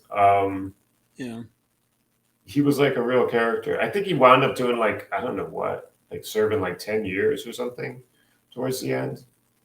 Yeah, he did. He did get busted at the very, towards the very end. Did he really? You can get the Harvey records they used to sell through the Harvey comics. They would have, this guy's done little cartoon version. No one ever, it would be so logical to make a cartoon version of Hot Stuff. I think that would be successful. No one ever did it. Yeah. I mean, It would be totally like great for this like era though. This kind of like nihilistic, I mean, Wendy appeared godless era. Well, it would be funny though. It would be like you'd have to get some good writers, but you could make something interesting. Like he just shows up and he just leads people in bad directions. Well, I would do it just like the comic. I wouldn't want this revisionist stuff. Like there was a Netflix Sabrina the Teenage Witch where they're going, "Hail Satan." I don't want to see that. I mean, no, don't put that stuff in it. And then they have orgies. It's like, excuse me, what are you smoking? Yeah, I mean, on the other hand, you could tell someone was thinking, let's have a 60s look to this. Let's make her hair look just like she did in the comic book. And let's have a cool old jukebox in this diner, you know, because, you know, like Archie had Pop's chocolate shop and it had a jukebox, but she lives in a neighboring town and the shop is kind of like a dark version of that. Wasn't like jukebox I have downstairs, that AMI jukebox was in there.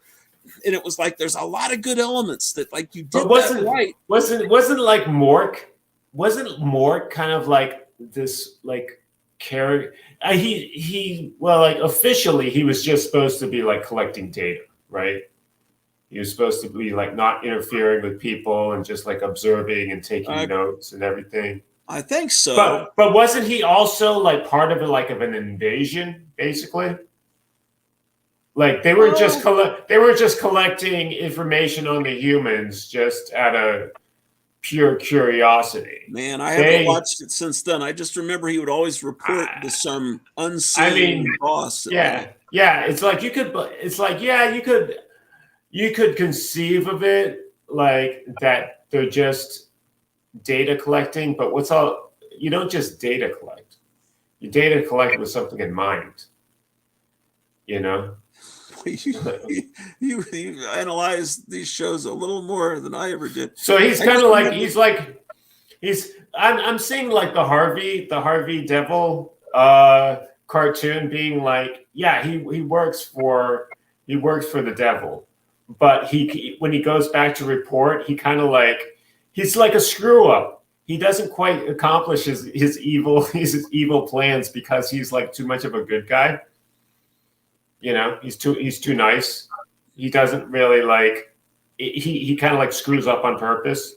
Yeah, that's good. But the fact is, in the comic, you know, it's there. I guess they're in hell. But it's just never mentioned. He's just a kid. He's got a family that are devils. It's never mentioned. I think if the less you even mention it, the more subversive it is.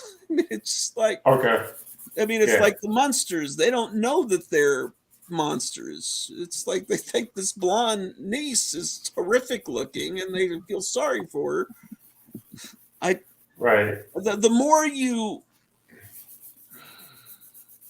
Like in the 60s Addams Family, you've got this butler that looks like Frankenstein or a ghoul, and he's playing a harpsichord, which is a Dani instrument. And so the humor is in that. Right. But they make this multi-million-dollar version in the 90s or whenever, and they get a big guy, and they have him playing a spooky organ with dramatic organ. There's no humor in that. That's what you would expect him to be playing. That had Angelica Houston, right? The one with Angelica Houston. The only thing I mean, I'm not a big fan of those movies. I admit that Wednesday Addams, Christina Ricci was great in that. That's another problem.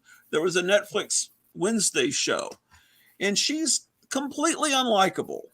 And she's just a completely unlikable psychopath. That's not the way she was ever depicted. No, what I've been getting into recently. Well, shit, man. It might have been a couple of years since I watched it. I mean to rewatch it because it had such an influence on me as a kid. Not that it was one that I watched again and again and again, but it was it left an impact. It was Space Hunter. Do you remember Space 3D Hunter? I think we talked about this before. It was that the Space Hunter in the World of Metal Sin 3D. Is that it? It was something like that. Space Hunter Adventures in the Forbidden Zone. Okay, I'm And thinking yeah, something else. Jared of Metal Sin. Was it a yeah, 3D movie? that was another one. Yeah, that was also in 3D. They were Yeah. all, yeah, they all are together in my mind. There's like, we'll get a character that's kind of a rogue, like Han Solo, and we'll. Yeah, but like Space Hunter actually works. Space Hunter Star Crash actually works too. I don't know if I've seen Star Crash all the way through. I've only watched like little bits of it. Yeah. I remember liking it. I mean, Julie Strain is fun to look at, and Joe Spinell is he's fun. But this movie, this Space Hunter, it's got Molly Ringwald in it. Yeah, I remember. And this was like a year or two before 16 Candles. I never liked her. Really? Okay. I never thought she was pretty. I always thought, that's really a repellent girl. Look, it's just hideous to me. I don't know. She had kind of like a pixie. I liked redheads, but she was like one of the ugly redheads. I don't know. She was ugly? I don't know. What do you think, Meyer? I liked her. I liked her. I don't know. I was just pissed at everything. I back then, I'm still pissed at everything, because like John Hughes, everyone reveres John Hughes. John Hughes, I guess I liked him in National Lampoon, but once he started making these teeny bopper movies, I just like, well, I don't know. The Vacation, his original story in National Lampoon, they change it. Well, it's Wally World, and at the end, they're friends with whatever the character, Wally, and they're in a roller coaster together. And the original story, it took place in the 50s, I think. And the Chevy Chase character at the end, they meet Disney, and he winds up shooting Disney in the leg or something. It was like they should have filmed that, I liked that movie Pink when it came out. I liked the soundtrack. When that movie was new, I was in the Army, and I took a girl that ended up being my first wife to that movie, Pretty in Pink. Yeah. I never saw Pretty in Pink. And I played it over and over again in my car, like 1985. I like the Psychedelic Furs. Got a good soundtrack. The title track. Yeah. Was that the one with the weird character? The guy? What was the weird nerd character? John Cryer. John something. The John Cryer character. Yeah, that guy's in a sitcom now. He's bald now, and it's just weird, man. I guess I'm old, man, because all those people that were my age are now like horrible now. What I find like really beautiful about Space Hunter is like they never really make it explicit like what his interest in the girl is. Like she is a young woman who could be like 15 to 25. She looks just like young woman, slight of build, redhead, kind of pixie quality. And they develop like a relationship over the course of the movie, so that by the time of the movie ends, and they like wind up kind of together. They wind up together, but like the sexuality of it is like a question mark. It's like you don't know what the relationship between the hero and this girl is. It's like, does he have a fatherly interest in her? Does he just want to protect her? Is like something innocent and need a protection? Is he looking at her as like some kind of a partner, because she seems, she's somewhat capable, and she's, somewhat intelligent, she's rough around the edges or anything. Or is this like a sexual thing? Does he want this young woman as his whatever, his lady? I think it's been over 40 years since I've seen it. I saw that in the theater. What was that, about 80? Was I still in high school? I was probably out of high school. But that's what was wonderful about those, like there's old movies like that. They could like, or even a lot of like the noir stuff, you know, which like the pulp sensibilities kind of drew themselves from. It was kind of like you could leave room for mystery, or you could leave room for like something that could be considered kind of scandalous. Yeah. You know, you could leave room for people's imagination. Yeah. In a way that like you sort of can't now, you know? Like people are just too uptight. They want to know everything. Yeah, I don't know what people are now. You know? They want to know everything and deconstruct everything and figure everything out. There's no like. Do they, or people on YouTube do, or the average person? Because I don't think the average person doesn't want to know anything about anything except who Taylor Swift is hugging or something. I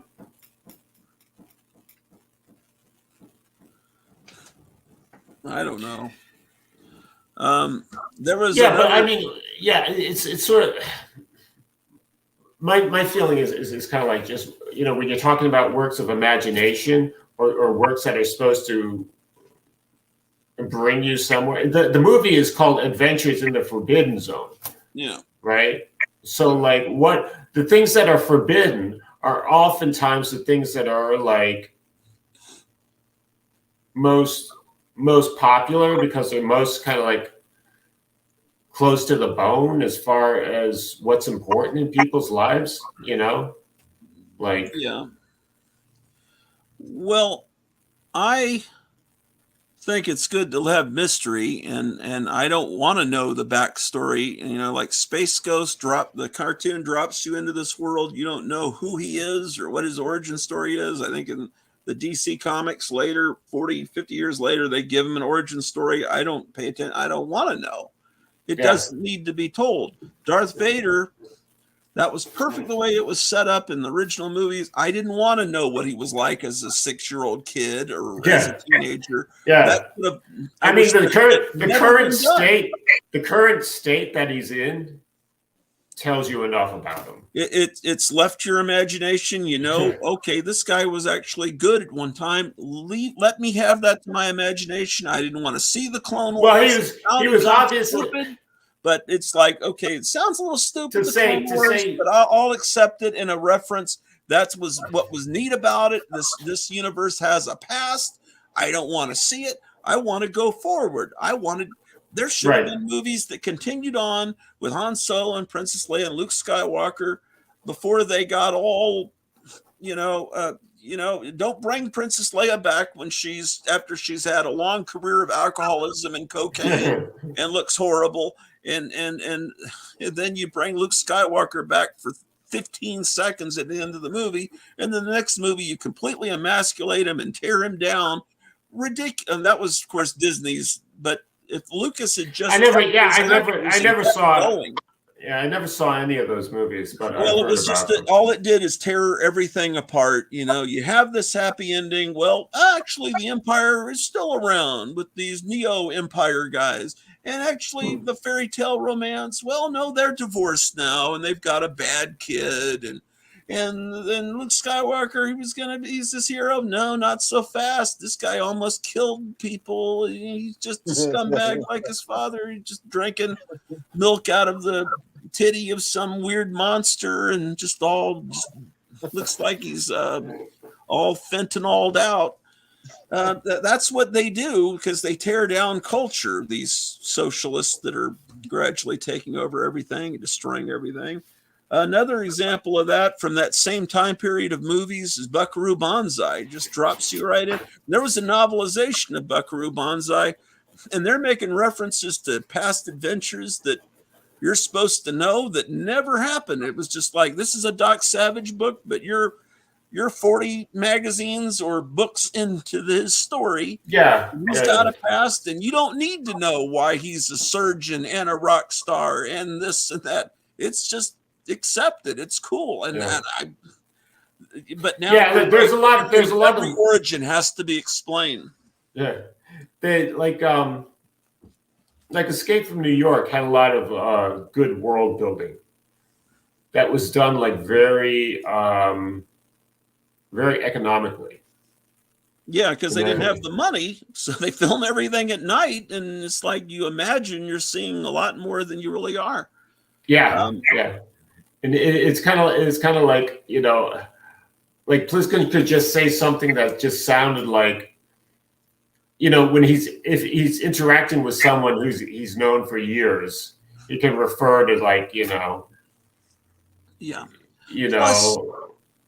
Plus he's really a character you've seen before in Clint Eastwood movies. It's like you already kind of know this character because you've seen him in the spaghetti westerns, because that's all he was doing, a Clint Eastwood impression. And then, but that's another point. The Clint Eastwood movies, you have The Man with No Name, you don't know his past. Right. Jonah Hex, I didn't want to know how he had the scar. Did he make a deal with a demon? What happened? I don't want to know. That's why it was called Weird Western Tales. There was something that happened to him. Was it a Civil War injury? Was it a demon? We don't need to know. Then they go back and show the Indians. Well, it's still the creator of the character doing it. But like, the guy's wearing a Civil War uniform years after the war is over. It's like, well, that's cool. I don't know if they ever explained that. They probably did, but I don't think this would be like, this was like in The Searchers. What are we talking about? The John Wayne film. Oh, okay. I thought you were talking about like a comic book character. I maybe. Yeah. I'm assuming everyone's. You may not be. Yeah. No, I know Jonah Hex. I just thought a Confederate. That would be like. I thought you were talking about a John Wayne character. No, but I might as well have been, because you know, Jonah Hex was just an attempt to make a spaghetti western on the comic page, and all of this stuff. It's just, these are just characters that have been in our popular consciousness going back hundreds and thousands of years. These are, and probably right back to you know, you start realizing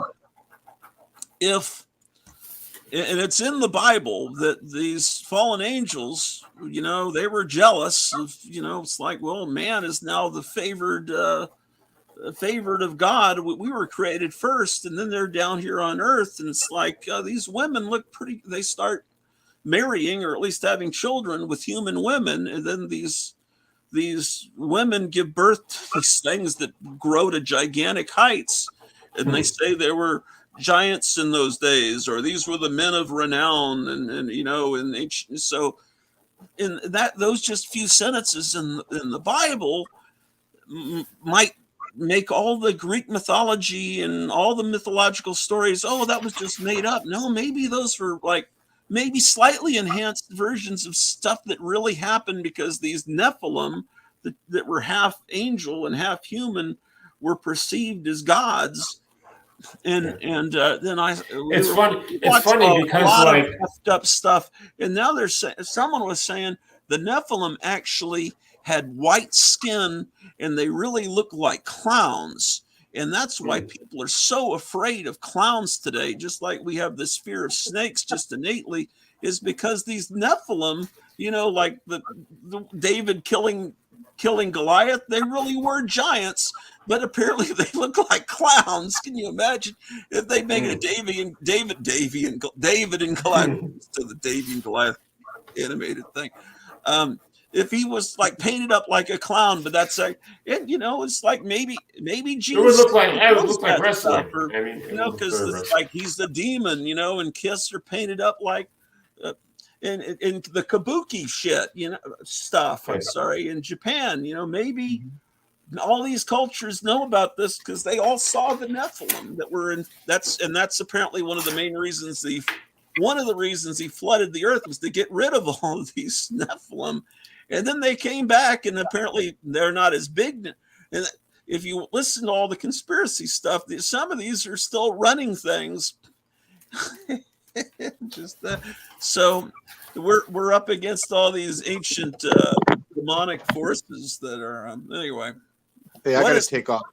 I got to take off. Good. Oh, Good. all right. All Awesome. right. It's been fun. Thanks, Gratitude. Good to see you, John. All right, take care. Human history is only 500 years. I think that's pretty damn weird, and science needs to wake up. I think we're all going insane here today. I think he says 5,000. 500 would be, I don't know if I'd buy 500. Deconstructionism. Yeah. I don't know. It sounds insane, but it's, no one's going to watch 4 hours and 15 minutes into this anyway. So they won't think me mad, but I might be mad after living through this last week. Man, so you got any other art that's around? Yeah, I do, but I'm tired, man. Yeah. Dragging. There's so much of it. There's so much. It's been accumulating. The art's been accumulating. Well, you know what you ought to do is get chest of drawers with drawers that pull out, and you can slide that art in flat. Yeah. And you could have them different drawers devoted to different years. Or I have some. I have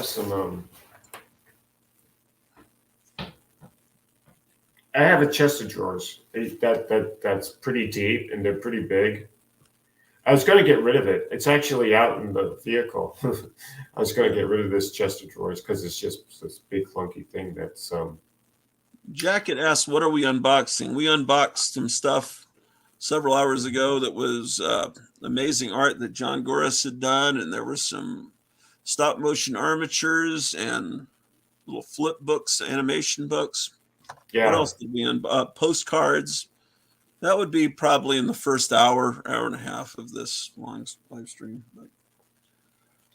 But yeah. But it makes clearing that chest of drawers. It makes so much difference in terms of space. I mean, I don't know what to do. Just whatever you do, don't throw it away, because that art you showed was. Oh no, I'm not talking about throwing away the art. I'm talking about the chest. Chest of drawers. Because I'm thinking that these would fit in there nicely, and it would be good to get everything all in one place. Also, I think everything except those really big ones would probably fit in a typical dresser.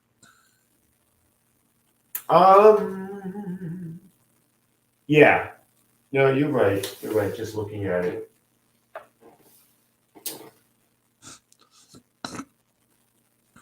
And then you usually have little drawers at the top of dressers that are used for putting watches and stuff in, and those you could put the smaller pieces of art in. Maybe. Yeah. I could do that. Maybe it's good. Maybe it's good that the battery died and it's forced me to reconsider sending that thing to the land of no return. Oh, you had it in the car ready to destroy it. No, well, not destroy it. I was going to get rid of it. I was going to donate it. Probably. To like a thrift store. Yeah.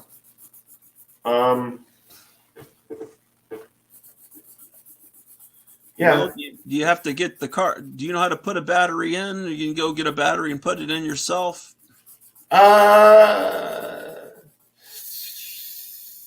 Because I'm not. Don't feel ashamed. I need someone to help me with that myself. I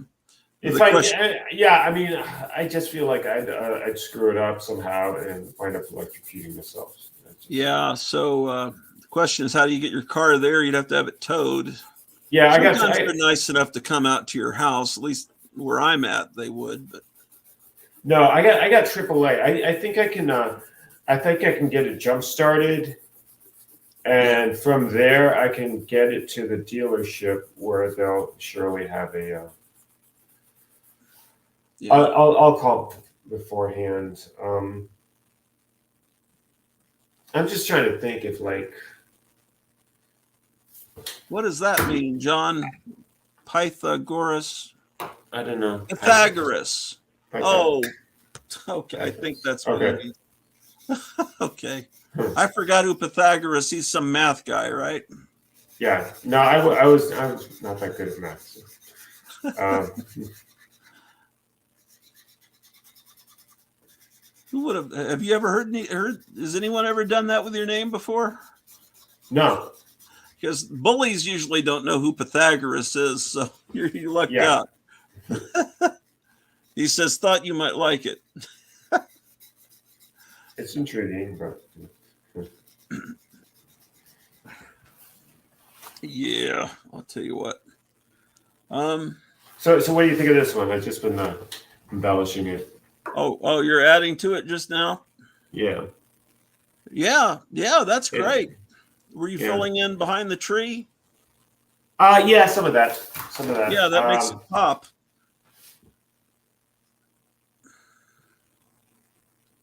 I should stop though, because sometimes there's no point. You know, you're kind of like doing something when there's no point. Well, like, yeah. 2021. I got it written down here. 2021. Okay, that's pretty recent. Feels like, man, I don't know. It feels like it's been a long time for me. I don't know. Yeah, it's been a rough few years since Biden got in. Yeah, that's about when he got in. Yeah, it's like I don't know. It's like the whole world went kind of like crazy, and it's I don't. Do you think it would stop? You think it's gonna? I don't think the world's gonna stop going crazy. Well, they're trying to tear everything down. It's obvious that everything that's being done is not being done with noble intention. Oh, we just messed up. We thought it would work, but no, everything is being done intentionally to create problems for people. Okay, I would believe that. I'll buy that. And I mean, it's just the way it is. But anyway, so what are you up to this week? You're gonna be working on animation? Let's see. This week, or this upcoming month, whatever. Yeah, no, that's hopefully that's all I'm gonna be doing.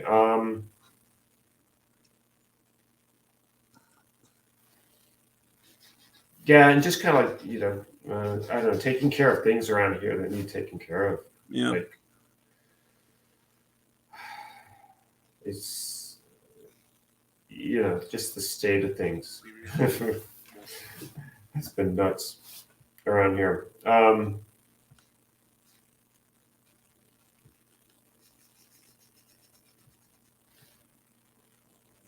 It's good to it's good to like get drawing again though, with like these big markers and just. Here, I'll show you this. I told myself I'd stop, but I didn't stop. So. No, that's cool. That you're just doing this this was already penciled out and you're doing it just now as we speak. Right. No, that's great.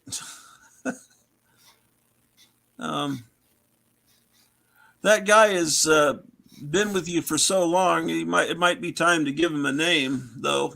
Oh.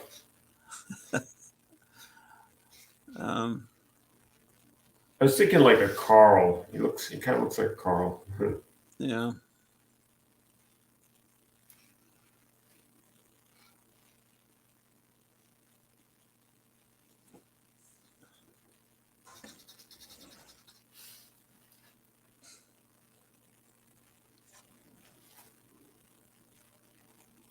Yeah, I think behind him, I need to do some kind of gray thing. I don't want to go all black. Yeah. And this guy went all black. And so he looks kind of nice. Does it bleed through the paper like behind the one you're currently working on? You're using the cardboard. Yeah, these don't really bleed through too bad. I mean, there's a little bit of bleeding through, but it looks good. It looks kind of just like character, you know. It looks You're being just asked like if you're the chirpy guy. Oh yeah, well that was a film I made, a long, long time ago. You've seen Chirpy, right? You sent me a deal with it on it. I haven't actually. I hate to tell you, I still haven't put it in my computer to watch it. Oh, okay. Well, you should probably watch it and maybe not. I don't know, like if you don't have too much mixed company, right? You're not doing too much entertaining, are you? No. Oh, okay. Okay, so you're saying it's very, very. My wife will be able to handle it. Okay. Yeah, I figured Cleo would be cool with it. No, it's like a goof. It's like a goof on the porn film. Like, yeah, the porn film, like classically. Do you have a Wikipedia entry? I don't know. I probably do. I haven't like Googled myself in like ever because I don't know. I don't. People like at this point are probably like, I probably have my own like hate group out there or something. Well, quite enough, Sayer. Did you Google John Goris or have you seen Chirpy? Maybe I'm wondering if you just Googled and found the name Chirpy, or if you've seen the movie. He says yes. I'm reading it. I guess he Googled you to find out who you were. Oh, okay.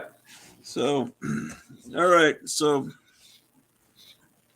They must be saying awful things. It must be like what is it? The aristocrat joke that's supposed to be the most offensive joke ever told. That's just notorious. Your movie is notorious.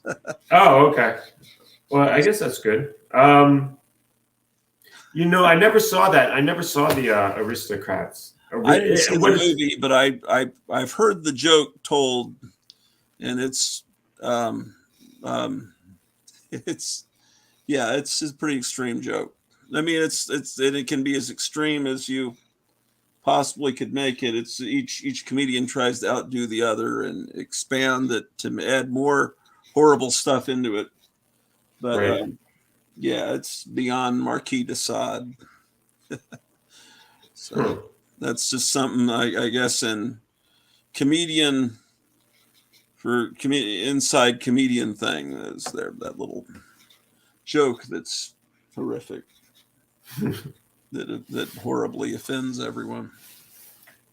I guess I should like how do you make something that offends everyone?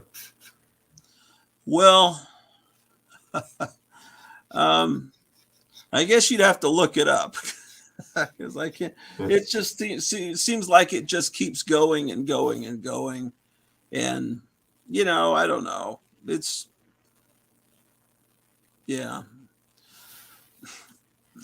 just about the most horrible things you can think of, which may not be as horrible as they used to be. Right. But I guess I should sign off. And at 4:02, I guess that restaurant's going to open in a little bit. It says animator Bill Plimpton has described the film as one of the sickest animated films ever made. Okay. Did you know that quote? I appreciate that quote from him. He's look, I wouldn't be doing animation if it wasn't for Bill Plimpton. I had seen his stuff on MTV. It always kind of stuck in my mind. I didn't know his name or anything. And then I knew this young woman. Well, she wasn't that young at the time, but she was still youngish side, who worked for him. So I saw his like some of the background process of like painting on acetates and everything. like that's what she was doing. She was painting acetate cells for him, and yeah, we had some animation in a festival together, and that's how he'd become acquainted with me and my work. And he's yeah, he was a good supporter. You know, I mean, we kind of lost touch with over the years, but I lost touch with so many people. So it was banned in England over 20 years ago. That was a long time ago, Yeah. but yeah, the oh god, what was it? The New York Underground Film Festival, right? Okay. They had their show, and they had like you know, their kind of selected shorts from the show, you know, best of the show kind of thing, and it was supposed to play in London at a theater, but the films were screened because everything that shows in a London theater has to be screened first for some reason. It's just this process they've got to go through. And they refused to show the program, I guess, because I guess my film being one of the reasons they refused to show it. But I don't know. I guess maybe they fixed it. They added it. It was not an official decree from the, you know, Queen herself or anything. Yeah. Well, so it's just an interesting kind of like a note. It was I also heard at this one festival, this one down south, they would use my film as a to see if the person was like cool or not, to see how upset they would get at something in order to like see if they were up to watching a gazillion submissions. Yeah, and at the time, like gross out humor was kind of the thing. Yeah. You know, during the early 2000s. Yeah, I used to take dates in high school to the midnight screening of Dawn of the Dead at the Forum 303 Mall to see if they were cool enough. Yeah, and it's and also I talked to a friend and said, "Oh, I used to do that too." And it's also a great movie to watch too. So you could like two birds with one stone, you know. Yeah, I could tell you other stories about the last week and why, you know, I keep referring to the last week, and I could tell you another story about what you were referring to earlier that's pretty good sometime when you want to talk. I mean, I could do it on the phone or something. If you want to call me sometime you're bored. But yeah, I probably should end the live stream because yeah, well, it's been fun. And thank you so much. Yeah, thank you so much for letting me share my nonsense and making me. Thank you, because some of that stuff is spectacular. There were, I mean, it was all great, but there were 4 or 5 that, man, they're beyond words that I would love to have framed. Unbelievable. Okay, let me. Yeah, I mean, I'd be willing to part with a couple of these. Or just copies of them. You know, I don't necessarily, you know. I'll figure something out. Yeah. You know, I gotta get you something for I'm putting together a birthday package for you anyhow. Okay. I was trying to fit it all into like an envelope, like a business sized envelope. But now I'm thinking I'll just go like a larger format. It opens up what I can do, what I can send you. It'll be kind of like a lot of like sort of like ephemera, like just sort of strange things that I find. But I'll get something like what we're talking about. Yeah. When is your birthday? Mine is on March 1st. Oh shoot, so, that's just in a few days. Yeah, it's in a few days. I'm not really up to it, man. You know, it's like I don't want a birthday cake with candles. I don't know what. It's amazing how birthdays aren't as much fun after when you like get to past a certain age. Yeah. There's things I can do to make it fun for me. I do have some copes that I can cope on. You know. You're being asked, is John Goris 73 your YouTube channel? Yeah, I think so. I think so. That's how it's listed. I guess they randomly assign numbers to us. YouTube did. No, I think no, I think Yeah. that's just part of my handle. Yeah, that's it. It says John Goris, but yeah, the at John Goris 73. Oh, So 407 subscribers. It should be 4 times that. yeah. That's to I think that's to direct people to my Gmail. Yeah.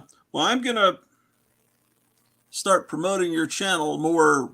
You know, every time I mention Gotham City Comics, I'll mention you. Let's see if we can get you up to 700. You should have more than me. That's ridiculous that you don't have as much as me.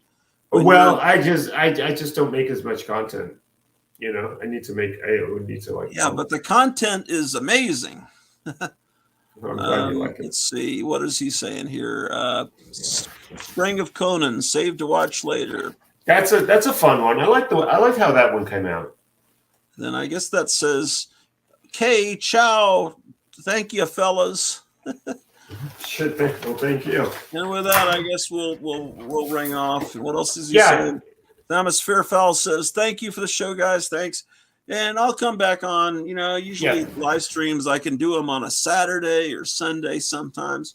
But it's kind of hard on the neck after a while, man. Anyway, yeah, I could understand that. Well, take care, everybody, and I'll see you soon, John. Bye. See you later, everybody.